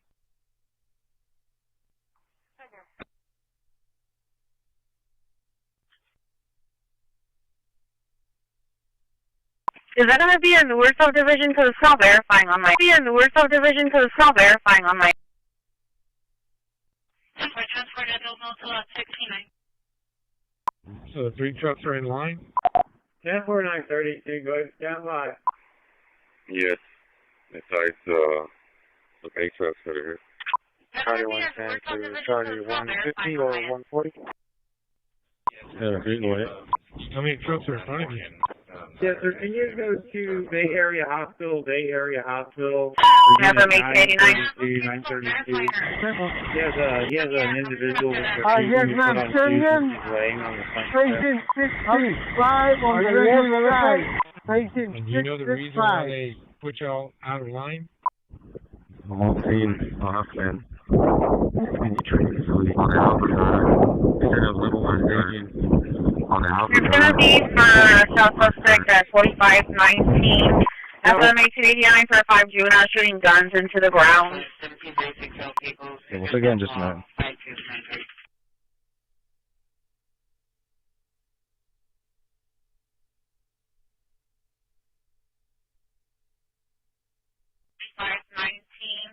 That's on 1889 for 5 juvenile shooting guns into the ground. His residence. Once again, just a minute. Somewhere.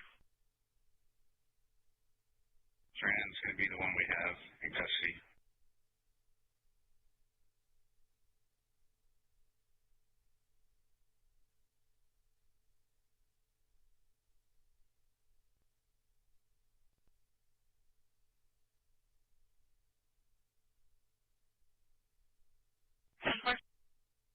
You said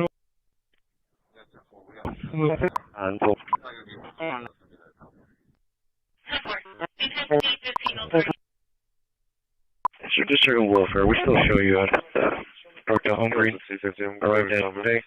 That's a temperament. Let me know if you catch up. I'm looking down over Blue Road, all the way down. Come on, station. 2207. I'm clear the high school. Copy. 6210 shows clear shoreline returning. District of welfare. We still show you at Park to Home Green. Arrived at today.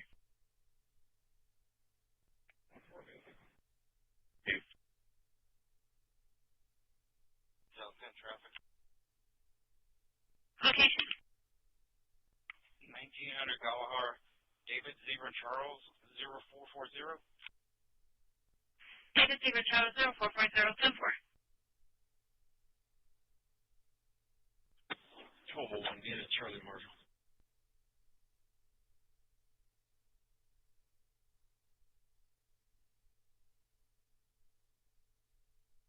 Substation.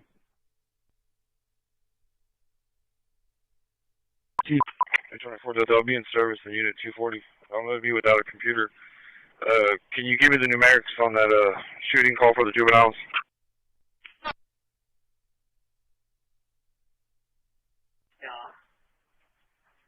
I'm guessing maybe it's Skull Road or Route Place. City ordinance violation. He said somebody is burning.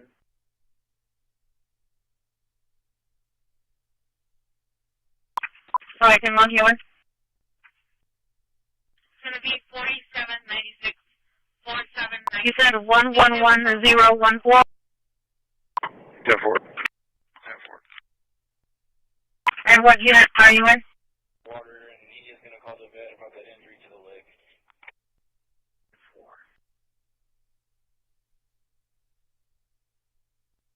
645. 645. Prison jail, one female. Dr. Cobb. Mileage is 926. 645 10-4.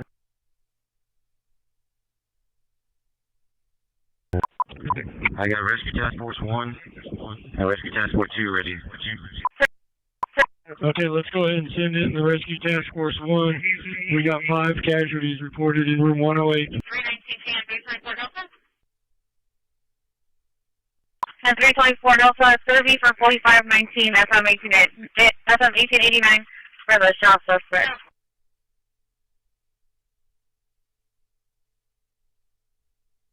Hey, William Sam, X-ray 9841.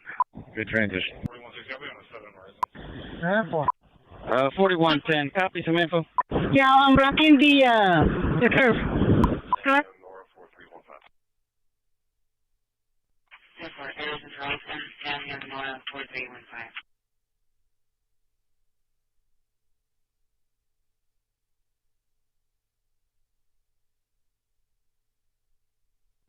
X-ray 9841.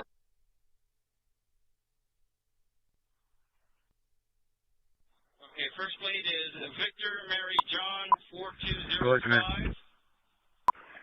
1013, radio, sir, please. We have one other RTF set up right now. One going all the way to 30. Yes, correct. So I can log it in, because I didn't get a block panel. Appreciate it.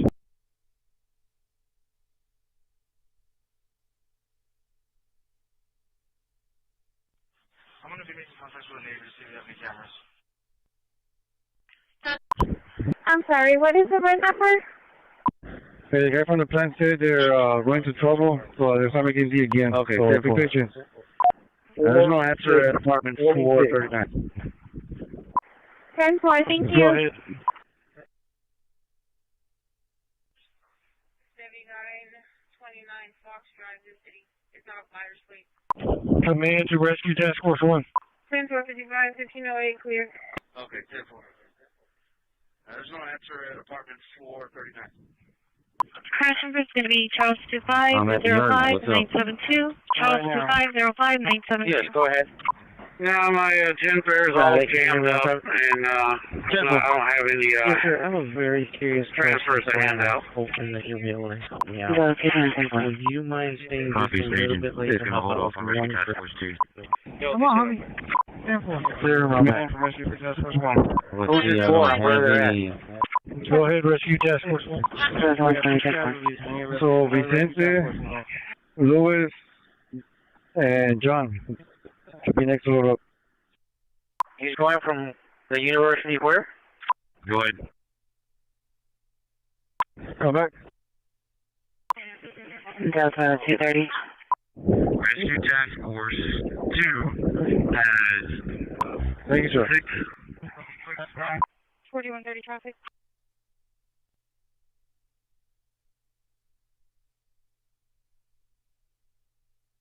Make an entry. Look at the ranges. I'll head out your way in a little. 10-4. 665 and disposal is open. 4130, can you copy Victor Sam Zebra 9877? 10-4. Yeah, I thought it was a trip somewhere in this area here, like Morgan or something, but yeah, not way out there, going way out there. Wait, Mr. Trevino, you want that contacted behind you? 927 to 5738 Abbey Drive. I'm driving with John. I'm next in line to get loaded. 47, sir. 47. 47. 322. 10-4. Charlie 230. He's going to be in the service department at the location in the back. Everything's still 4 seconds today. Show me clear. Delta 220, clear comment. 21 has a naughty Aquarius, no dock damage, no body fall, water meter reading 450276. Dock report for OD2 has a Tug Brown in Borges Kirby 29014 and 30405. No dock damage, water meter reading 6127.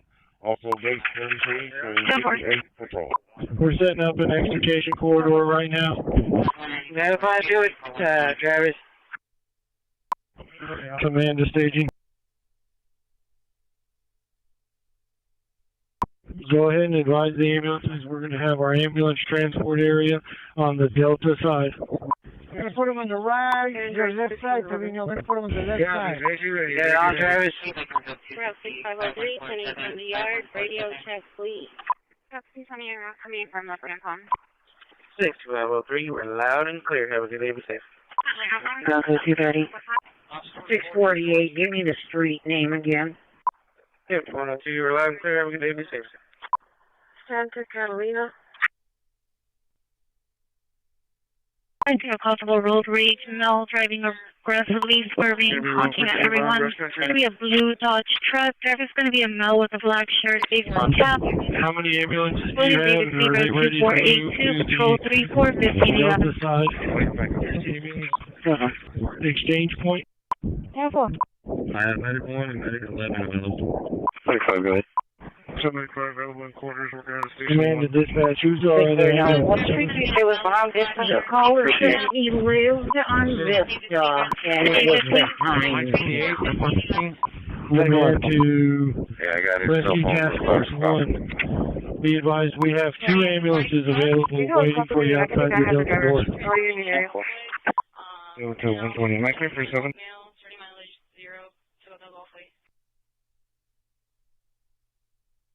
For navigation 37. 1304. Dispatch for command.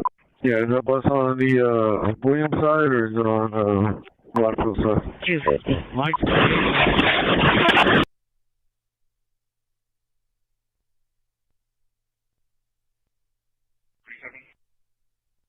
For navigation 37.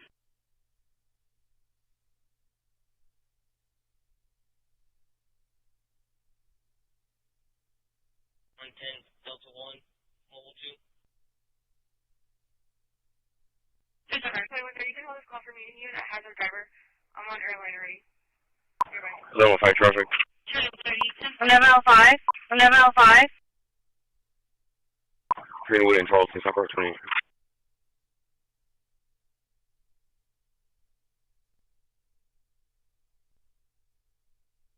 So 260. 17 I'll show you clear.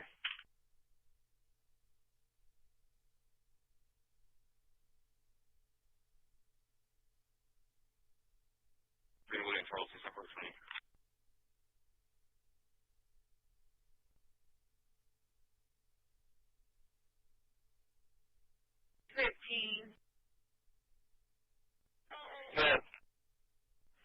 Check 1196 across from the hotel.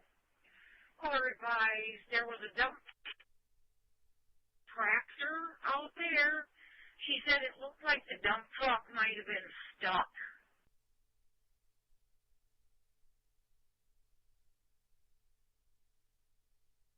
It's going to be Baldwin and Sabinas on Sam Young Nora. Now, the front turn around there. Baldwin, Sabinas, Sam Young Nora, 2713. Turning 260, I'm going to show road turning 280. It's going to be sequence 0465.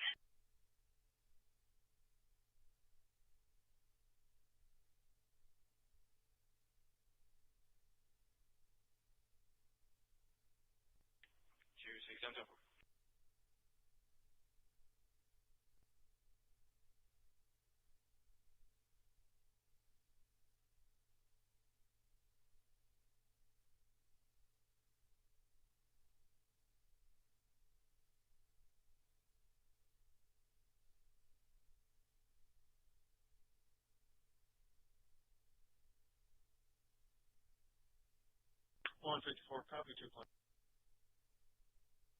Go ahead.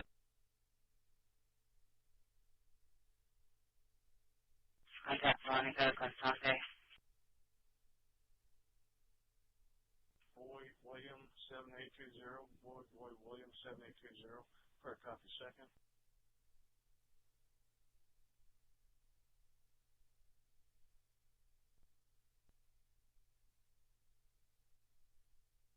One 711.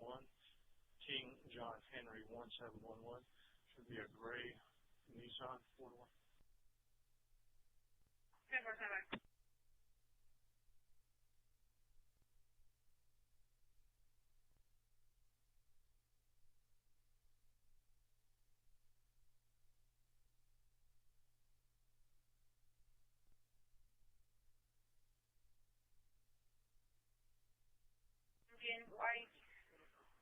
owner is Jorge Ray Boston, 3738 Abbey Drive.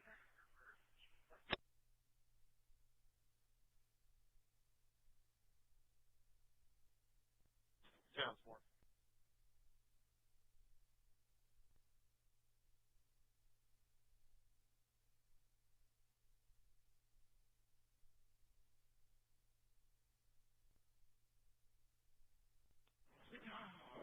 Dispatch for the gate, we're available in quarters. 1107 civil.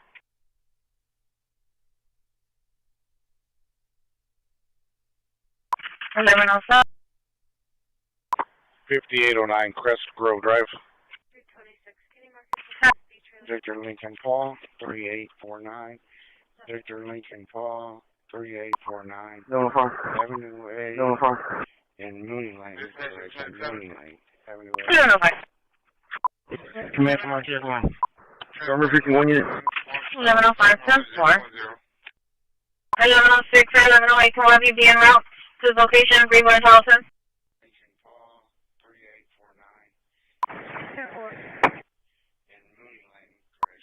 Medic 1 on scene staging.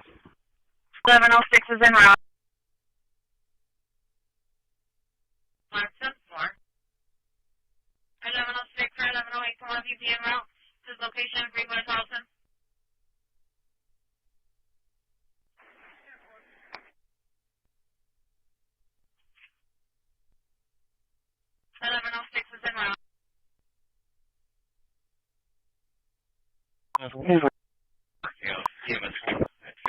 Field. 6. Sam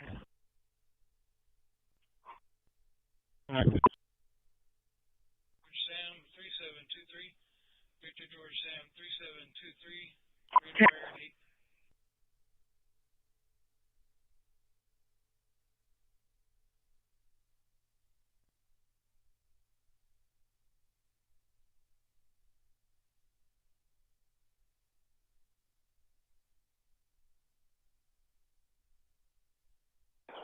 Good, that's all. 11.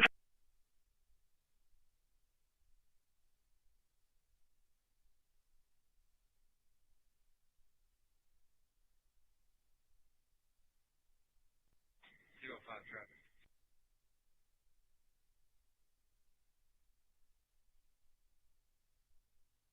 Robert X-Ray George 0136. Robert X-Ray George 0136. Gonna be a Elantra, red in color. Hit 8th and D.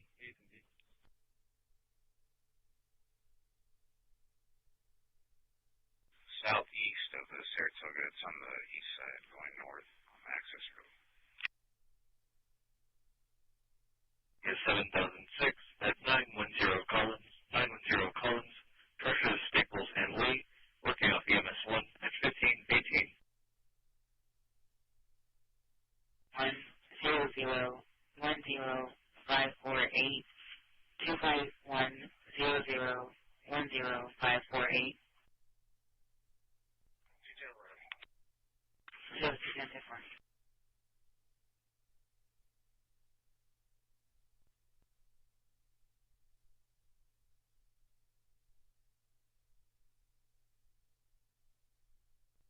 Attorney 180, I'm going to show you. There's going to be grand attempt to contact at 5917 Kimbrough Drive, 5917 Kimbrough.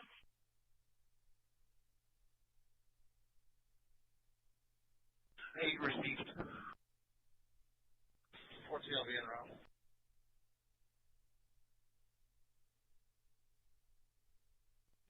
182.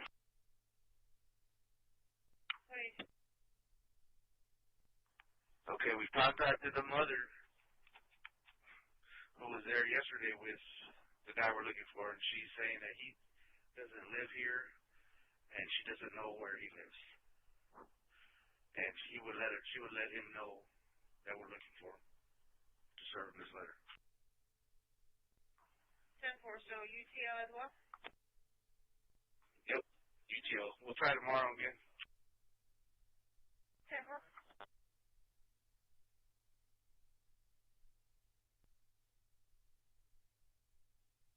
Go to C-26 one. 250 Newport Morgan. 4180. 4180, drop it. 4180 location. It's going to be Elgin and Reyna on paper tag 4 Charles 4177 John. Elgin and Reyna 4 Charles 4.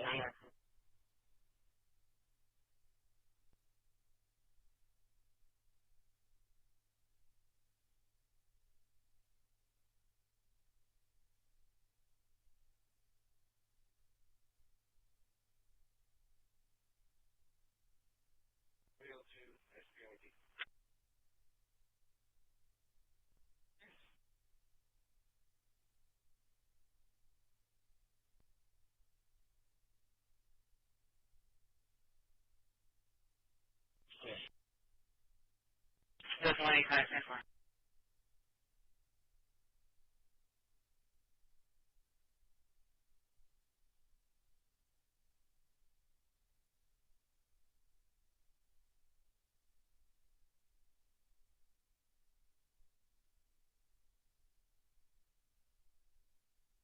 On Delta 2.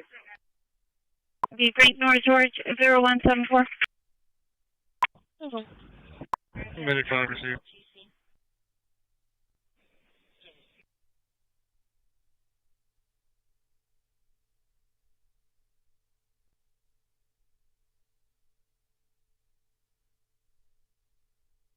Yeah, the Great North George 0174.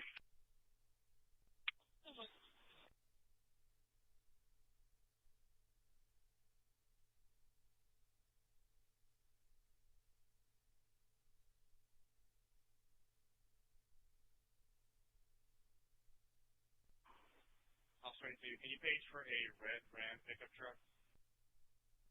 Perfect. 80-year-old male, not conscious, not breathing. He fell. Medic turn around.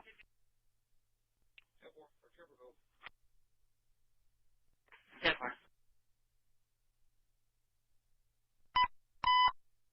185, what's your route? 910 Collins, 910 Collins.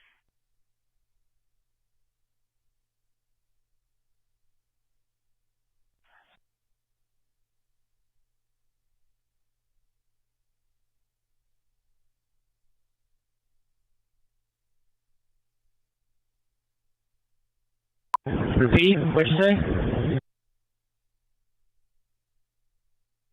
Hand rush.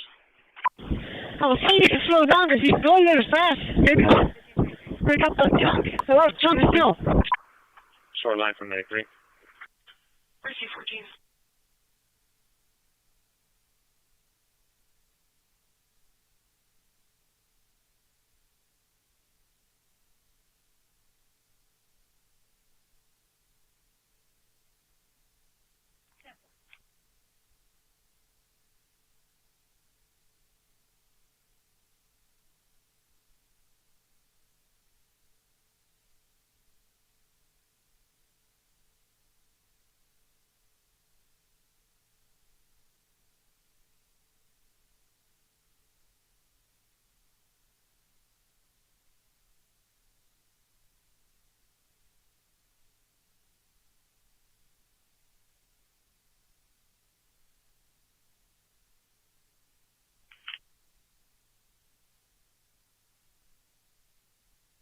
Those 250, 10-4. 5488 SPAD, 5488 SPAD at Pillars.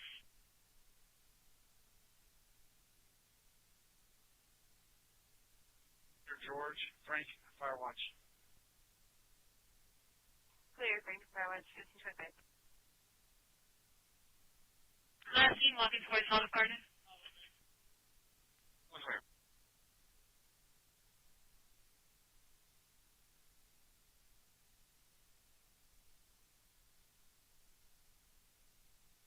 And Charlie 180, I'm going to show you clear. Charlie 180, I'm going to show you a route with Charlie 260. It's going to be for the drug possession. Sequence 0105.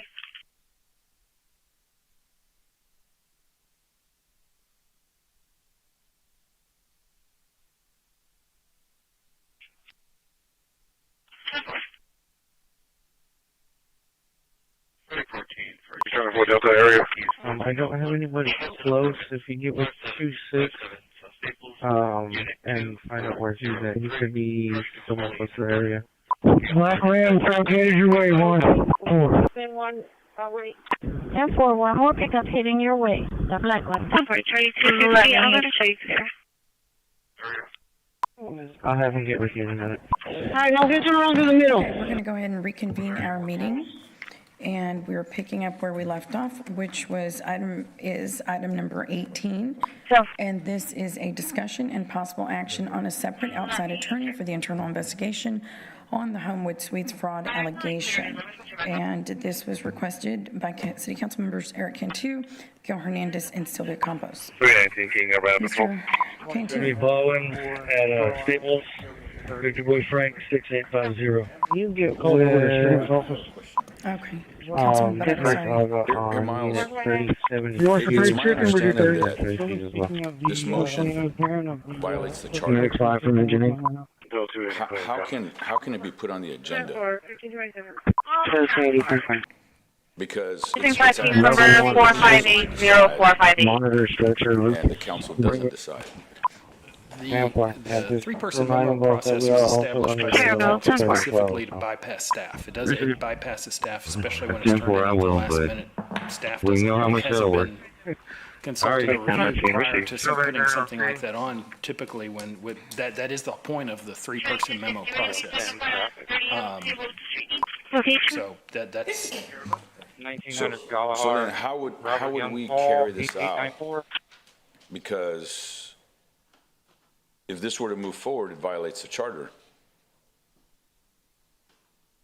For missing child at Mike Chelsea Yoda, 3232-869 access. I mean, I don't know how I could participate, because I can't participate, or anybody can participate, because the request violates the charter. 1100 block of And South Carolina. whenever city council, We are a found child, 6-year-old that was found crying. They realized he might have gotten off the wrong stop. achieve something. We are a found child, 6-year-old that was found crying. They realized he might have gotten off the wrong City council stop. members that Miles, he's asking you a question. Is it in violation of the charter?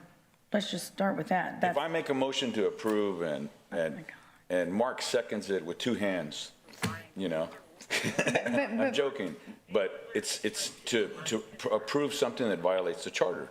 I don't know how I can do that. But is it in violation? He is telling you it is. You tell us if it is. Well, the charter prohibits the hiring of an outside attorney unless private counsel. The way it's written, Miles, just is it in violation? This is probably in violation of the charter the way it is written. So, I say probably because there's some permutations. It's kind of hard to, there's a lot left to the interpretation with what is written that has been provided. But as written, it is a probable violation of the charter. Okay, well, you go ahead. I'm sorry, I'm not sure. Okay, so if it's a probable violation of the charter, a probable violation of the charter. I'm not an attorney, but I've asked Miles the same, we've had similar questions. So. Well, I know, I always say, what problem are we trying to solve? Right. I was just going to answer the question. I'm setting you up so you can answer the question. So my thing, if I were in your position, I'd try to look at it because I want to make your life easier. I really do.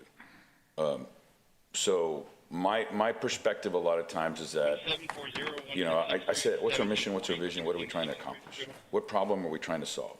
And I joke around, is this a solution in search of a problem? What's the location of where you're at? So I'm asking you, and I don't want you to speculate what somebody's trying to accomplish. I just want to know, what problem are we trying to solve? Do you know what problem we're trying to solve? Can't answer that question because I didn't write the 3-signature memo, but to the question of does it violate the charter? If the council asks or directs the city manager to work with Miles to hire an attorney, that is okay. At least that's what Miles told me last week. So if the council says, hey, city manager and city attorney, we want you to hire this firm, but you vet them and you hire them, you execute the contract, Miles and myself, as is prescribed in the charter, then we can do that. So that's one answer. This is why Miles is not clear. If the council says what this means is we're going to hire him, Councilman Hernandez they're going to sign the check, they're going to sign the contract, that would be a problem. So that scenario, yes, it would violate the charter, but I think the authors of the memo don't want to use that option. They wanted to use the delegation, direct the manager, direct the city attorney to evaluate some options and select one and hire an attorney. So if I want to recommend, and I have 5 votes on the council, that you hire Aaron Munoz, who everybody knows how he's one of my closest friends, or I want to hire Victor Guajardo, then I have 5 votes. You consider it. Yeah. If there's consensus on the council. We work at I work at the council's direction. Okay. Yeah. So if 5 votes say we want to hire Victor Guajardo, then you'd consider. Well, I don't know if we could say yes yet, but we would look. We would consider but I'm it. asking you if you. Yeah, we would consider it, and Miles would vet it, and see.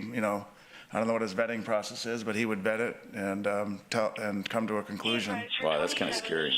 And recommend either I sign something or not after he signs it. Yeah, tell me, Miles, how we go through this process so that way we circumvent that. I mean, I'm obviously trying to convey that because I have to explain it to the people that elected me as to why I'm supporting or not supporting an initiative. So tell me how that's supposed to work. There's a couple of provisions that that are involved here, and one of the first that we see is an issue is the section 10 of the city charter, subsection H, which says no contract for the employment of private counsel shall be made by the city except upon the request in writing of the city attorney stating the necessity therefore and with the consent of the city manager. So when we're hiring an attorney, what you always see is that we see a necessity to hire that attorney. Now, if city council conveys to us, we think that in order to have confidence in XYZ, we believe an outside attorney needs to be hired to review this particular matter, and these are the attorneys that we believe would qualify. We want you to vet them. Then the city manager, if there's a contract within that authority, we might be able to see that necessity. But that particular intent has not yet been conveyed to us. So right now, all we have before us right now is in subsection 18 is separate outside attorney for internal investigation. Council will decide what outside attorney to enter into an agreement with. That, as written, does not comply with the city charter. However, the intent of the city council probably is achievable with a slightly different motion. And how would I do that? If I wanted to amend the motion, if it's a violation and I want to amend the motion to follow the city charter, how would I go about that? If you wanted to do a motion that did not violate the city charter, you would probably want to tell me what your intent and goal was, and then we work together so that I could provide you a motion language that complied with your intent, your desires as a council person, and was compliant with the city charter. Okay, there's a lot to unpack there.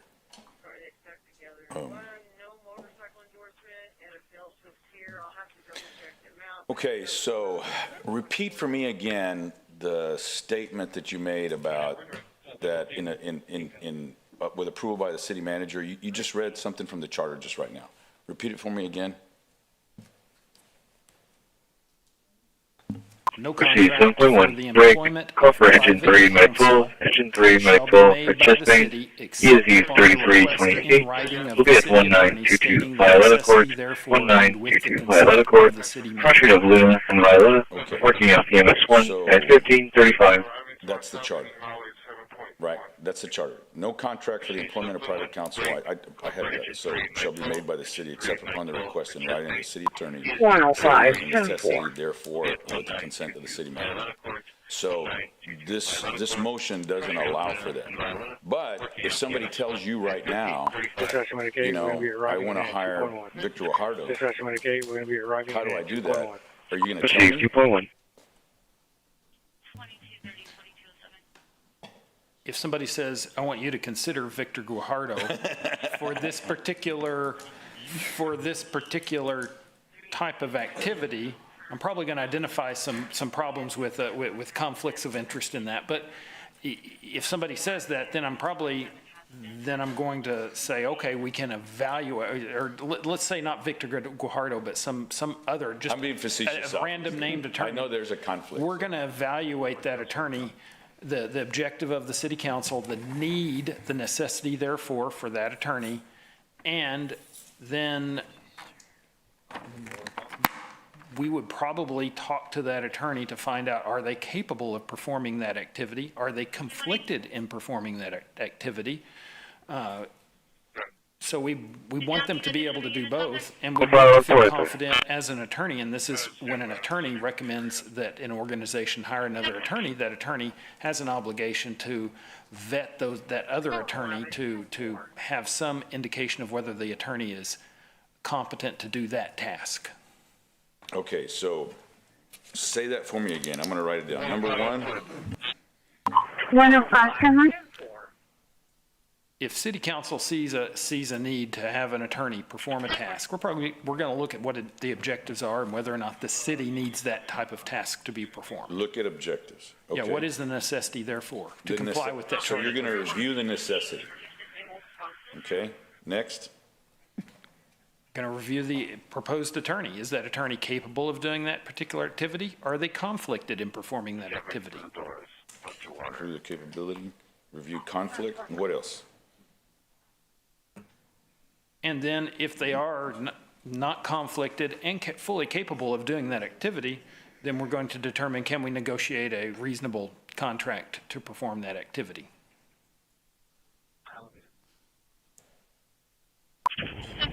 So if five of us come up with an individual, then what do you do? You're going to go through this process. How long is it going to take you? Are you going to bring it back to us in another meeting? If the contract was, if the appropriate motion was made to authorize the hiring of an attorney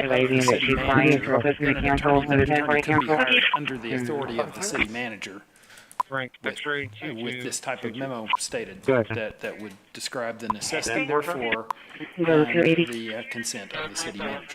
Okay, and therefore the consent of the city manager, therefore, that's if it's under the 50,000 or in January. And that's why, and actually in all contracts where this city hires attorneys, it gets the city manager's signature on the contracts with the attorneys.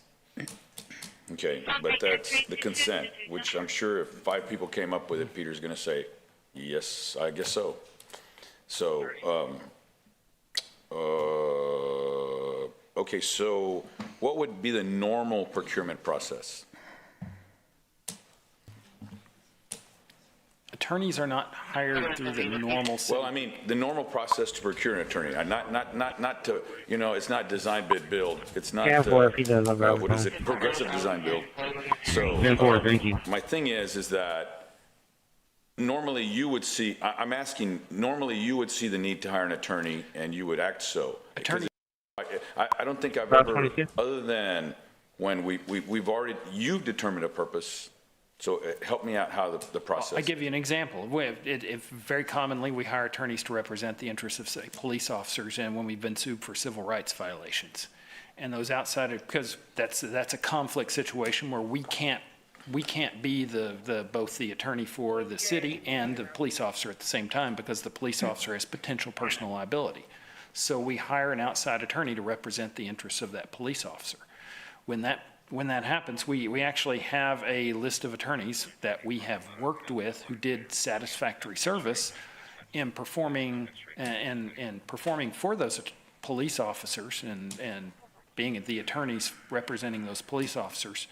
And we then provide a memo to the city manager that describes the necessity for hiring the attorney, i.e. the police officer was sued along with the city, and then the city executes a contract with the attorney, typically on an hourly basis with a maximum amount that's provided, say $50,000, $30,000, $100,000, whatever is within the authority of the city manager. Okay, now, so has there ever been a time when a council has come and requested a specific attorney for a specific deal without disclosing it to legal? Well, take that to the last thing. Has there ever been a specific time when there's been a council request to hire an attorney for a specific reason? Not that I can recall. Not recently that I can recall. Have you ever seen it anywhere else? FM 892. I have had city council persons say, hey, you need to look at so-and-so as the possibility in hiring that attorney. They know of that attorney, and that attorney's reached out to that city council person about their expertise in a particular area. Maybe we talked to that attorney, but not as a whole, not as a council. That's a good car. I know what they're doing. Going too fast. Look at that. Look at that. He grabs our arms and do stuff at her. Thank you, Mayor. Now, ladies and gentlemen, still at application. No, they're shooting. He missed lunch. Okay, Talk to the driver. this kind of came about He's trying to take control over there. got to brought 12 year SFG alarm business call. about a conflict This 185 between somebody representing the city and then someone investigating ourselves. So it's hard for an attorney to be representing us and then investigating us at the same time. And I know I had this conversation with you, Miles, if you can kind of put what your thoughts are on that in terms of how you reconcile somebody that may find information that might be detrimental to us defending against this case.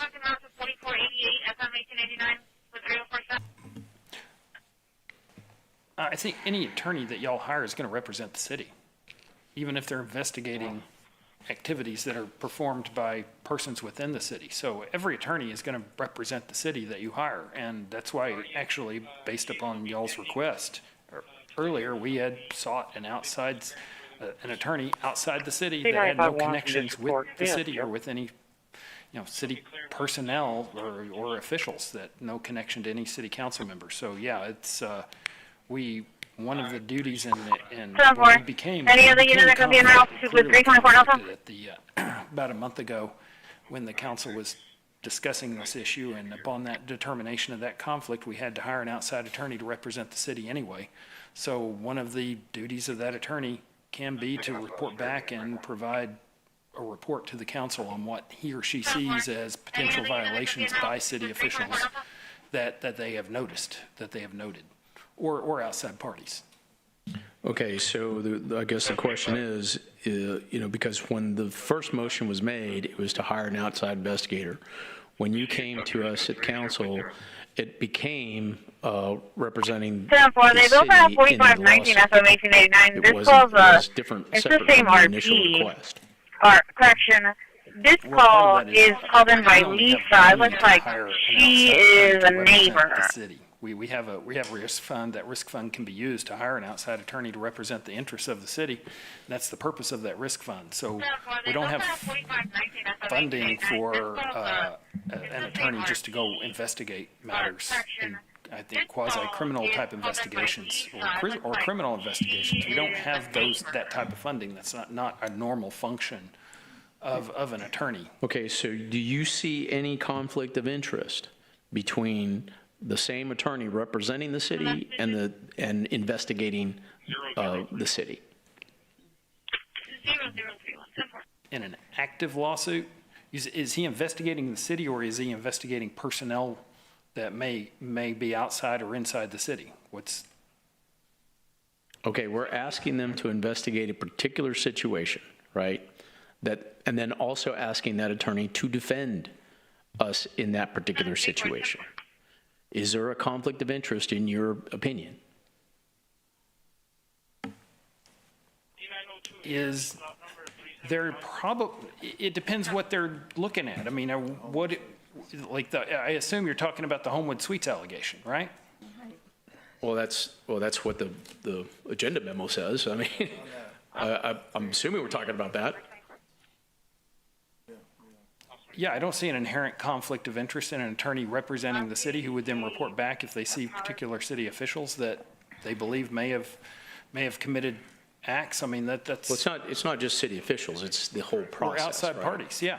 It's or to give us the process. Yeah, it is with legal opinions on the process. Not. I mean, I don't know if has been anything that's been done. It just there's been allegations. There's been other. I'm not going to prejudge it saying something wrong had been done. That's why we're asking for somebody with a legal opinion, right, to give us that, that doesn't have any influence with inside or outside the city. Let me rephrase that. Inside the city limits of Corpus Christi that are connected to this whole thing, and that's why there was a recommendation with somebody from outside the city. So there's no conflict, and the reason I'm asking this is on record is that you believe that this attorney can do both without having any conflict. If the attorney sees a conflict, then the attorney's job is to report back a conflict that he notices, and then he requests that he be recused from that conflict. He says, hey, here's a conflict in this particular activity. It is incumbent on that attorney who sees the potential conflict to explain the conflict to the client, and the client has the opportunity then to potentially hire another attorney to deal with the conflict issue. Okay. So with that, within that particular agreement that we have with George Hyde, right? George Hyde. I forgot the name of the actual attorney's office. Hyde and Hyde Kelly. Hyde Kelly. In that agreement, it shows two different things: defend the city and conduct an investigation of the particular issue. The motion was to authorize execution of a professional service agreement to represent the city in the case of Ajit David versus City of Corpus Christi and Mayor Paulette Guajardo, and there's also an intervener, of course, as well now. Okay, so there's no requirement for him to conduct an investigation. An attorney, an investigation of all the activities that occurred is inherent within the representation of the city. So that attorney he's in. Okay, so words matter and contracts matter, right? So is he obligated to provide us a report on the issue at hand? He is obligated to report back to the city. No. He's not obligated to give a specific report, no. Okay, so in itself, what we had asked for didn't actually transpire. Well, we hired an attorney. What we asked for is for an investigation by an outside of the city limits attorney to do an investigation and provide us a report on it, right? You requested an investigation by an outside agent. I believe the original motion was by an outside agency, but that was amended, I think, changed to be an outside attorney and have to pull up the prior language. And we pointed out that attorney could provide it did not preclude any kind of later investigation. However, what that attorney can provide an investigative report after discovery is complete if the city so requests that information. However, if the city council wishes to hire another attorney to investigate questions that are specifically described by city council, that hiring does not preclude such an attorney from being hired. However, that's up to y'all to ask us for. I mean, seems like we're asking for it. Well, I'll hold up.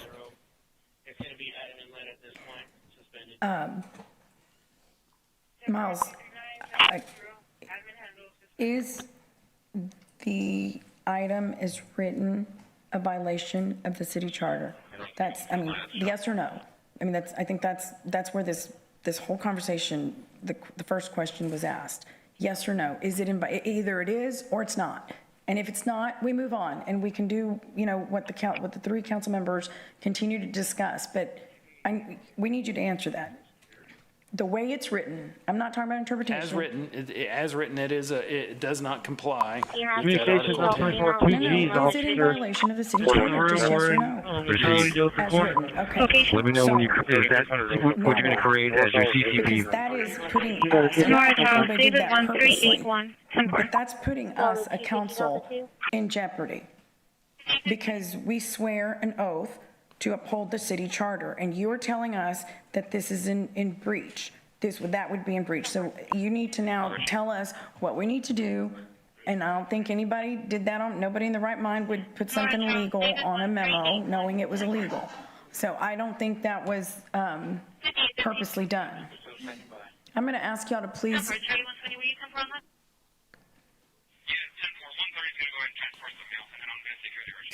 So what's the question, Mayor? I mean, you just told us it is in violation of the charter, so you tell us now what do we do, because you cannot vote on something that's in violation of the charter. I certainly don't. You know, I don't think anybody wants to do that. Well, and I would like to say it's always our goal is Adam 230, Adam 220, Walker. So there is some 4201 Sugar Magnolia Drive, 4201 Sugar Magnolia Drive. Council with what it is really seeking. And that would be, let me pull it up here. 4110 on V5, yeah.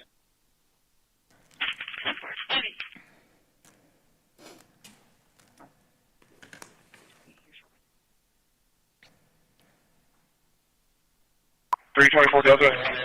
National 9.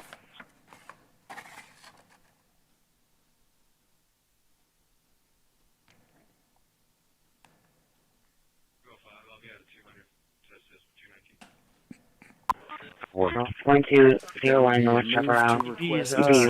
Working on a contract within the city manager's authority, subject to available appropriated funding, to contract with an attorney to investigate fraud allegations pursuant to the Homewood Suites transaction referenced in the lawsuit of Ajit David versus the city et al., selected from the following list of attorneys. And I believe there was a desire to name a list of attorneys to talk to. So yeah, that could be achieved, and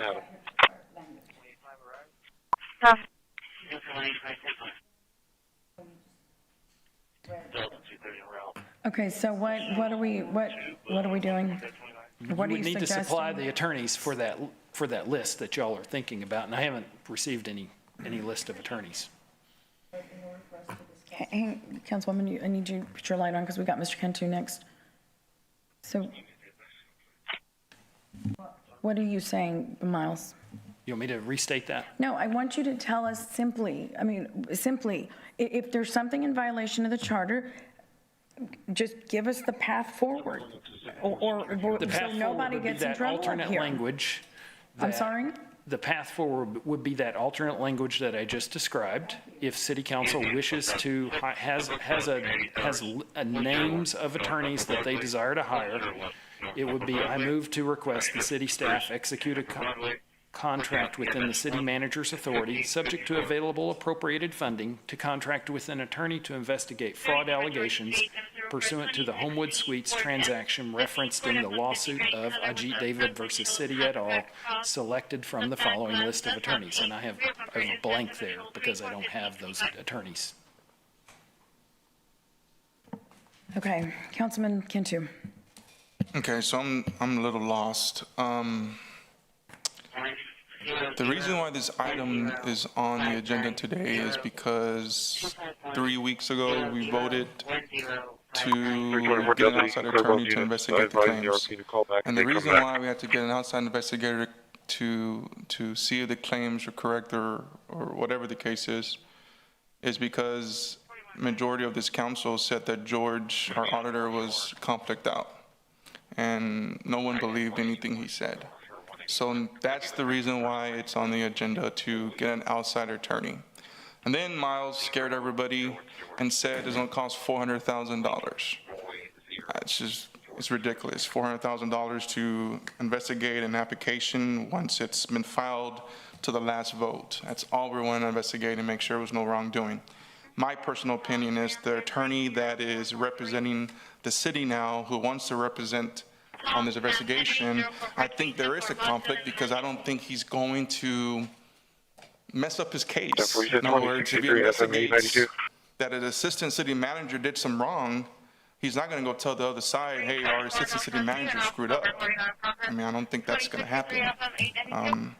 So that's the reason why I think we need to get an outside attorney to look at this. And, you know, we search some names. We have a couple names on the list. They've done city work. They're still doing city work, county government work. They do fraud cases. They do corruption cases for cities and counties and school boards. I think both of them are good. I think one is a regular attorney. The other one's a regular attorney, but she should be a justice. So I just, I feel that this city needs to figure out if anyone did anything wrong. I don't see what's the big deal of this. I don't know why other council members are making big deal about this to get it done. You know, it's not going to cost $400,000. It's going to cost less than $50,000. I think we need to get it done. We need to ease some people's minds and, you know, move forward from this. I just don't understand why there's so much pushback to investigate this. I mean, what do we have to hide? You know, it makes no sense. So, Miles, 3 weeks ago, you voted for the outside attorney. Whatever happened with that?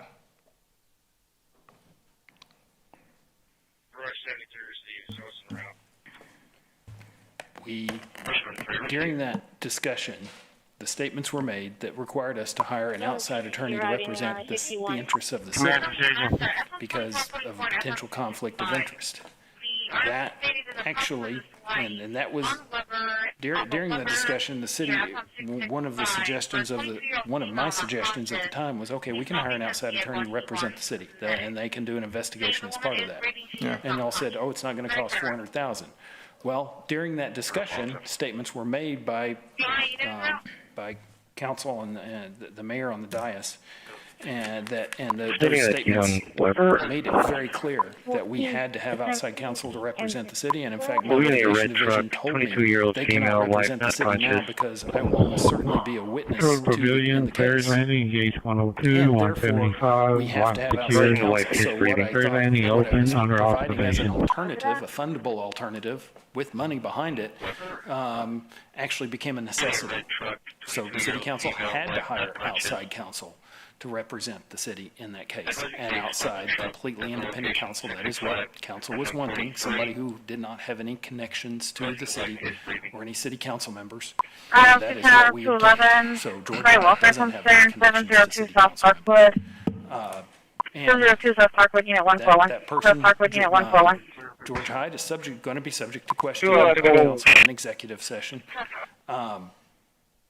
And uniquely from any investigator that is hired, George Hyde, being a representative of the city on the case, actually has the power to subpoena witnesses, subpoena and depose witnesses.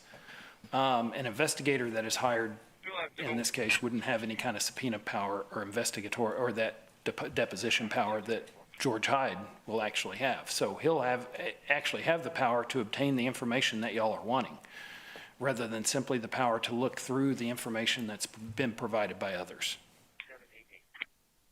Okay. So the attorney that we have today, you don't see any conflict with that? 13 copy, moving up to If the an air. attorney sees a conflict between himself and the entity that he's been hired to represent, that attorney has an obligation under the rules. Well, if you run through an administrative message on our end to our open talk. Look, I think I see a conflict here, and then it's the client has the So your honest opinion to exclude themselves from the conflict. if that attorney, his name is George, right? If George sees, right? George is his name? If George discovers that one of the assistant city managers did something he or she should have done, Out on 230 Be right. honest with the other side and say, hey, look what I found. No, it's his obligation to be open with the city council. It's his obligation to be open with his own client and indicate to his own client how to deal with that information. Will an attorney be not honest? An attorney all the time has an obligation to be honest and with the other side. However, an attorney has an obligation to be open with his own client. Okay. When it comes to discovery, I just wanted to make, the other reason I wanted to put this on the agenda also is because I want to make it very clear to the public that 3 weeks ago when we voted on hiring an outside attorney to investigate the claims, it wasn't going to cost us $400,000. Now it costs us $400,000 because you guys got conflict out because of the mayor's allegations, correct? actually the estimate was $325,000. I had stated somewhere between $300,000 and $400,000 to represent the city through But that is the reason, correct? What's that? That was the reason why, because you got conflict out because of the remarks the mayor said. The statements made during that meeting. Okay, so I just want to I just want the public to know that it wasn't because of our motion that we're paying $325,000. But altogether, we're paying almost $500,000 for legal fees for the mayor's attorney's fees and then also the city attorney's fees, correct? Okay. Correct. I just wanted to clarify that. And my understanding is if we go forward with this attorney, it's going to cost less than $50,000 and it'll probably take 4 to 6 yellow weeks. patients that are multiple in the Bay Area. That's all. I don't know if it'll cost. I haven't talked to whatever attorney you've discussed this matter with. Miles, can you repeat to the councilman and the council what you told me about the statements? He's clearly trying to say it's because I made statements that that's the only reason that I have to have legal counsel. Now, would you recall, and it was the way you responded to me about this very thing that we knew was going to come up in regards to why those statements were made?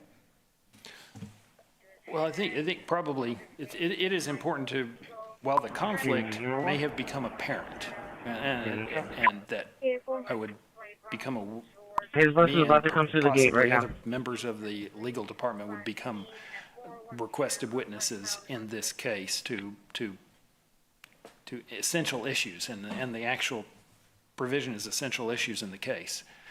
While it became apparent that there was a conflict on that day, the deep divisions within the city council make it clear that there is a conflict. There are various conflicts within the city council positions to be taken on this particular case. Council has internally different positions on this case, and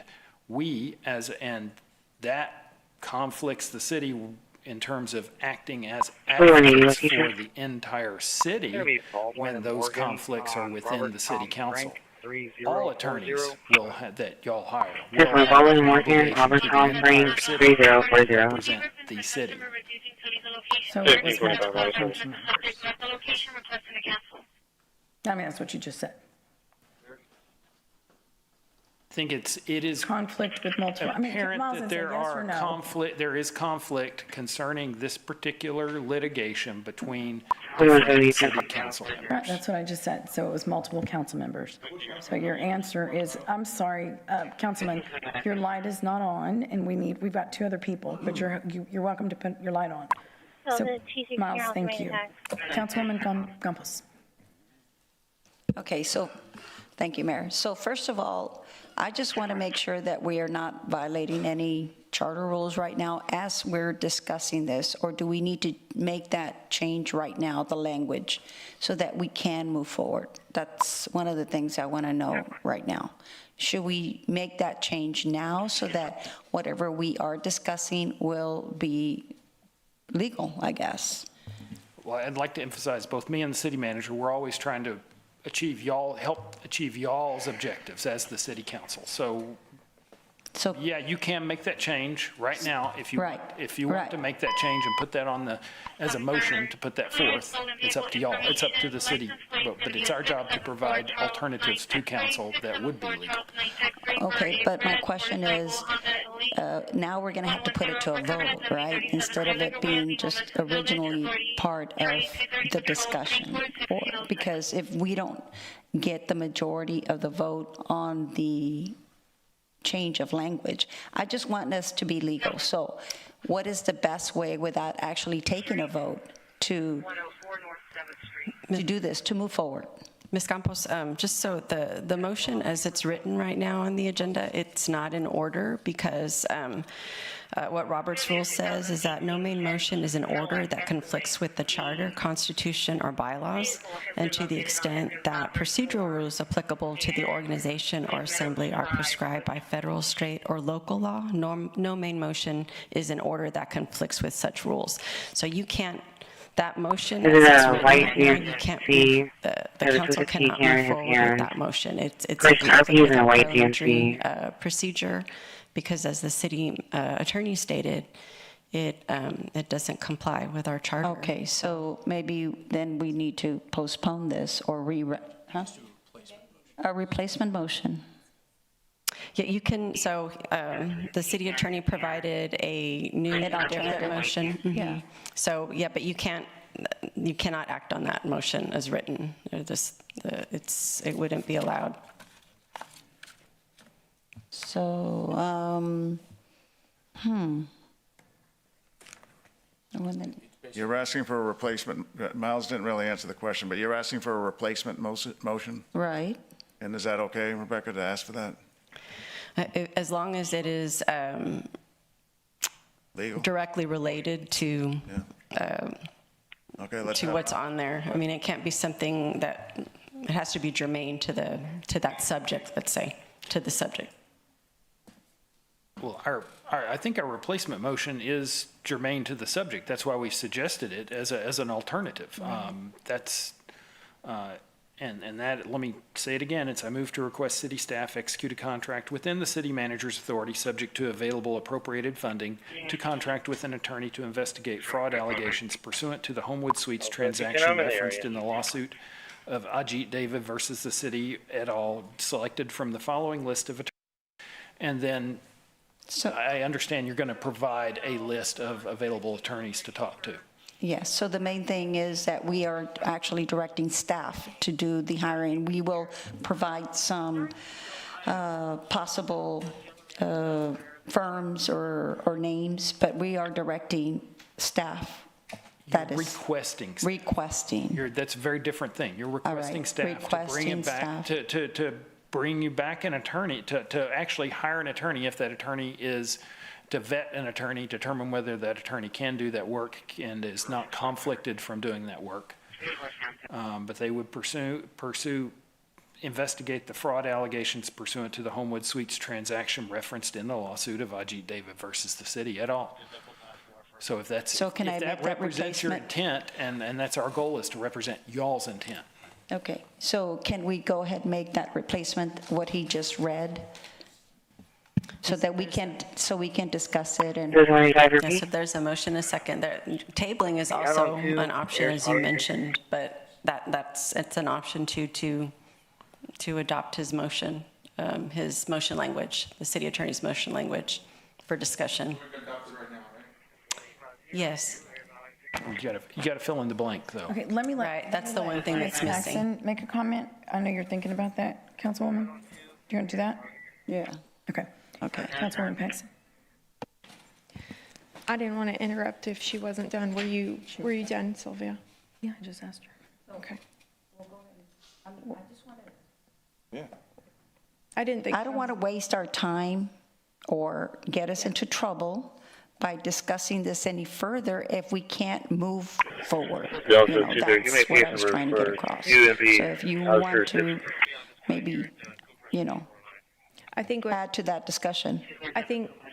I guess I'm a little uncertain. It sounds like Miles was offering a replacement statement. Right.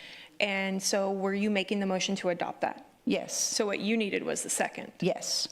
and then we would need to fill in that list. Yeah, you need to amend it with the list of attorneys, correct? Or at least, I mean, maybe not. I mean, that's what I'm saying. At least we could, it would be legal for us to discuss it here on the dais. Any So, Miles, possible movement. In order to do that motion that you recommended, do we need that list at this point in time? Yes, yeah, you got to fill in the blank to be with the list of attorneys, and we're happy to then go talk to them to do this investigation. I agree. I don't think, I'm so sorry, I don't mean to cut you off. I don't think we need to have a long drawn out. I think, sitting in the discussion from the previous item, we were told there was two options even at that point. We could hire one attorney that would cover both, or we could ask to have two separate attorneys. And so I think essentially this is taking a preference towards that second option. I think that's like Peter was saying, the nature of this item. And I don't have the list. I don't we have know Mel in a white shirt and green shorts at the bus stop. I'm seeing and kicking another Mel. Sitting here, This one's going to be wearing a feels like blue we're kind of shirt getting and lost in the pants. weeds, so I want He has to a just freak make sure skin. that we stay on track and be efficient with our time. And I think it's a very simple item. It's just asking to go basically have that another legal eyes set on it. So it sounds like what you need, Miles, is your proposed language plus the list to be motioned and seconded if that's the prevailing interest. If that's y'all's objective, yeah, I would need that. But again, y'all have a couple of alternatives available to you. You can either wait and talk to the attorney who has been employed on this, Hyde Kelly LLP, or you can provide the list of attorneys who would do an investigation alone.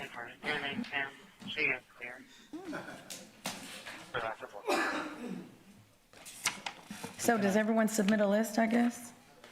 Is that how that works? Well, I think I'm still in my 5 minutes. Oh, you are. Thank you. It's okay. I'm just trying to make sure we stay in order and we move forward in the project, in this item, that's all. So I think if we have the verbiage and the list, then Miles, I think Peter's correct. I think that maybe the translation got a little lost in how it was written, but the intent is kind of clear. It was more to go along those, the option 2 that we had originally explored. And I, for me, my question when it was raised up was, yes, I understand that if we hire an attorney, they need to be transparent with us, we're the client, but I can also sympathize with the feeling that we're hiring them to fight in our favor. So how, we're also in the same hand asking them to do a full evaluation. So I see that sentiment, but whoever has that list and that language, I think that's the next step we need. And you're not. Well, I just wanted to make sure that we could even legally discuss it. That's what my concern was. And I did not come prepared with a list of attorneys. I'll be honest, I didn't. I just wanted to see if we were even, would consider it. But we couldn't even, it didn't seem like we could even discuss it now. That's what I was saying. I'm trying to get to first base. So I would like a second, because we may not have. I've got some names here that he just provided, but that he just Googled, I guess, or something. But I guess we just need more time. If we have to give you the names right now, then that would be an issue for me. I have a couple of names that have been provided by Councilman Cantu. Daniel, I said Councilman, I didn't say. Councilman Cantu, Daniel Ray, and Justice Patricia Alvarez. I could also, if anybody wants to obtain extra names, I could even obtain some names from the independent outside attorney that we have, that we've employed. And he's got some names.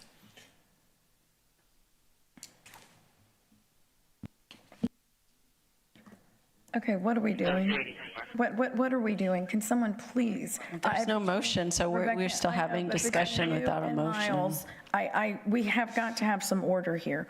If, like the councilwoman is asking, she's concerned, which was my concern, and you addressed it. Yes, it was legal. However, if you amend it, which it was, then it's not. So her question was a concern of continuing to speak about this Should she have that concern? Let's just go there. She can continue to talk about, Miles, just answer yes or no. actually, That's if all. probably to be precise, under Robert's Rules of Order, somebody ought to put the alternative motion language up for discussion so that city council can discuss that alternative language. I think that's what Yeah, Ms. Campos has said that like that's 2 or 3 times already. Okay, so she said that's, that. yeah. This is the So problem. we just need to make the motion. The only thing is what the city attorney also said was we need the names. So that, I think that's kind of the hang up right now. Okay, He's so provided the language, Let's but stop not the right there. names. Let's stop right there. So the names, that's where we are. Councilman Cantu handed some names. How are we going to do this? Does everybody make a list? Do we take 5 minutes and go Google names? What are we doing with this? How do we go about this? You can't have one person hand in a list and that's it. And I realize this is a different circumstance, but someone needs to take lead. It needs to be legal. Right now, 2 names have been provided. This could be handled today or at a future date, but right now, 2 names have been provided. Does council wish to complete the motion and fill out a list of names, or would council prefer to do this a week or 2 weeks in the future? Councilman Hernandez. Okay, I think some requirements on that were from what Miles said, and he added some list. I had provided a name to Miles for some attorneys. This was a couple weeks ago. I'd recommended O'Hanlon, DeMurth, and Castillo. I believe Councilman Cantu had recommended Scott, Ray, Pemberton, and Gull P. LLC. And the last one was Alvarez, right?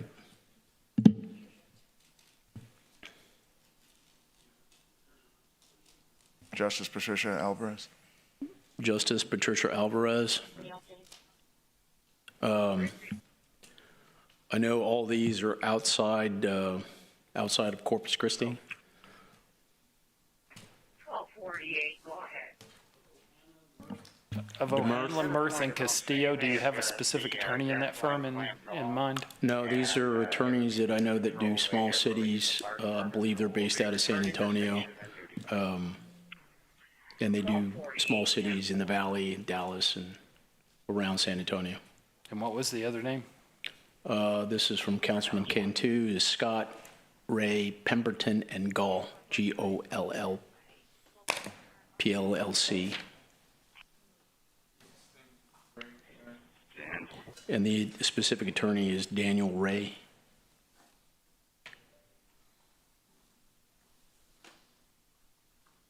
Is trying to get her phone, even though it's not recording, so she's having someone come up and talk. Okay.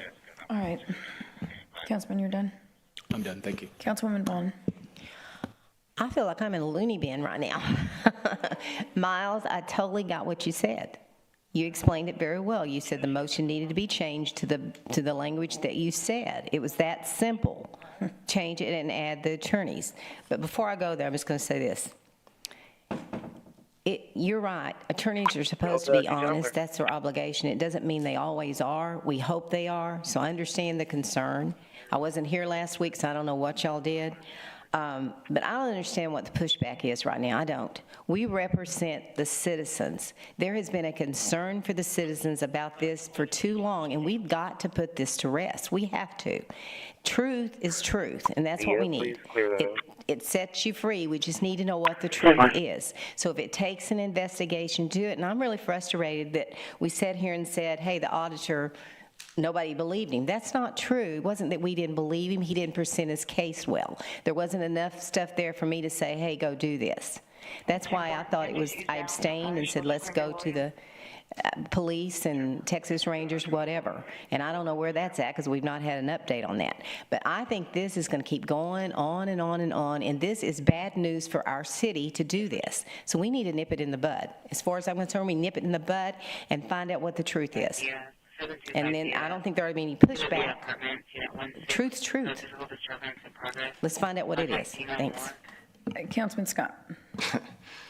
So we're deliberating still an item doesn't meet the charter.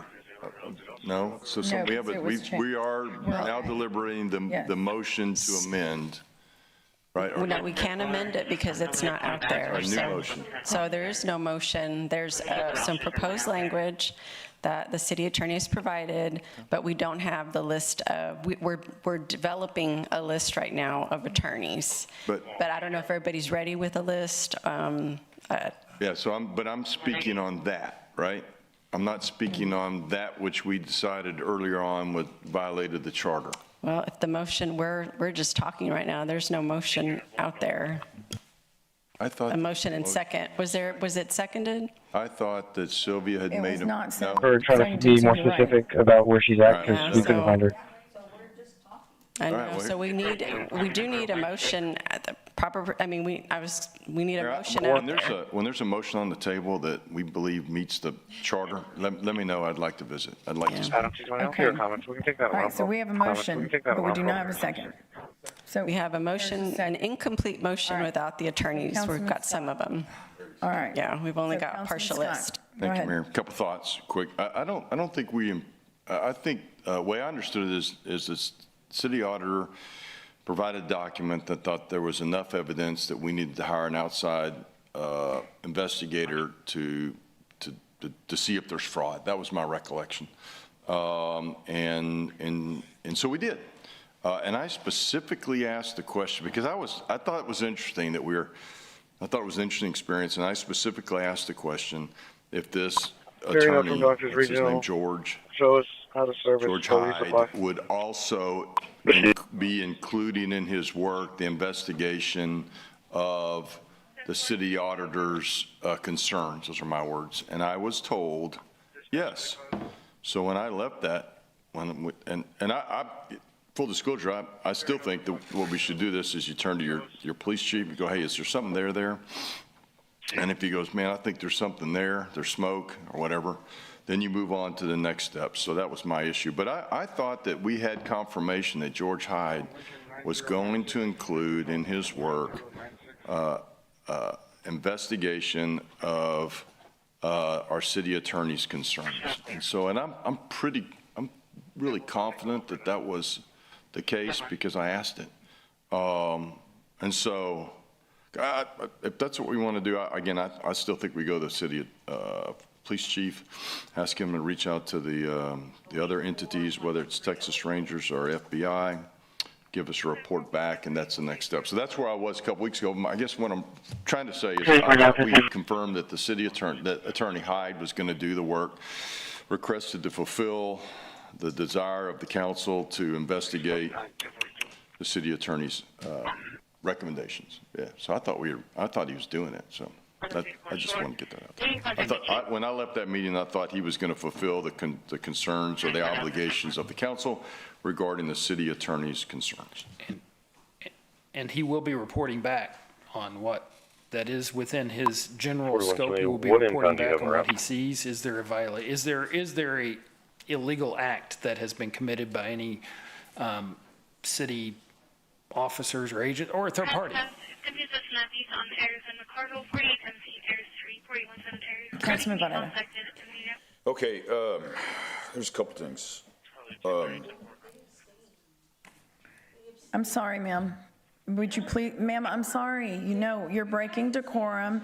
We're going to move on. Go ahead. There's this culture, and that's a perfect example of this inflammatory rhetoric.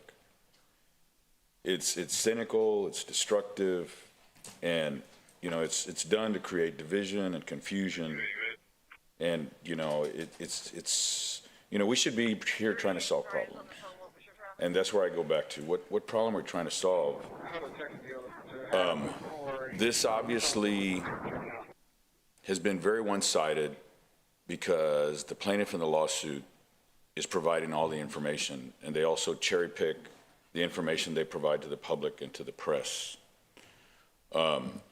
Example is my deposition has not been provided.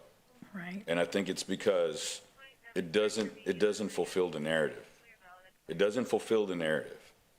it doesn't fulfill it. And I might say, during my deposition, questions were asked of me if I had any interest in affordable housing projects, and if I had business with any of large industry.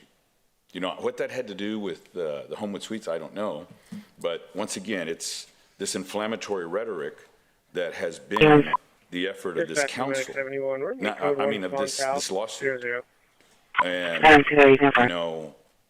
we have a police chief or a police department with very high integrity.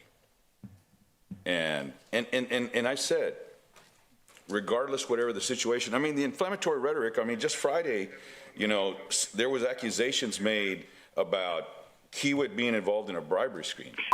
Anybody coming to the proof, airport? if somebody believes that a crime has been committed and they don't report it, then you're complicit in the crime.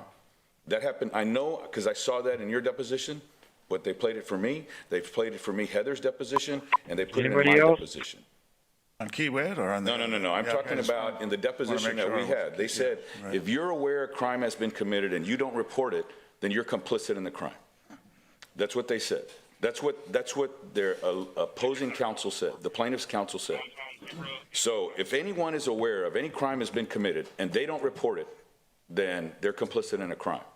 And right now, to placate the individuals who are part of this inflammatory rhetoric, which is driven by a competing hotelier who has a financial stake in the success or failure of this project that we provide an incentive for, all right, then, if they feel a crime has been committed, then they should report it to the authorities. We've gone to the police chief. We've asked him. I understand that they are investigating at this time, but yet, and it's way outside of transparency. We're not being transparent at all to all of a sudden, on an item that violated the charter, and now you offered up an amendment, a replacement motion to be able to try and get the council, and then now all of a sudden the individuals who put this item on the agenda just happen to have a list of attorneys to be able to provide. I think that I think it reeks of violation of OMA. So here we are trying to earn the public's trust, but yet, and even then, say we do hire this attorney, then all of a sudden now we've got all these other depositions that still have of individuals that still have yet to be deposed. We're not at a point, so I don't know how somebody can tell you it's less than $50,000 if all they're going to do is review the information when only the plaintiff's lawyer, who has a financial stake in the success or failure of that hotel, the plaintiff's lawyer, they've only reviewed those depositions. And, I don't think anyone from Type A was interviewed during that process. And they're the ones that made that decision. I know that the auditor didn't do that. So I think right now, and obviously there's votes to proceed with this, I just think it reeks of, once again, of the purpose of inflammatory rhetoric to move forward with a political agenda, and that's wrong. And because if somebody wants to go on the radio and yell, and it's not just, or be on social media and yell corruption, well, where's your proof? And then the thing is that we have a process that we must follow. So, if the majority of this council wants to go ahead and see with it, but this has been a perfect example of what we've encountered all year, is this inflammatory rhetoric. And I know the public is tired of it, because a poll just came out that less than 10% of the individuals in this community, of those that were polled, have confidence. We're polled lower than Congress right now.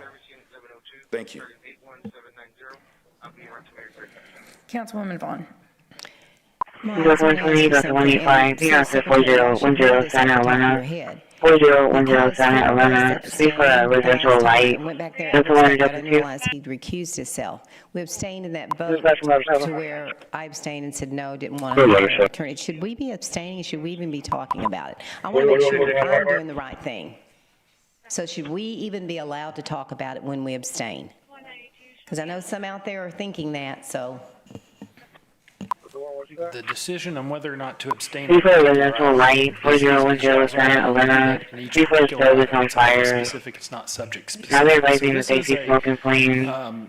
This is a different subject, a different item. This is a different item and even a different subject, but most importantly, a different item than was considered previously. Well, it's a different item, but it's the same subject. It's talking about hiring an investigator, so it's the same subject. I just want to make sure I'm not violating or doing something I'm not supposed to. The preamble, which was being used as an argument, that uses the word item. Okay.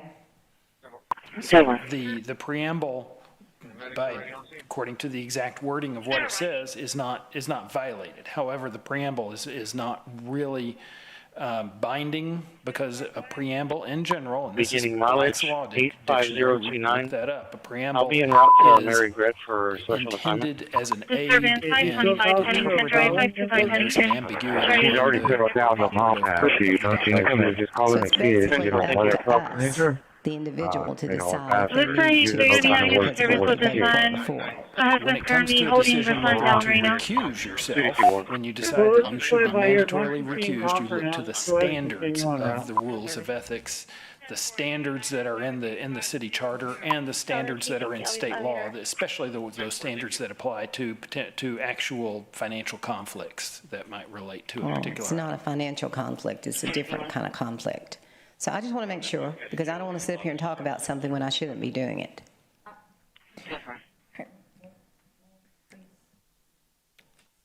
Thank you. Well, Councilwoman Paxton, I mean, she's fully neutral. We'll get to you. Go ahead. I'll come back after hers. Okay, thank you. Okay, so that is a good question, a good issue that Councilwoman Vaughn brings up, because I don't know if the council members that abstained did file a conflict of issue document, as I believe they are required to do, aren't they? If there is a conflict, 2055, also access level. you should state why you're not able to vote. Like Councilwoman just said, there was no reason, I don't know what. I didn't have it. There was no. They didn't give me enough evidence, George. 2055, also access Bravo. Okay. So there wasn't enough information for her, but I'm asking, whenever usually someone abstains, they usually state why they're abstaining. Was that information provided? Because that would help us to conclude, whether some of my fellow council members should be part of this discussion, because if they have a conflict from the beginning, then it continues on this discussion. So I'm asking, was there a conflict? Gulf Battalion 3, Battalion 4, Engine 18, Engine 5, Engine 6, Engine 8, Ladder 2, Ladder 7, Medic 3, Rescue 3, for a residential regular, 1124 16th Street, 1124 16th Street, PZ 3308, crushing at 16th and Buford, working off Group 9 at 1634, or Engine 18, Engine 5, Engine 6, Engine 8, Ladder 2, Ladder 7, Medic 3, Rescue 3, for a residential regular, 1124 16th Street, 1124 16th Street, PZ 3308, crushing at 16th and Buford, working off Group 9 at 1634. I remember Councilman Everett just automatically abstained from the discussion, and I thought that was the right thing to do. But when we kept discussing it, some of the other members that have already been film, I mean, what do you call it? I can't think of the word. The deposement didn't recuse themselves, so that's why I'm still confused about that. They don't have to then. They don't have to fill out that form. That's what you're saying, or that's. I think he explained that it depends on, it's an individual council member's decision based on the circumstances surrounding that item. I don't know if you want to say anything else about it, but I mean, I'm just reiterating what the city attorney has said. Person can abstain for a legally prescribed reason or a different reason or no reason at all. Okay, but when those individuals were deposed and continued to be part of the discussion, wasn't that a conflict? Because they ended up voting at the end to hire the attorney that you suggested. So I guess that was the main question is, should they have been part of that discussion, just like now? You're asking a should question, and that's not the same as a shall question. Are you required by law to abstain is a different issue, because Texas law provides Alameda in Louisiana, in which you're obligated to abstain and recuse yourself and file a recusal affidavit. If one of those provisions does not apply, then you're not required legally to recuse yourself. 4413 Highway 44 at the Shell station. I'll be making contact with the reporting partner. Miles, if council members received money from these hoteliers, would that be a conflict?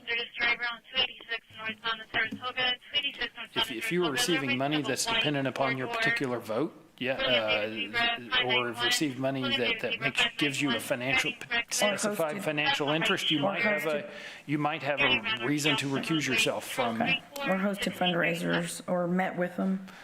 Well, that met or hosted fundraisers may or may not depend. I guess my point is to Councilman's point is there's a whole lot of conflict up here. There's a whole lot of conflict, but I think it's based on reporting to level 1 is staging. conflicted and what there are standards provided in the ethics ordinance that are that are prescriptive, and in the absence of a conflict of interest pursuant to the Code of Ethics or some other legally mandated obligation to abstain, then you would not have an obligation to abstain. All right. Councilwoman Paxton. Thank you. There's a lot of ins and outs. We have a lot of documents that try to guide us to represent the community best, and it can be challenging to understand those, and we all have to do our due diligence to study those and figure out where they apply to us as best we can. And as we know better, we do better every single day, every single one of us. My question right now, I think we have a motion in a second. Miles, I wanted to see if you had everything that you needed on your side for that to be validated so that we can proceed. We have what I believe is 3 names so far that have been listed. Truck one received, and they're working on group activity. That need to be added by the person making the motion or one of the other council members. Scott Ray, Pemberton and Gall, and I believe that's Daniel Ray that works for that firm, Justice Patricia Alvarez, or O'Hanlon, Mirth, and Castillo. And I think there's already the motion, so that would need added. Is that what I'm understanding? No, the motion wasn't made yet, so we're just needing to add the language, add the attorneys that you mentioned. I heard, I believe Councilwoman Campos had made the motion, and then Councilman Cantu had seconded. Yeah, I haven't heard, but I didn't, without those attorneys listed, so we do need those placed into the motion for it to be complete. So they need to amend what they understood was the appropriate motion to include the attorneys. So, okay, I guess I'm going to ask, does anyone else, I don't know how many people submitted attorneys' names, and this is all on a whim. I don't know who knew to do this or not, but there has to be an opportunity, you know, whether people take it or not, to submit a name or names. I have a name. Yeah, I think Claire received.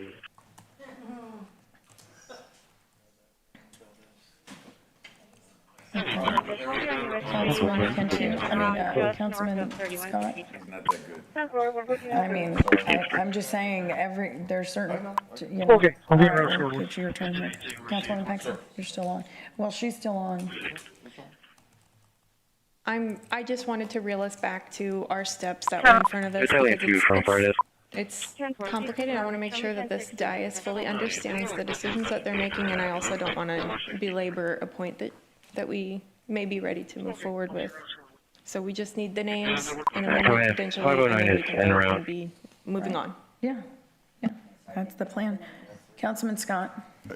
Mayor, I have no idea. I think the good news is I have no idea who to talk to about investigative stuff like this. But I would assume that Texas Municipal League has some sort of role, or there's I would ask that we consider asking the Texas Municipal League what people are out there who've done this work before, and they're not, let me put it this way, to bring names at this meeting, I think lacks transparency, and I think we want to give it a chance to kind of percolate. And I appreciate that, Gil. I think you did reach out to TML, but I'd like staff to do that, right? It's going to be a red Honda Santa Fe. I just think, I would like staff to have the ability to reach out to TML and say, hey, there's 5 names, and then at least looks like it's a third party at work for us, not a first party. And Councilman Kenty. So what do we need to do? You got the motion, you got the names, right? Miles, what are we doing? The list I have so far is Scott Ray, Pemberton and Gall, Daniel Ray, O'Hanlon, Mirth and Castillo, and Justice Patricia Alvarez. And Carlos Valdez?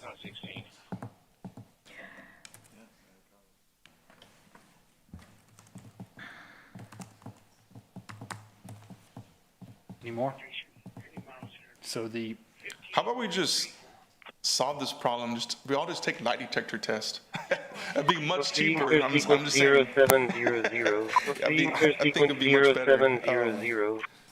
Maybe we could ask some questions about the Inner Harbor, and everything's honest. We bring it back.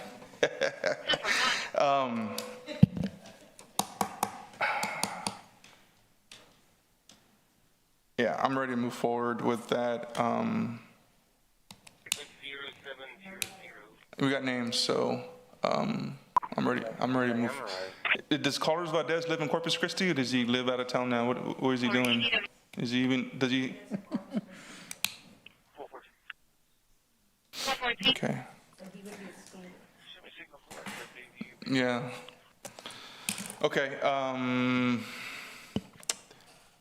think that shall be it. Okay, so I'll move forward with the motion. We have a motion and a second. All right. And for the record, I'm going to go back to this to put it on record, Miles, because this was already said in writing, but back to the point of why you and other staff members are witnesses, because you and other staff members vet. You are part of the vetting process of every single agenda that comes forward. So, regardless of statements or not, you are all part of that vetting process. And therefore, any item on the agenda, you would have, some sort of conflict with. I just wanted to make that statement. It's really not a question. But here is the question for you. So, according to the charter, when do you bring back the request that you're going to give us, I guess, to hire in writing, that states the necessity for this action? Because I'm unclear, according to the charter, whether you do that first or you take direction first.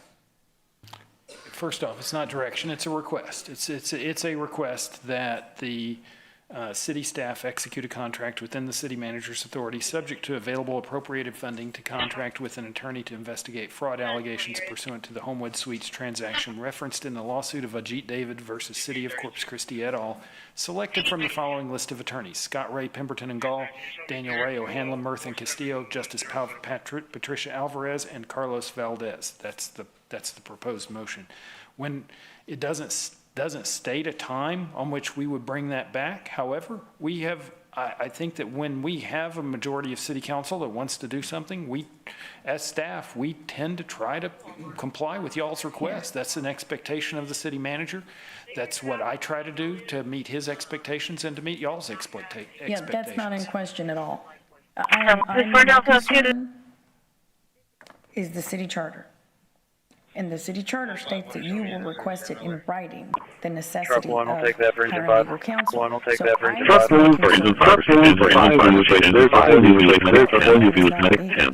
because, and when are you going to give us that notice in writing, more importantly, and the necessity, all that's included there?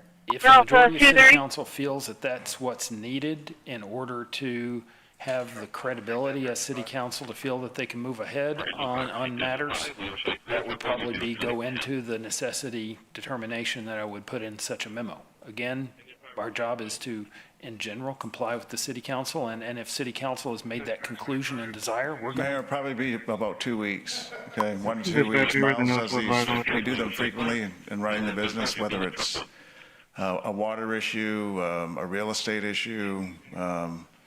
I would say 1 to 2 weeks, you should have the attorneys vetted, the statement. No, I'm just talking about the statement. Yeah, he'll have the statement, within 1 to 2 weeks, you should have the statement written, the attorney analysis, and the selected attorney. Drop 1, you have confirmed, and the file will show you back in Okay. Drop 1, you have confirmed, and the file will show you back in This is what we're doing. Right, that's why this motion kind of Well, I don't think so, supersedes the but- written memo, yeah, to make it legit to talk about. Okay. And since the motion was made, and this is kind of a little outside our normal process, be sure to request public comment before having the vote.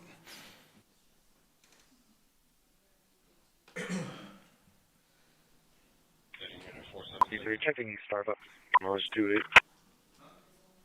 Very safe copy. Illegal transport unit from, So we're transporting the female forward. We're transporting the female forward. Decorum Have one, to 16 points. some of...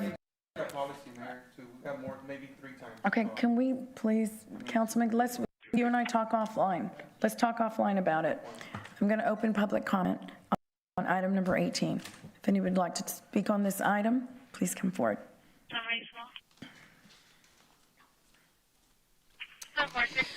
We have to, Rachel Caballero, D1, there's so many bureaucrats that need to be removed from this entire building. This is exactly why people hate dealing with the government. Hiring outside counsel in this case became necessary for a few reasons. The most important reason is that state law bar rules prohibits attorneys from being witnesses to essential facts and advocates in the same case. The city attorney's office became a possible witness to an essential fact in this case when on September 9th, 2025, Mayor Guajardo stated the ordinance was vetted by staff, was vetted by legal, was vetted by city managers, was vetted by the legal department, and then it was on the dais. So if anyone is saying this was forged legal document, there's a lot of people. So what happened here, and the reason why we're going to have to come out of pocket $500,000 is because people threw other people under the bus. That's the truth. And it's costing taxpayers $500,000. Why we as taxpayers have to pay to represent liars is why there is no confidence in this local government. That is why. The state bar rules prohibits attorneys for the city from being advocates for a client testifying as a witness, as a fact witness on an essential element in the same proceeding. So people's comments conflicted our own city staff, our own legal department, to keep our legal department from defending the city. And the big picture here is a councilman that's all of a sudden has a conscience and morals. The problem we're trying to solve here is corruption. We're trying to solve the problem of taxpayer dollars being stolen from this community and being given to campaign contributors. The problem we are trying to solve here is politicians, career ones at that refuse to represent this community. And we're going to make an example out of one of the three that are involved in these proceedings. Because this community, I'm telling you right now, is done with the theft of our tax dollars. We're done with the backdoor deals. We're done with the corruption. So the issue here is that people knowingly accepted a project that they knew federal documents had been forged. That is the issue here. Now as taxpayers, we have to represent, we have to pay outside lawyers to figure this out because of the incompetency and the bureaucracy of what's happening in this local government. Everyone here should be ashamed of what's happening in this town. I'm ashamed. But we will set an example now. We will make an example out of someone. This will not go on any further.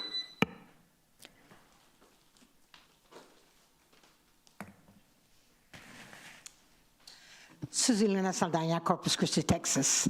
Let me tell you, I've been hearing you back and forth, and I feel kind of sorry for you. You want to know why? Because you're taking money to spend when you could use one lawyer to take care of everything. You now have 2 lawyers to take care of things, which is going to cost more money. And I tell you, I want you to do it. However, you know what? I want you to do it completely. Right now, you have only heard one side of the argument. You haven't even heard the second side. And you cannot make a judgment call based on one side of the argument. You have to have both sides. So when you do your internal investigation, you should honestly wait till the side of the other person is hurt. Because otherwise you're not getting to the truth. You know, some of the people that are on that side, I don't even like. And I'm honest about it. However, the truth is the truth. And you should go after the truth, but it should be as a whole. Look at both sides and then have your investigation.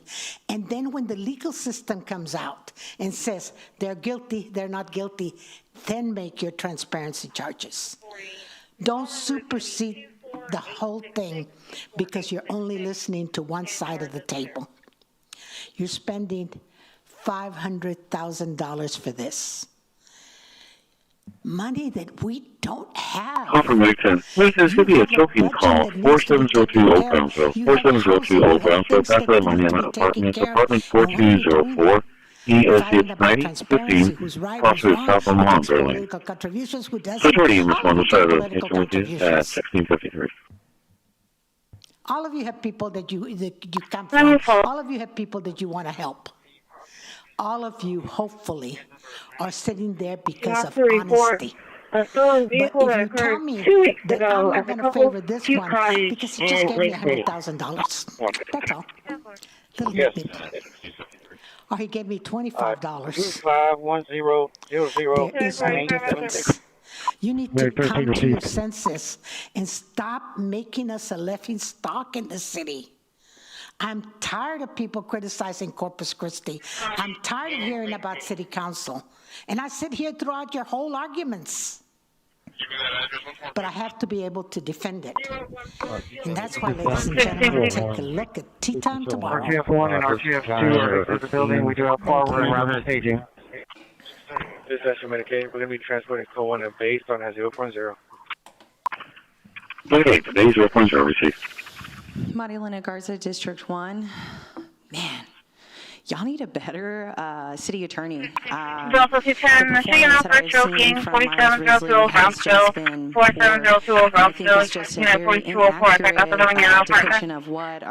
Delta 210, Michigan Alpha choking, 4702 Brownsville, 4702 Brownsville, Unit 4204, attack out the living in our apartment. Direction. He's covering his butt because you The can't advice on remember he's involved in this lawsuit she's no longer too. choking, but she's bleeding now from her mouth. They hung up the line. Or anything going forward that is going to incriminate him further into this criminal case. Okay? The lack of transparency is just sad. If you're not guilty of anything, you shouldn't worry. Let the wheels of justice run. Show up, answer truthfully under the oath, and represent our city. You are the elected guardians of us. And I believe in due process because it can look like one thing, and then you go into court and that person was lying to you, and now the real thing is coming out because they're under oath, okay? So you got to do the research on your own and represent your constituents, because right now we're representing certain special interests. If you have committed no crime, should be no problem. As a child that has several lawyers in their family, you know, something that I learned is that if you're not guilty, be quiet. And if you are guilty, really be quiet. There's people up here that have abstained, so be quiet. Let the others talk. It's called poisoning the well. It's a fallacy. Look it up, okay? So you either are going to participate or you're not. There's not this half in, half out kind of BS, okay? Get a better city attorney before it gets you into legal trouble. I'm driving now, but for a sense again, I will try. Hi, I'm Robin Cox, District 3. And I'm trying to change what I wanted to say after hearing all of y'all. I was like watching King Kong and all of y'all going back and forth. And I feel a little differently. I feel sorry for the city attorney. This has gotten to be so confusing. I think what should be done is y'all should have this trial, have it publicly hearing so everyone can see what it's going to be. I don't care if you get the team of OJ's attorneys, the best ones. Are you bringing my cousin Vinny? If you're guilty, you're guilty. 2101. First of all, if you're so afraid to be investigated, you know, it's like the guy who's cheating on his wife who says, I know you're following me around. Well, if I leave my phone out all the time, because you know why? I'm never worried about who's calling me, because I'm not doing anything wrong. But if you're so terrified to be investigated, that sends a message. And I know we're all friends here. I mean, all of you are my friends.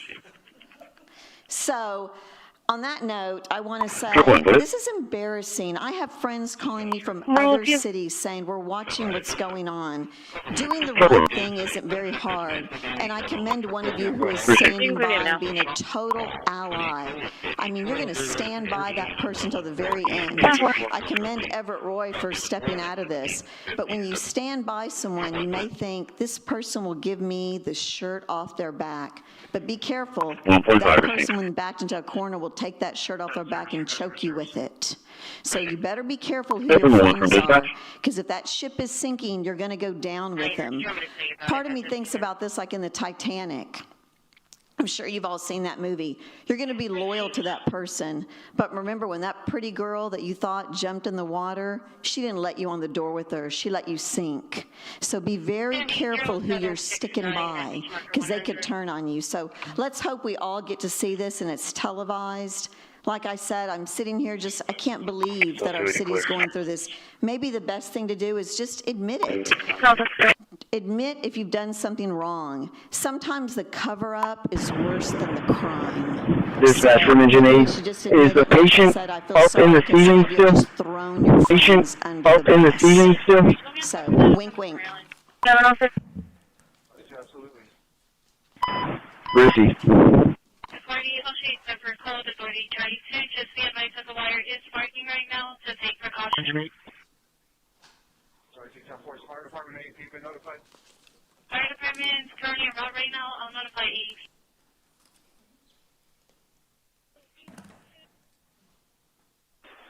Christi. Dispatch from 93, we're available. We're going to be closer to that call. Engine 8.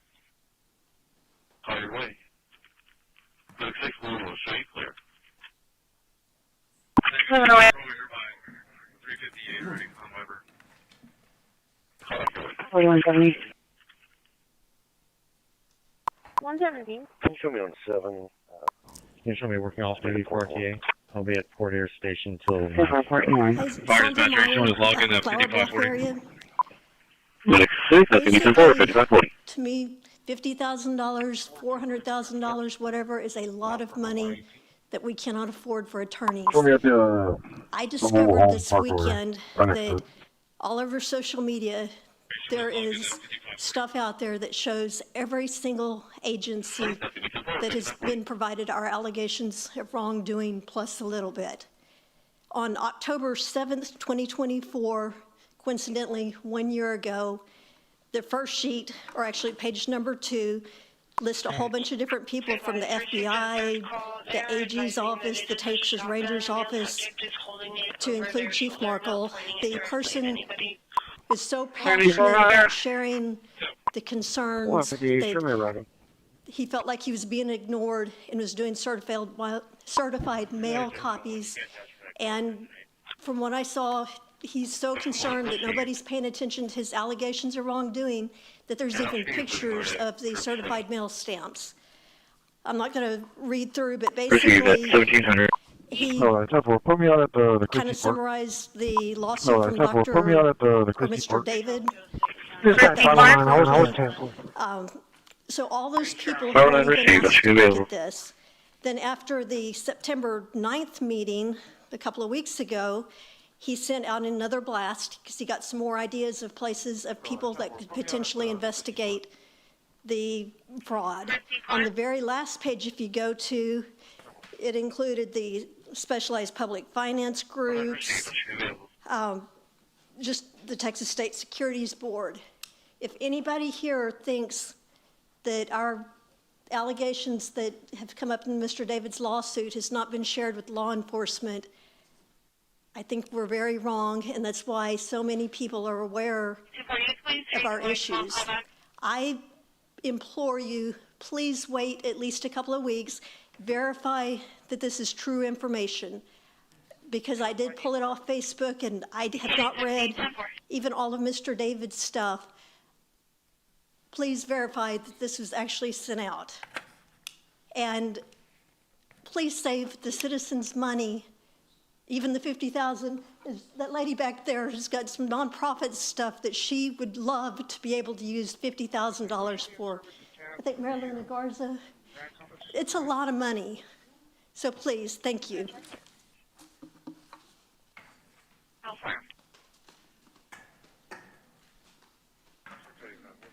You want 725-05-973-25-05-973. Good afternoon.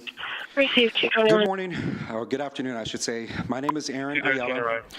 Mayor Gajardo, you're a fantastic lady. I just want to make sure I give you your flowers right off the bat. And what city are you with, sir? Aaron Ayala, District 3. Thank you. I get my timer to start over? Nope, okay. I'm a hardworking taxpayer, and let me tell you, the 3-signature memo on today's agenda is a total disaster. A witch hunt, the biggest abuse of power you've ever seen. And those council members who signed it, shame on you. Your names are all over this fake news fraud, and the people are watching, believe me. Look, it's simple. This memo is sneaky, and they want to hire another outside attorney for this so-called Homewood Suites fraud discussion. Action to cite the lawyer, boom, another $400,000 of our money gone. Proof, why? Why now? City Attorney Miles Risley, a sharp guy, his September 19 emails tell the whole story. April 16, 2024 executive session, the entire council, including our great mayor, gets the full briefing. A PowerPoint screenshot from FEMA appeared altered. Sure, to show old 22 maps, not fraud, not a federal document. Risley attaches the proof, side by side, crystal clear. No one has said that any documents was fraud. Paulette says, and she's 100% right, total hoax.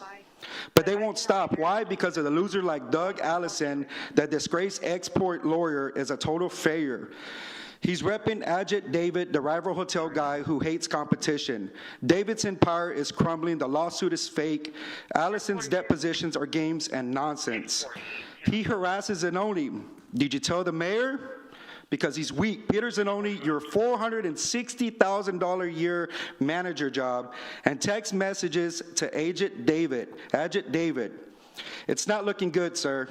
You're dodging, you're fumbling your job, while Paulette continues to deliver jobs downtown with economic boom. Council signers, this is your official oppression. Misuse of info, conspiracy, you're wasting money on grudges. Again, grudges. No water, this South plant. The water crisis is raging to stop Paulette's port appointment power vote. She's not pushing agendas. She's building winners. Again, I stress, building winners. She sustained her vote like a pro. Y'all are signing smears, and that's pathetic. I demand you all to end this witch hunt. I stand with Paulette 110%. She's making us great. Corpus Christi, we're going to win big. No more losers. No more hoax. Make our city great again. Thank you and God bless. Thank you. Hang on. Public comment, we were not going to let anyone call names out. You had Mr. Sononi attacked, you have been attacked, and Miles has been attacked. I thought we were not going to do that anymore, that names were not going to be used. Did he say? I don't care. Before it happened. And if we're going to do it, we've got to be fair. Yeah. But it happened earlier with Mr. Risley. And now it happened to Sononi. And I don't know if it happened to you earlier. You were kind of complimented on that one. But I'm just saying that it has to be fair. Rebecca, we've got to, yeah, it went by me, so you're right. Yeah, and Rebecca and Miles. Nobody caught it. Is there? Not even to ourselves. Well, all right. Anyone else? All right, we're closing public comment. We've got one more.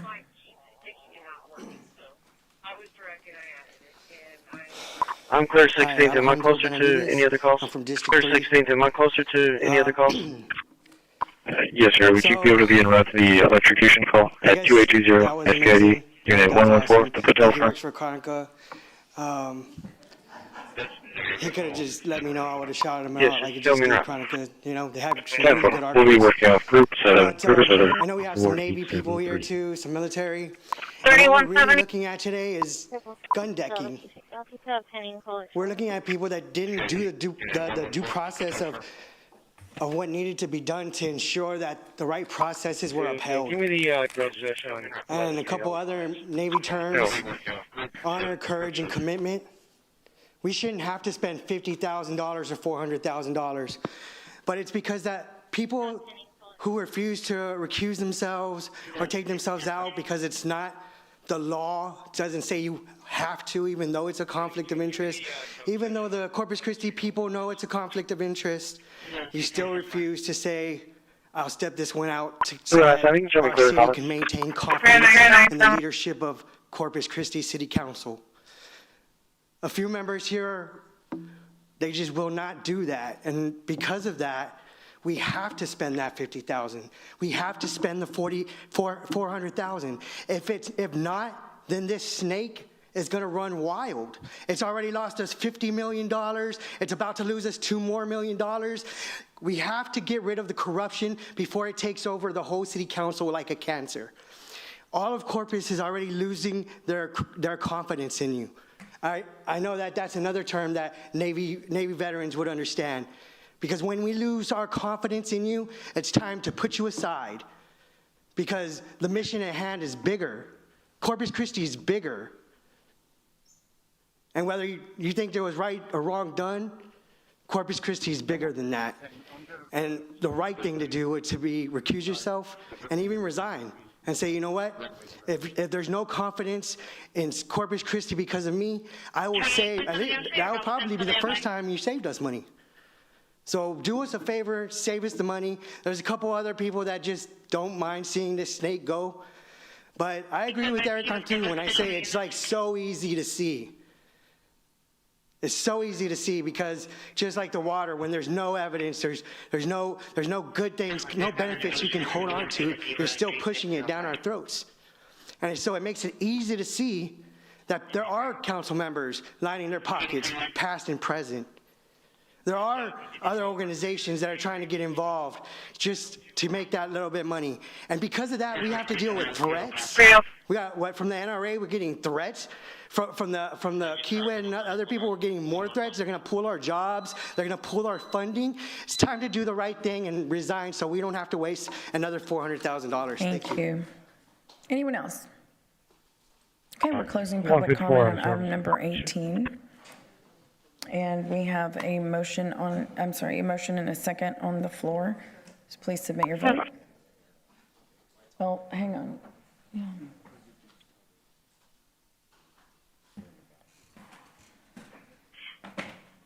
For 81-year-old male.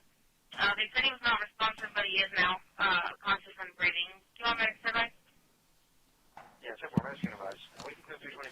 Mr. Roy abstained. Okay, the motion carries. Thank you. Our next item is item number 19, and that is a briefing or quarterly update from the Corpus Christi Economic Development Corporation. Mr. Culbertson. I gained one and I lost one. Oh, great. How you doing? Mike Culbertson from your Corpus Christi Regional EDC. How you doing? I am going to talk to this, but this is probably going to be my last one, so I will tell you that we're doing fine, our mission, stuff like that, everything's going well, but nothing happens if we don't get water. So, I've been doing this 16 years, and one gentleman talked about masters in business, Adam Smith, The Wealth of Nations. What he was trying to talk about, I'm sure he read it. I'm sorry, 260, 270. If you need to be en route somewhere reference to the message, I can show you clear. I'll tell you what industry means to us. Port of Corpus Christi employs 300 people, about 33. 57 less than you have police officers. And Port Industries employs not that many more. I mean, they employ somewhere around, 7,000 people, almost 10,000, depending on where you've lived. But they have, for indirect and induced, almost 90,000 jobs of our 200,500 jobs. Now, you start watching those jobs go away, and this is what's going to happen. In 1988, I remember this date because I was taking my wife to MD Anderson in Houston, Texaco, and you might not know about Texaco, and he may not know it, but you remember Texaco, the man who wears the star, the big bright Texaco star, laid off 8,000 people, 4,000 in Houston. When that happened in Corpus Christi, everybody left. Everybody went, and downtown, which had housed a lot of the refinery admin people and things like that, they moved out. They moved to Houston, they moved to San Antonio. All of the controllers, their admin people, their accounting, all left, and they did remote accounting. They moved out to the refineries, and downtown just became a ghost town. We're in Warren Shoreline, which is getting auctioned today, just so you know. And if you wondered how much a floor is, it's 3,978 square feet. And it was really built for wildcatters and those kind of oil explorations. 6 floors had never been opened on that floor, in that building. And it was built in 1986. So that is what industry means to us, and that's what water means to us. And so when you talk about how much water, when we talk about any of the above, we mean all of the above, because you have to have water for us to grow. And because from 1988 to 2009, when we started bringing businesses here, we had nothing. And so what did we do? We tried to keep what did city leaders do? We tried to keep the tax rate down, and we did it by not fixing roads. And you all, and I know you all have done this, you have suffered the brunt of that by having to raise taxes as you've gotten more taxes to fix those roads, and you've done a great job. And I want to stop right now and thank you for your service. I could not do, I would not do, I will not do what you do. I want to thank you for this. I know it's a thankless job. I've sat out there till 11 at night, and yes, I'm conflicted out, so I can't do it either. So it is a thankless job, and even if I don't agree with you, it's a thankless job. And I so appreciate it, because if you didn't do it, no one to. And I know it takes a special love of your city, a special love of your county, a special love of your state. I think once you get to federal, it's a little bit more ego-driven, but you know. Highway 358 eastbound into Flores, 358 eastbound into Flores. Servicing of a Toyota driving reckless. We'll worry about that later. I want to thank you for that, and I know the staff works really hard.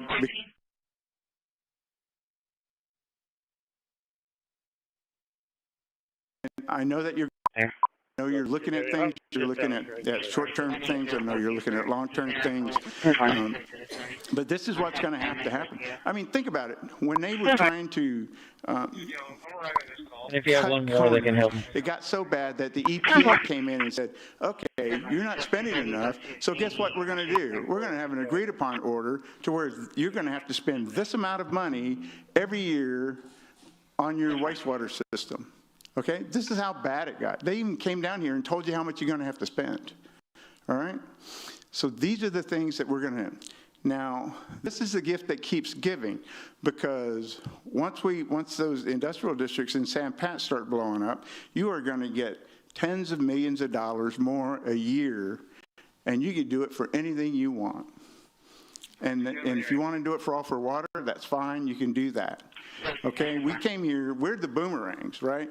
You know, you hear people who live here and never leave. You hear people who come here and stay. We were the ones, I graduated here in high school. My dad was in the Navy. You know, it was one of many schools I'd gone to. I left here thinking I'd never see it again. Unfortunately, I married a girl who's from here. And so, you know, I dragged her all over, you know, Hell's Half Acre. And, you know, we were up in Houston, and she said, came back and said, you know, I'd really like to go back. It was our 30-year reunion. You know, we had missed 10. I think 10 we were in Whidbey Island. 20 we were in, God, we must have been in Bob Beach or Mike, something. I'm so sorry to interrupt you, but just in the spirit of time, because we do have public comment coming up. Okay, sorry. Yeah, maybe. No, I understand. Sorry, thank you. I'm sorry to interrupt you, but. And so we moved back here. So we're boomerangs. And, you know, we have a place here and actually paid it off. I've said that I've owned 8 houses, but I really only own this house. I've actually paid it off. Hello? It's alive. Okay. But these are, I want you to think about those things and just how important, because we're hitting the cliff. I don't know if you know we're hitting a cliff. If you go to ISDs, has anybody been on long-range planning for ISDs? Guess what's happening? Colleges, their enrollment, some of them are doing what? Del Mar's doing well, but Del Mar is doing well in the certificates. But you will see colleges going down. Their senior class is going to be bigger than their junior class, is going to be bigger than their sophomore class, is going to be bigger than their freshman class. And the same is true in high schools. They are going to get smaller, and you're going to see elementary schools closing. You're going to see middle schools closing. This is what's happening. And so we need to be ready for that, but we still need jobs. 1 in 4 people that you meet in Corpus Christi, only 1 has a bachelor's. And so we need kids that can work in these refineries, in these jobs that have a future, where they can buy a house, where they can retire, storm to pass over, where they can do things in there. And these are the kind of things that we can do for them. Even Austin, you think, well, you know, go to Austin. They have a lot of bachelors. 50%. What are you going to do with the other 2 kids? You know? So these are important jobs, and they spread throughout the economy. So I want to tell you, thank you very much for your trip. We need all of the water. If you're wondering how much water, 150 million. Yeah, water coming out of exhaust, the prop shaft seal looks okay. Go there. And then Village pump doesn't appear to be working here. Let's see, everyone's working. All right, well, I appreciate this storm blows over, we're going to head out, I guess. See if I can get it out of here by myself. Delta 210, Delta 280, Venus 4320 airs, 4320 airs, you have vertical line. No matter what we favor as a project, agree that they take time. And so you have to plan today for a bright tomorrow. And I think that your Wait for this to blow over, then we'll head out, I guess. I did have a question on slide, they're not numbered. You have a pie chart. Yes, that one. Are you looking at it? Or? Okay.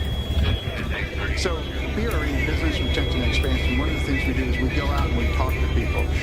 And we are agnostic whether they are investors with us or not, we just want to know what their challenges are.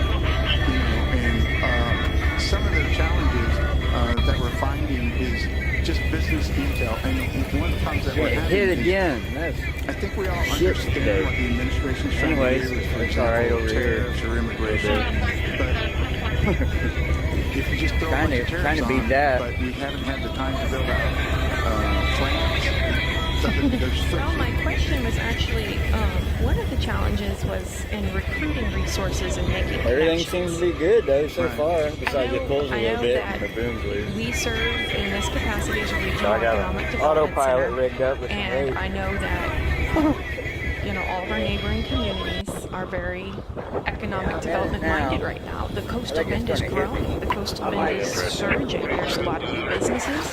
There's a lot of large enterprises that are looking at us, and that's really catalytic. This is a great time to be in the coastal bend. Yeah, well, I think what happens is, especially when you're talking those in these parts, these are companies that are that and as the heads of them, it's one or two people, and he or she are just working really hard and just getting product out. And they don't have that luxury of going out and doing the marketing that they were doing, right? When they didn't have a lot of customers and doing that marketing that they did, and they're almost so busy that they don't have enough time to either don't have enough space in the budget to get a salesperson or to train a salesperson. So those are the things that we're trying to find them. And one of the things we found out, especially at SBDCs, is you can't bring them in for an afternoon. You almost have to do it over a lunch and learn, or even, COVID taught us, hey, just online. Just online lunch and learn. You sit at your desk at your office, and we can give you pointers. And that's one of the things that the Type B and the City Council has seen, fit to fund. Well, I am also skipping down to one of the pages that is the area projects and taxable value. Substantial growth here. And so I think you made the comment that this was your last presentation with us, and so I appreciate that what you've brought for us is a great, strong outlook and a diverse portfolio of businesses that are interested in the Coastal Bend, coming to the Coastal Bend. It's a testament to the team's efforts, and I'm going to earmark this page, so thank you for your presentation. And there were a lot of us. There were only 6 of us, but I mean, there was a lot went through the office. Well, thank you very much for your presentation. Well, thank you. So, say that again about Texaco. About what? Texaco in 89. What did you say? In 88, they laid off 8,000 people. Okay, did you contribute that to something? The 210s or the 230, 3 ounces, 609 South Staples, 609 South Staples, $2 general for trespass violation in progress. Contact Evil. It got to 650. It was an overcome over the entire nation. It was just making clear that it didn't have anything to do with our city, because it was a boom down there. You're right. Those buildings were filled. Yeah. We were there, I know. Yeah, and then it just, just plump. Let me ask you something. Well, good luck with whatever you're going to do, and thank you for your service to the city. Have y'all got any new projects coming up that you can tell us about other than something that doesn't need water? Well, one of the, so just so you know, the mayor knows this, and Councilmember Era, we went out with a targeted industry survey, and one of the things we said was we want projects that don't require a lot of water. So, we're looking at drones, and one of the things that we're finding is we're on a list, and this list is DOD drones and shipbuilding. And when we're talking about shipbuilding, there's a big push by this administration especially to bring back shipbuilding into the United States. And we're not necessarily talking about putting a shipyard here, but taking components, moving them up the intercoastal, intercoastal goes all the way, Texas, all the way up to even past Bot Beach, and up into Maryland, and providing those places, those shipyards with components, because they don't have enough room to grow themselves, because, they're vending. So those are the things we're looking at. They'll need hotel services. When we talk about, Gil will explain hotel services too. When a ship pulls in, we just hook up and we call it hotel service. But it's not a lot of water, it's not a lot of power, but it's a lot of jobs. So, you can make components and throw them on a barge and get them out there pretty quickly. So you're telling me that's a possibility? Yes. Okay. Thank you. Councilman Hernandez. Thank you, Mayor. Some of the challenges we have are with the Corpus Christi Army Depot. Has there been... one of the things that the Army Secretary said was buried in there was he wants to see all depot level engage in manufacturing. And so we were kind of taking that as a call to arms. They can make thousands of components at aviation specs over and over again. And as the Black Hawk trims down and the Apache trims down, we look at them as, possible, putting companies out on base and using part of CCAD, hopefully, as a resource. Okay, sure. Reporting, part number going to be 5935, 5935. fall into that? We use them, we can help them market. They cannot, obviously market themselves, but we can help, understand their abilities and help market that. Of course, they have the final say, and of course, it's government, so, we have to step back at some point, but we can do that for them. I'll take that minor. That's some, I guess they call it CCPD. Check gas. I was something beeping. I don't think we got enough fuel. Vocational training. Yeah. We're training education. We need more fuel. Is there any involvement on EDC in that part? Well, so we had Manufacturing Day on October 3rd, which is nationwide. We had 270 kids at the FEMA Dome at Del Mar. All the advice will be apartment 1005. No unit number sign. Unit number sign. Gulf Coast Skills Ventures. We had quite a few there talking about, what you have to do. And, kids are actually pretty inquisitive, so what's your day like? How much do you get paid? How much autonomy do I have? Do I work with machines? Things like that. It's pretty impressive. So that was our fourth annual, and I was surprised. I was talking to one possible project, and he was saying, wait for Storm to pass over. Del Mar and ATM is, Workforce Solutions is great. Nice boat. But I want, just a stream of workers. So I really want to see it down to the next level. I knew what I wanted to do. Easy is 2008. What is the Riverview at Carolyn Apartment? 11930 Leopard. 11930 Leopard. Unit 421. Fresh to Western and Mountain View. Working off the MS-1 17 20. Village pump doesn't appear to be working here. Alright, as soon as this storm blows over, we're going to head out with this. So we can get it out of here by myself. Yeah, we're storming pretty bad. I had to come inside. No, not good. Yep. Mike, thank you so much. We appreciate the update. Yeah, thank you. Wait for this to blow over, then we'll head out, I guess. Do you want to do the... Yeah, we do have a quick city manager's report, and I'm going to have Richard come up to the podium. Richard McCurley is our new airport director. He's going to deliver it. Richard is our new airport director. He started yesterday after we did a national, statewide, and local search. So he has over 35 years of experience in the aviation industry, and we're glad he's going to be here to lead our airport to the next level. And as a seasoned professional, he brings Corpus Christi a strong background and experience of airport operations, air service development, which is important, business and commercial development, and airport facilities.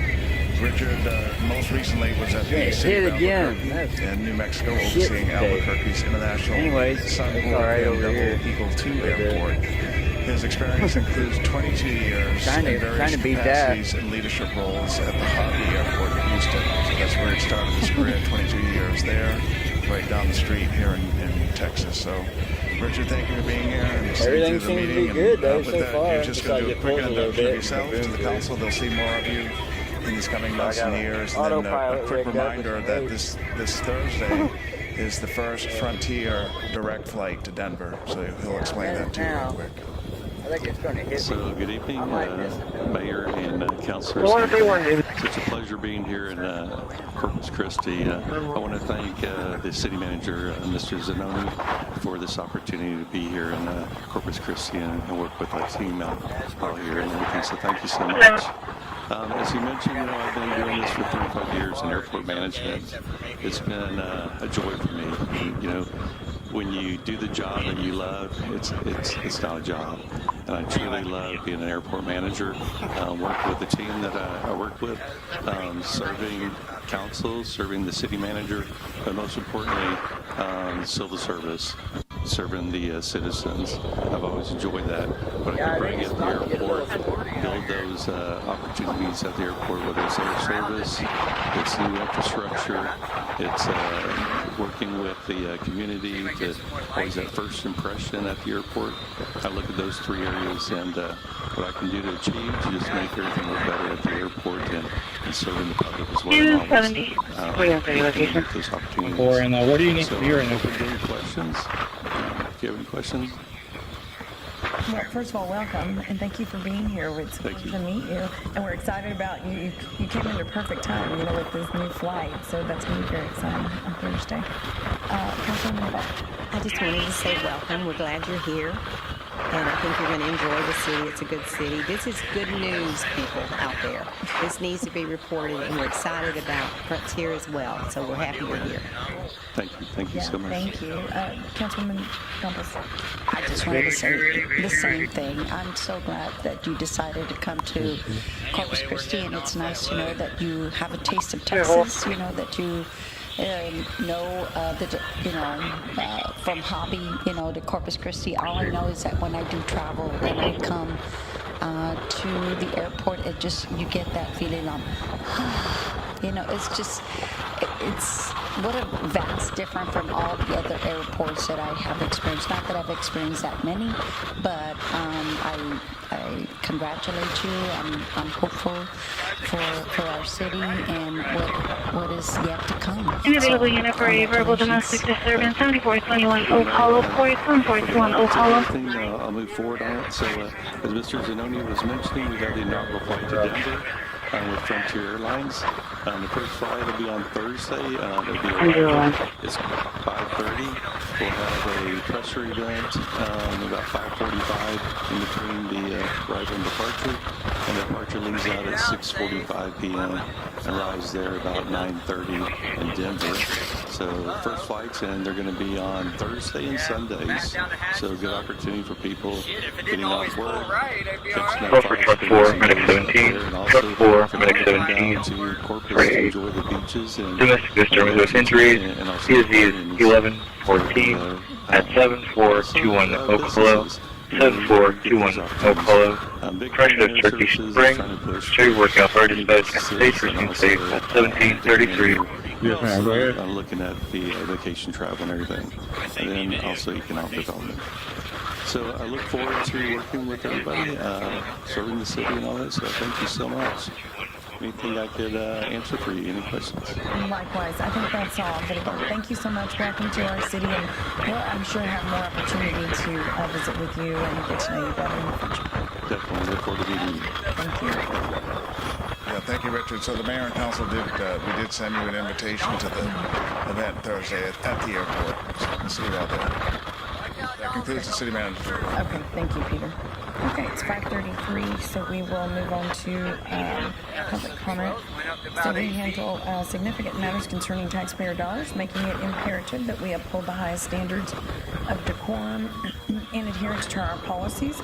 Our core principles of Openness, transparency, and inclusiveness guide our actions, and we aim to achieve them while respecting our City Council policy, which has been in place for 30 years. Public comment serves as one avenue for communication, but it's certainly not the sole method.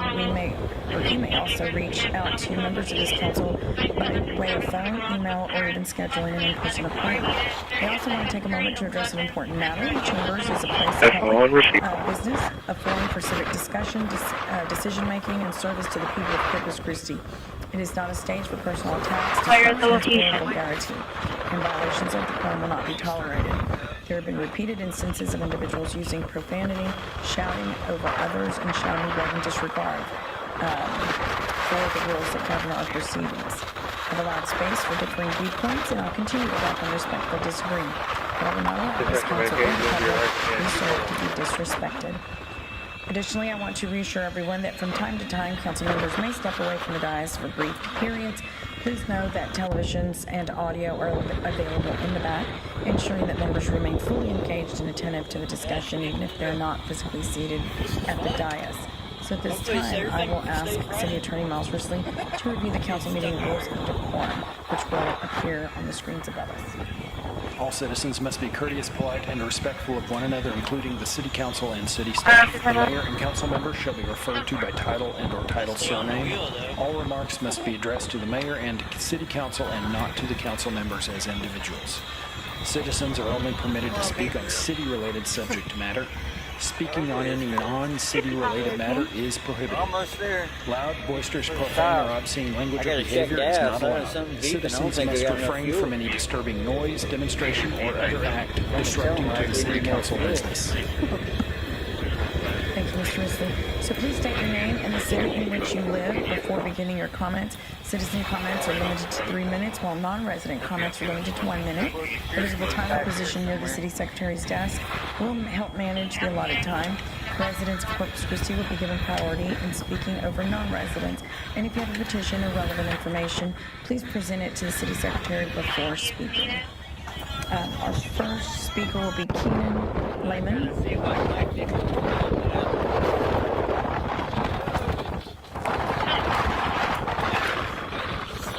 Keenan Lehman, Corpus Christi, Texas. How's it going, guys? So I was here 2 weeks ago.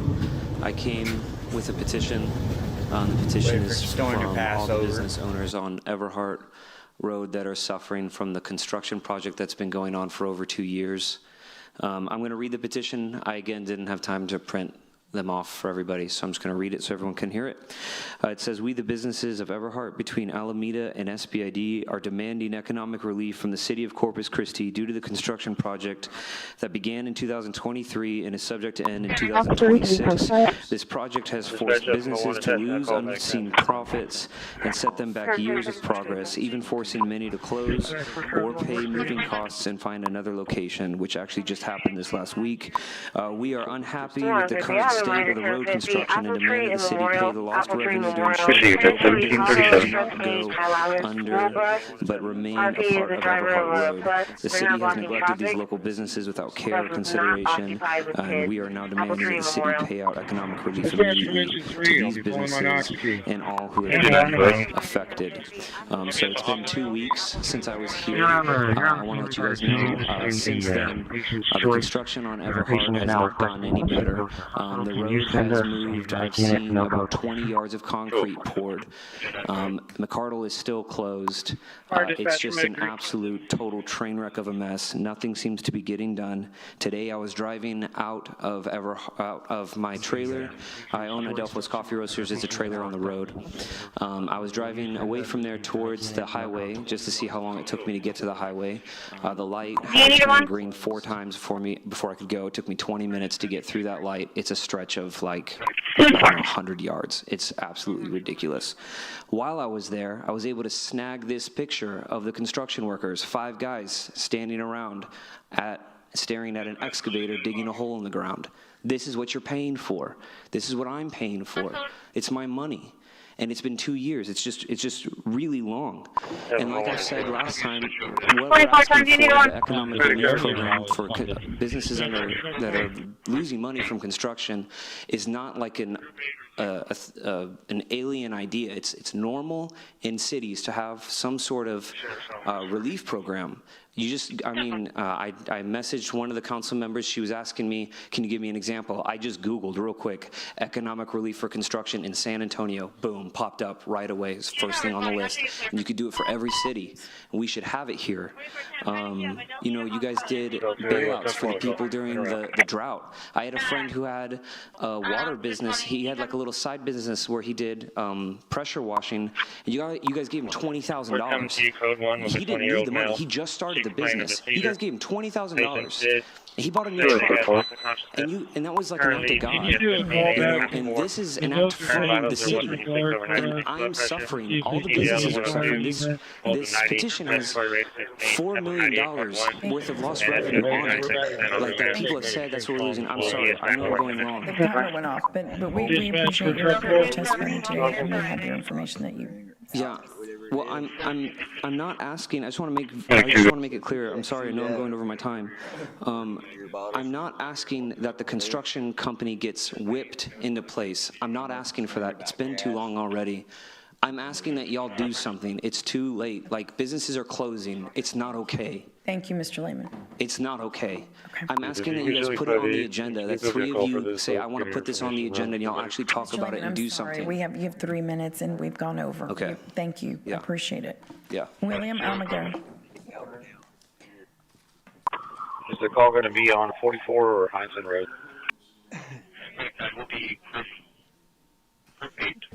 Okay. William Almaguer.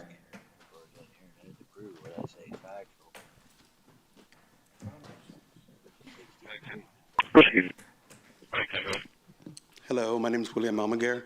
I'm with District 1 and here in Corpus Christi. I won't take too much time. I just have a little thing, something I want to say. I said, I'm a student here at the AGC Plumbing Year 4 Trade Course Program. For the last 3 years, we've had Bill Whitliff, the Master Code Professional and Inspector, as our teacher.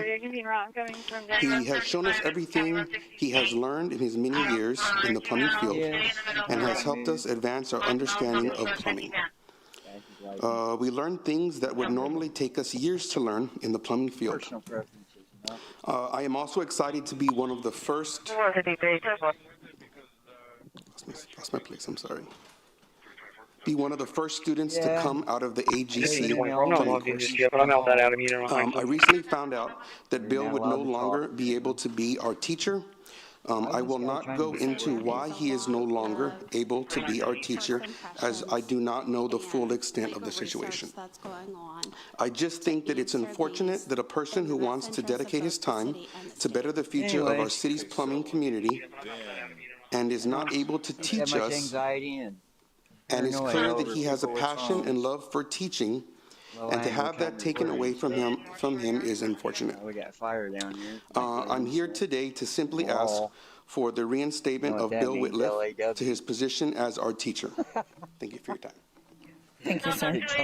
Justin Bruno.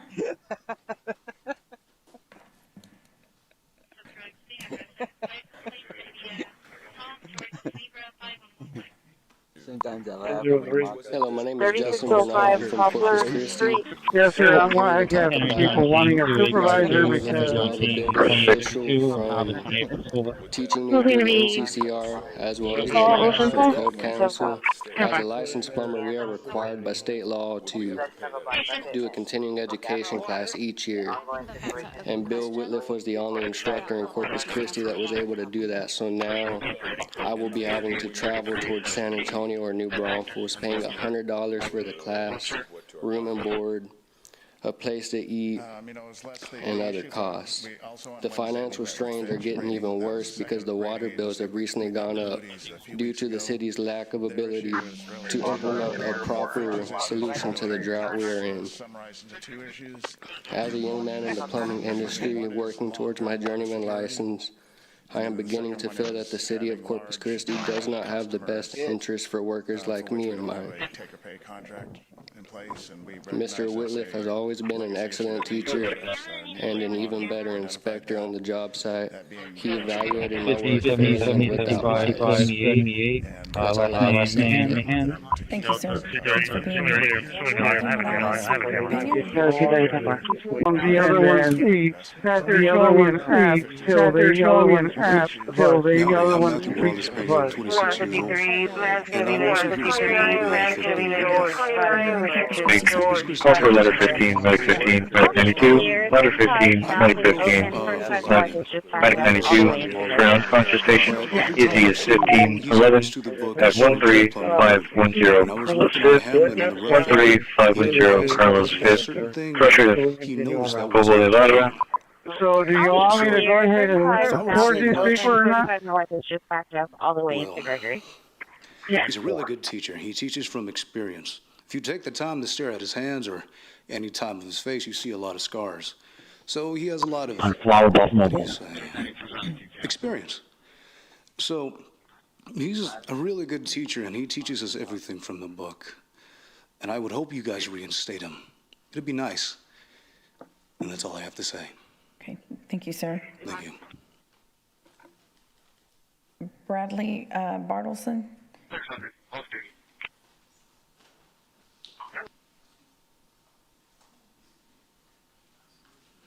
Mr. 33, 34, 35, and 16. Adam and Cole, status is not clear. Showing that I was just going to tell you, we're going to open it up. No liability insurance with no listing. The only injury I'm being. Continuing series presentation. For a national night out presentation.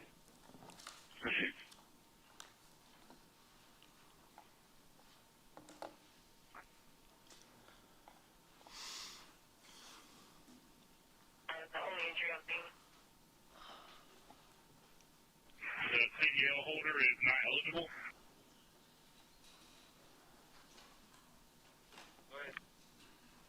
So to patrol 1, go ahead and man down the vehicle, Highway 44. Okay, started then. Yes, I'm seeing. I'm Brad Bartleson, Corpus Christi. I previously presented this list of actions for a healthier water future, including working to a strategic plan and stopping the bleeding by not selling water we don't have, and ending the misguided dead leg Inner-Harbor project. Reactive management was evident by shortages. By 2017, we had the signal for dwindling input to our reservoirs. CCPD continued to sell more water to industry, even 5.5 million gallons in January this year. When residents are forced to go without, why has the council had no interest in stopping the fraud 2100. I couldn't copy your previous profit to this Bitcoin operation? You've left myself, John, and Mark to pursue this alone. Good strategy must be accompanied by disciplined control of the demand side of this equation.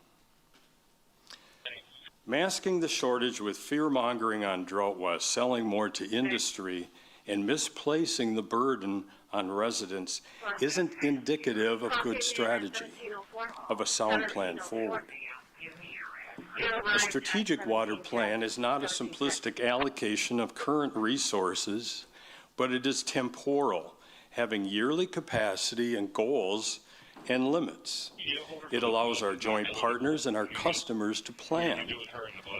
By having strict limit on sales total, it guides the decision-making process. The lack of an answer to how much water do we need indicated the lack of a strategic plan.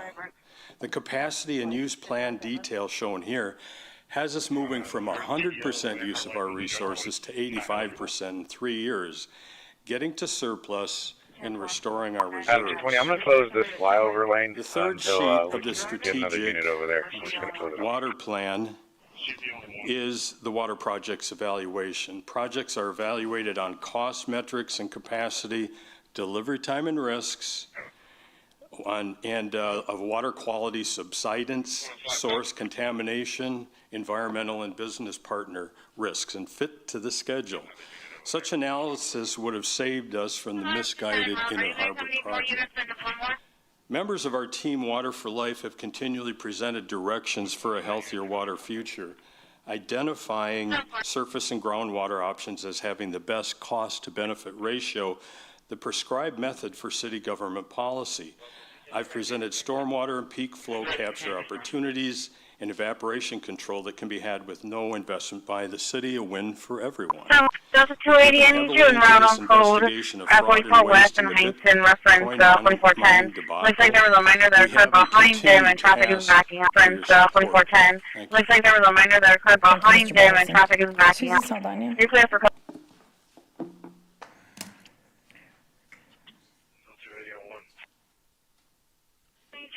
Susana Saldana, Corpus Christi, Texas. You know, throughout this whole meetings and the meetings you've had before, you've gone through some very rough times. But you know what worries me the most is that there has been such an attack on our city manager from a lot of you. And that scares me because we've done such good progress with him. And he's done such good things for the city, and he's caught in between your battles and your things that are going on. So I'm asking you that you have a workshop on decorum, but decorum for you guys, on how you should speak, on how you shouldn't be attacking each other, on how you should be putting the city first. That's what I'm requesting, that you have a workshop, that you get trained on decorum for yourselves. Because the people out here follow your example very strongly. So if you want to have respect, give it, and give it to each other, because we sure aren't seeing it. Thank you. Rachel Caballero.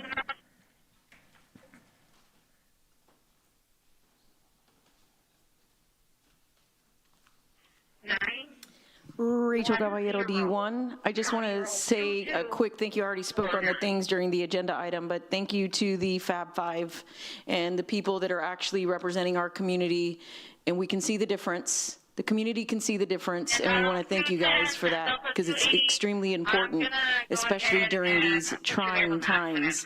Also, good job to whoever did the direct flight to Denver. I lived there for 13 years, so I'm glad that my friends can come down and see the craziness that is Corpus Christi. And I'm glad none of y'all knew that that's something that I wanted because it probably wouldn't have happened. And that's it. Wow, have the evening you deserve. You take it the way it's meant to be received. So if you do good, you're gonna have a good night. Adam Rios.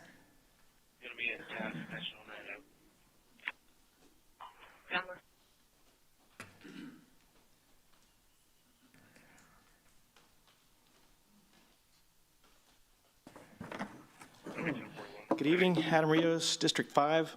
I just wanted to share a little bit about myself because sometimes you hear through the grapevine, people seem like they have these assumptions about me that I'm just this guy that comes up here and talks about skateboarding and surfing and BMXing, because I do love to do those things. And then I'll relate it to what my main topic is going to be. So I'm a consultant. I've been a consultant for about 10 years now, and my experience has been on a minimal level for each company that I've started. I've been responsible for staffing and training over 120 employees at each designated site, which includes North Carolina, Indiana, New Mexico, various parts of Texas, and Hawaii. My role was creating systems and guidelines for all work-related duties. I created training programs that provided tools that increased service and sales. I maintained all forms of social media, as well as community outreach to increase sales. I created and maintained all documents designed to control purchasing, understanding theoreticals, controlling employee labor, which is incredibly important for startups, and of course consulting with all market partners by providing reports and P&Ls. This guy before you that comes up here and talks about skateboarding has actually, since 2015, started companies that have probably netted, not grossed, netted roughly about $400 million. So when I come up here with numbers and I talk about trying to promote things here, it comes with vast experience. I do more than just skateboarding, and I love this city, and I want to see things happen here. So that's what I wanted to lead into. I've come up here and I've talked about X Games, and I apologize. I apparently made a post that some people took as negative where I said, hey, guess what's not coming to Corpus Christi? X Games for the next 2 years.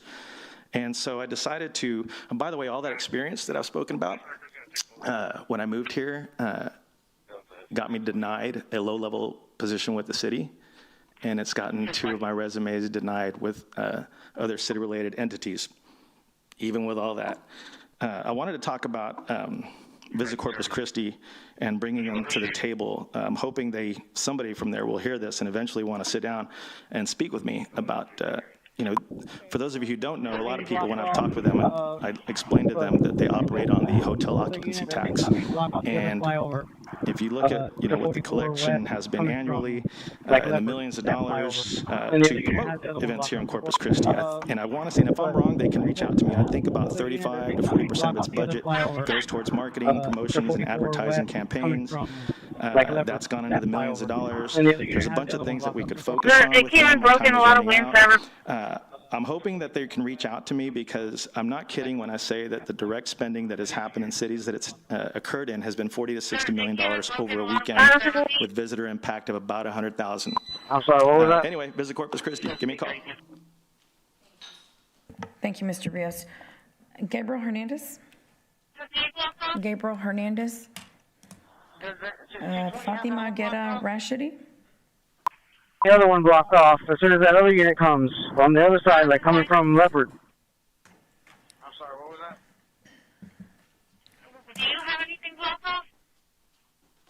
10-4, I have the 358 to 44. Fatima Shidi, District 1.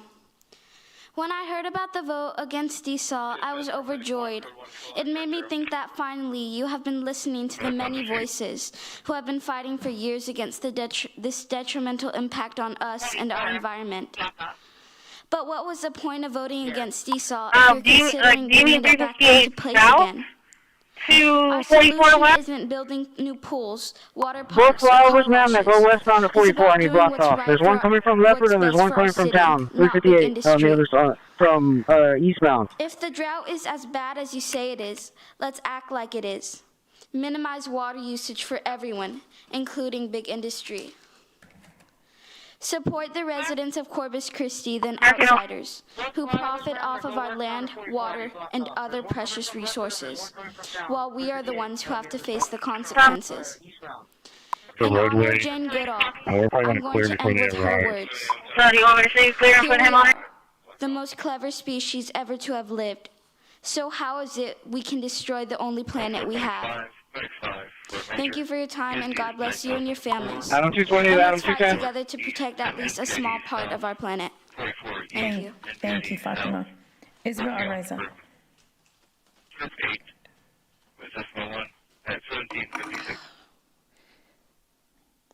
People like her give me hope. Right? Isabel Araiza, District 2, co-founder of For the Greater Good. Earlier today, via the consent agenda on items 15 and 16, you voted to reimburse Brazelton Development Company $483,058.38 for what is basically more city sprawl. We really need to get rid of the trust fund system that the local developers in the city created in 1982. Good evening, this is Betty Code William facility from Center Court, the 40-year-old male, 80 times 4, after seeing an injury become detained, when they had him in a sitting position, the patient passed out. Initially, they got a BP of 76 over 40. After loading him up into my unit, 87 over 54. We're able to get an 18 gauge in, and I'm doing a fluid challenge out in a turnover position. Most recent BP is going to be 115 over 65. Patient saying no times 4 at this moment, with a pulse rate of 78, SpO2 is 100 For every dollar they spent in 2024, should be your rotation here in about 5 minutes. On today's vote. The trust fund kickbacks are crumbs compared to what is happening with heavy industry. In December of 2023, Pape Dawson gave council a presentation where they anticipated we were going to need another 162 million gallons of water a day for future industry by 2036. Then, thank goodness, we're developing alliances and connections across the coastal bend, because through those we learned that San Pat County has an industrial growth plan where their executive summary reported that more than 100,000 acres of land are well positioned for industrial expansion. And I cannot begin to imagine how much water and electricity such expansion would need. I also learned the San Pat Economic Development Corporation, the Port, Corpus Christi's Regional Economic Development Corporation, and AEP were part of the formulation of this plan that was published in 2025.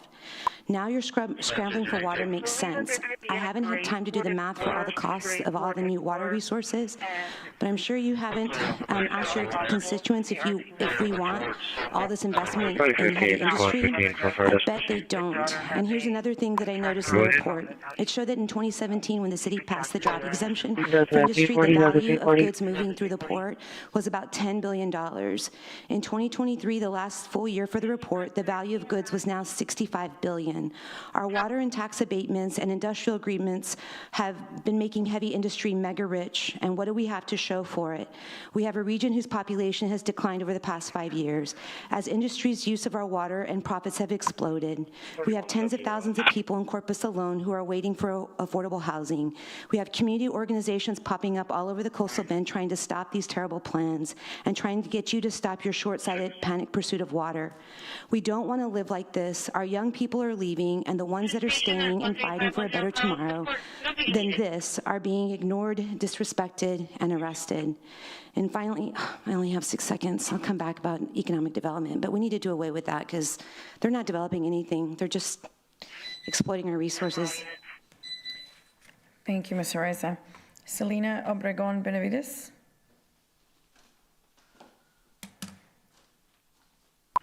Delta 340 on 1.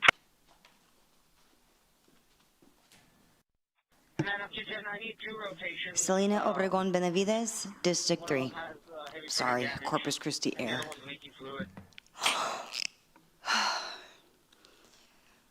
I thought we had agreed that, or y'all did, not to pursue this desal thing, but I understand industry needs water, and industry is so important, and all the cancer they give us, all the pollution they give us, all the destruction to our environment and our community, that's super important because they bring jobs. And with those jobs comes environmental exposure. Because when they leave their jobs in their cute little blue onesies, there's toxins on those. And when I would have graduated from Carroll around 2002, the grades behind me, several kids had cancer. Now, if you go to those neighborhoods around the old Carroll, you'll see a lot of pro-desal signs. Probably because their parents worked in those industries. Those same industries that brought their children cancer. And it's great, the jobs pay great, but when you think about the costs of paying for your children's medical bills, and that's where my knowledge would be, is medical, not that I'm a nurse or anything, but insurance, it's costly. And the money you make from that does not even put a dent in it. But I'm thinking, not only the people that work and get the big bucks from working in industry, but the people that sat in the room with those cute little blue onesies breathing in those toxins. And our insurance, if we have insurance, isn't going to cover those things. So you do you, but think about your community who is being affected by your votes, your decisions, and your actions. Thank you. Thank you. Donald Harris.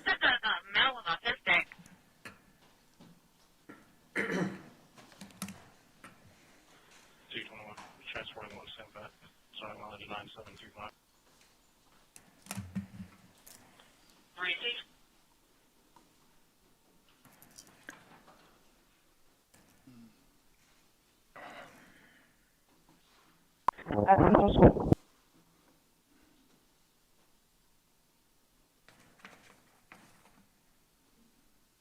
Showing at the junior high football game till 2000 is 120, 120. 3010-7, Rocktown Station, Wild Rider.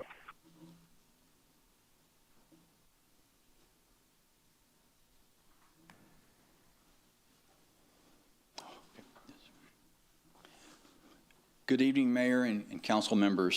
My name is Donald Harris. I'm a Corpus Christi resident and taxpayer. Thank you for the opportunity to speak regarding tax increment reinvestment zone number 3, the downtown member TERS. coming from the flyover. Units copy. Downtown TERS plays an important role in revitalizing our city's core. I support responsible investment in public infrastructure and historic restoration, but I believe transparency and accountability are essential in maintaining public trust. Specifically, I'm asking the council to consider safeguards before approving or reimbursing private projects through the TERS program. These safeguards could include disclosure of vendors and contractors for reimbursement projects, along with simple local spend goals or a brief memo when no local vendor is available. Verification that public reimbursement funds are spent within Texas, consistent with the intent of state and local grant programs. Publication of public financial summaries after reimbursement so taxpayers can see how much was invested, what was achieved, and who benefited. These are straightforward measures that increase transparency without slowing progress. They also protect both city and private partners from any perception of favoritism or misuse of funds. My comments are particularly relevant to TERS 3, but the same principles could strengthen oversight across all TERS districts citywide. Consistency promotes fairness and public confidence in how development funds are used. For transparency, I will note that I am currently involved in separate federal litigation concerning fiduciary compliance issues within the Diocese of Corpus Christi. However, my purpose here is not to discuss the case. It's simply to ensure that city-administered public funds under TERS 3 are handled with full transparency and accountability.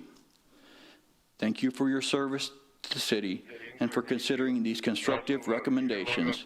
I appreciate your time and your commitment to responsible stewardship of taxpayer resources.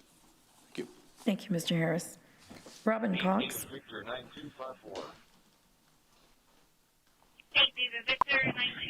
Subject up walking around. No, you must be. Show us available. No I'm Robin Cox, District 3, and once again I've changed Madam Teacher, what was the record that was listening to the guy that was talking about the BMX and bringing different things. I love this city. I've lived here most of my life, moved away for a short time. It's a very expensive city to live in, though. The property taxes are higher than most cities. It's expensive to run a business. I know I'm a small landlord, and there's very few landlords that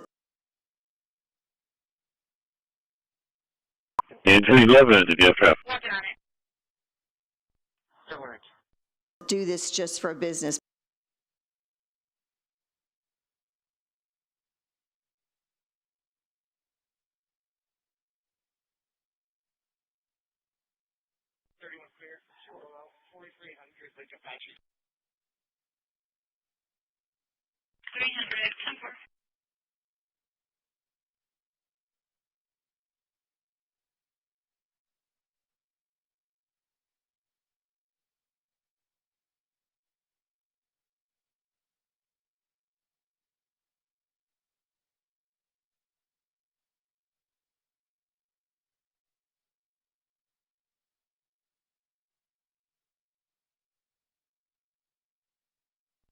Can you go tell one of your guys that's over there? Info, we have quite a stack. You advise to log it off, that's info.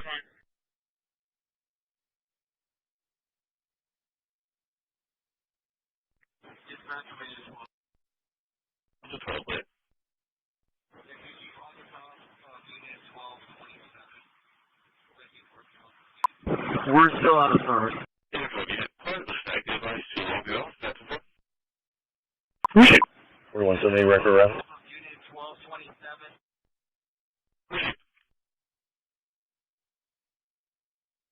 Delta 330 Airport Old Brownstone.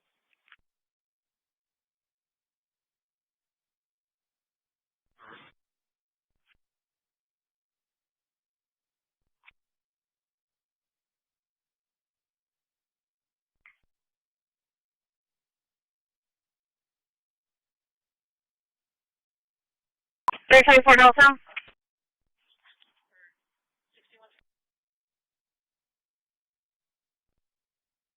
RP request a call back. She already called back, and I let her know that everybody appears to be code one. Yeah, thank you. He's going to 2017 County Road 75 to go play with his friend, and he is not autistic.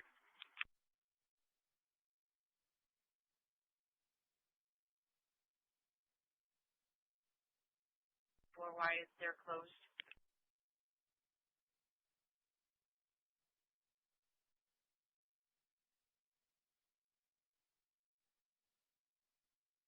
Airport County 61.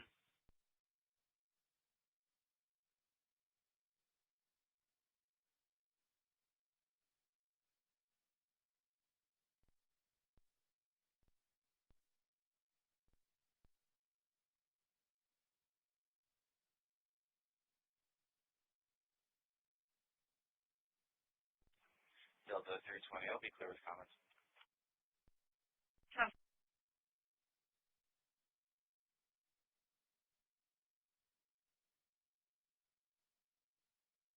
129, 10, 27.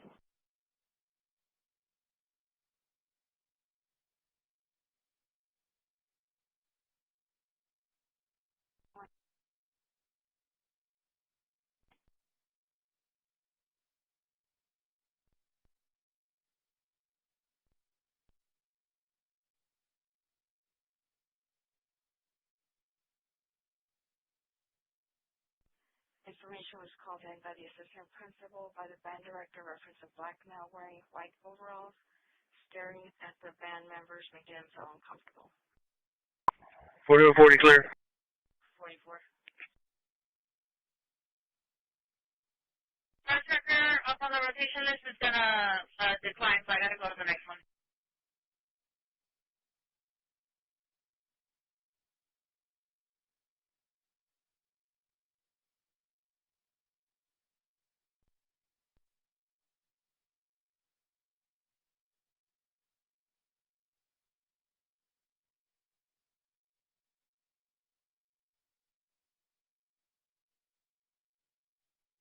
Delta 210, look in the area.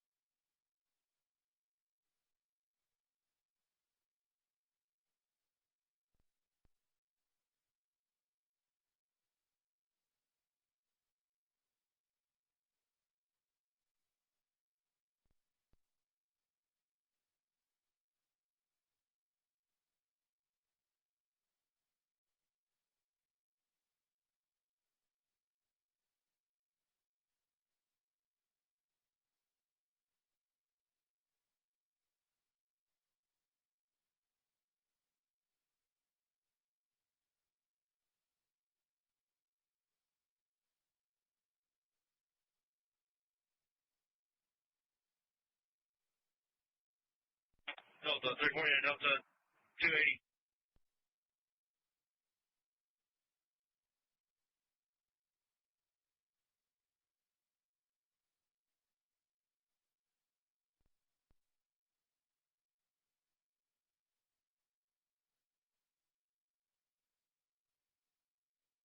Three 22, Rob Johnson 42.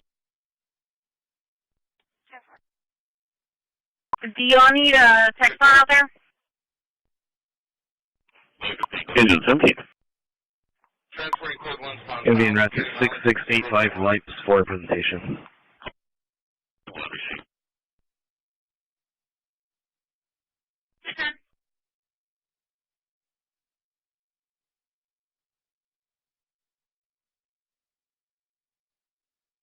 Yeah, for like the third time we've arrived. Indian Raptor 6685 lights for presentation. 6685 votes for presentation received. Roger.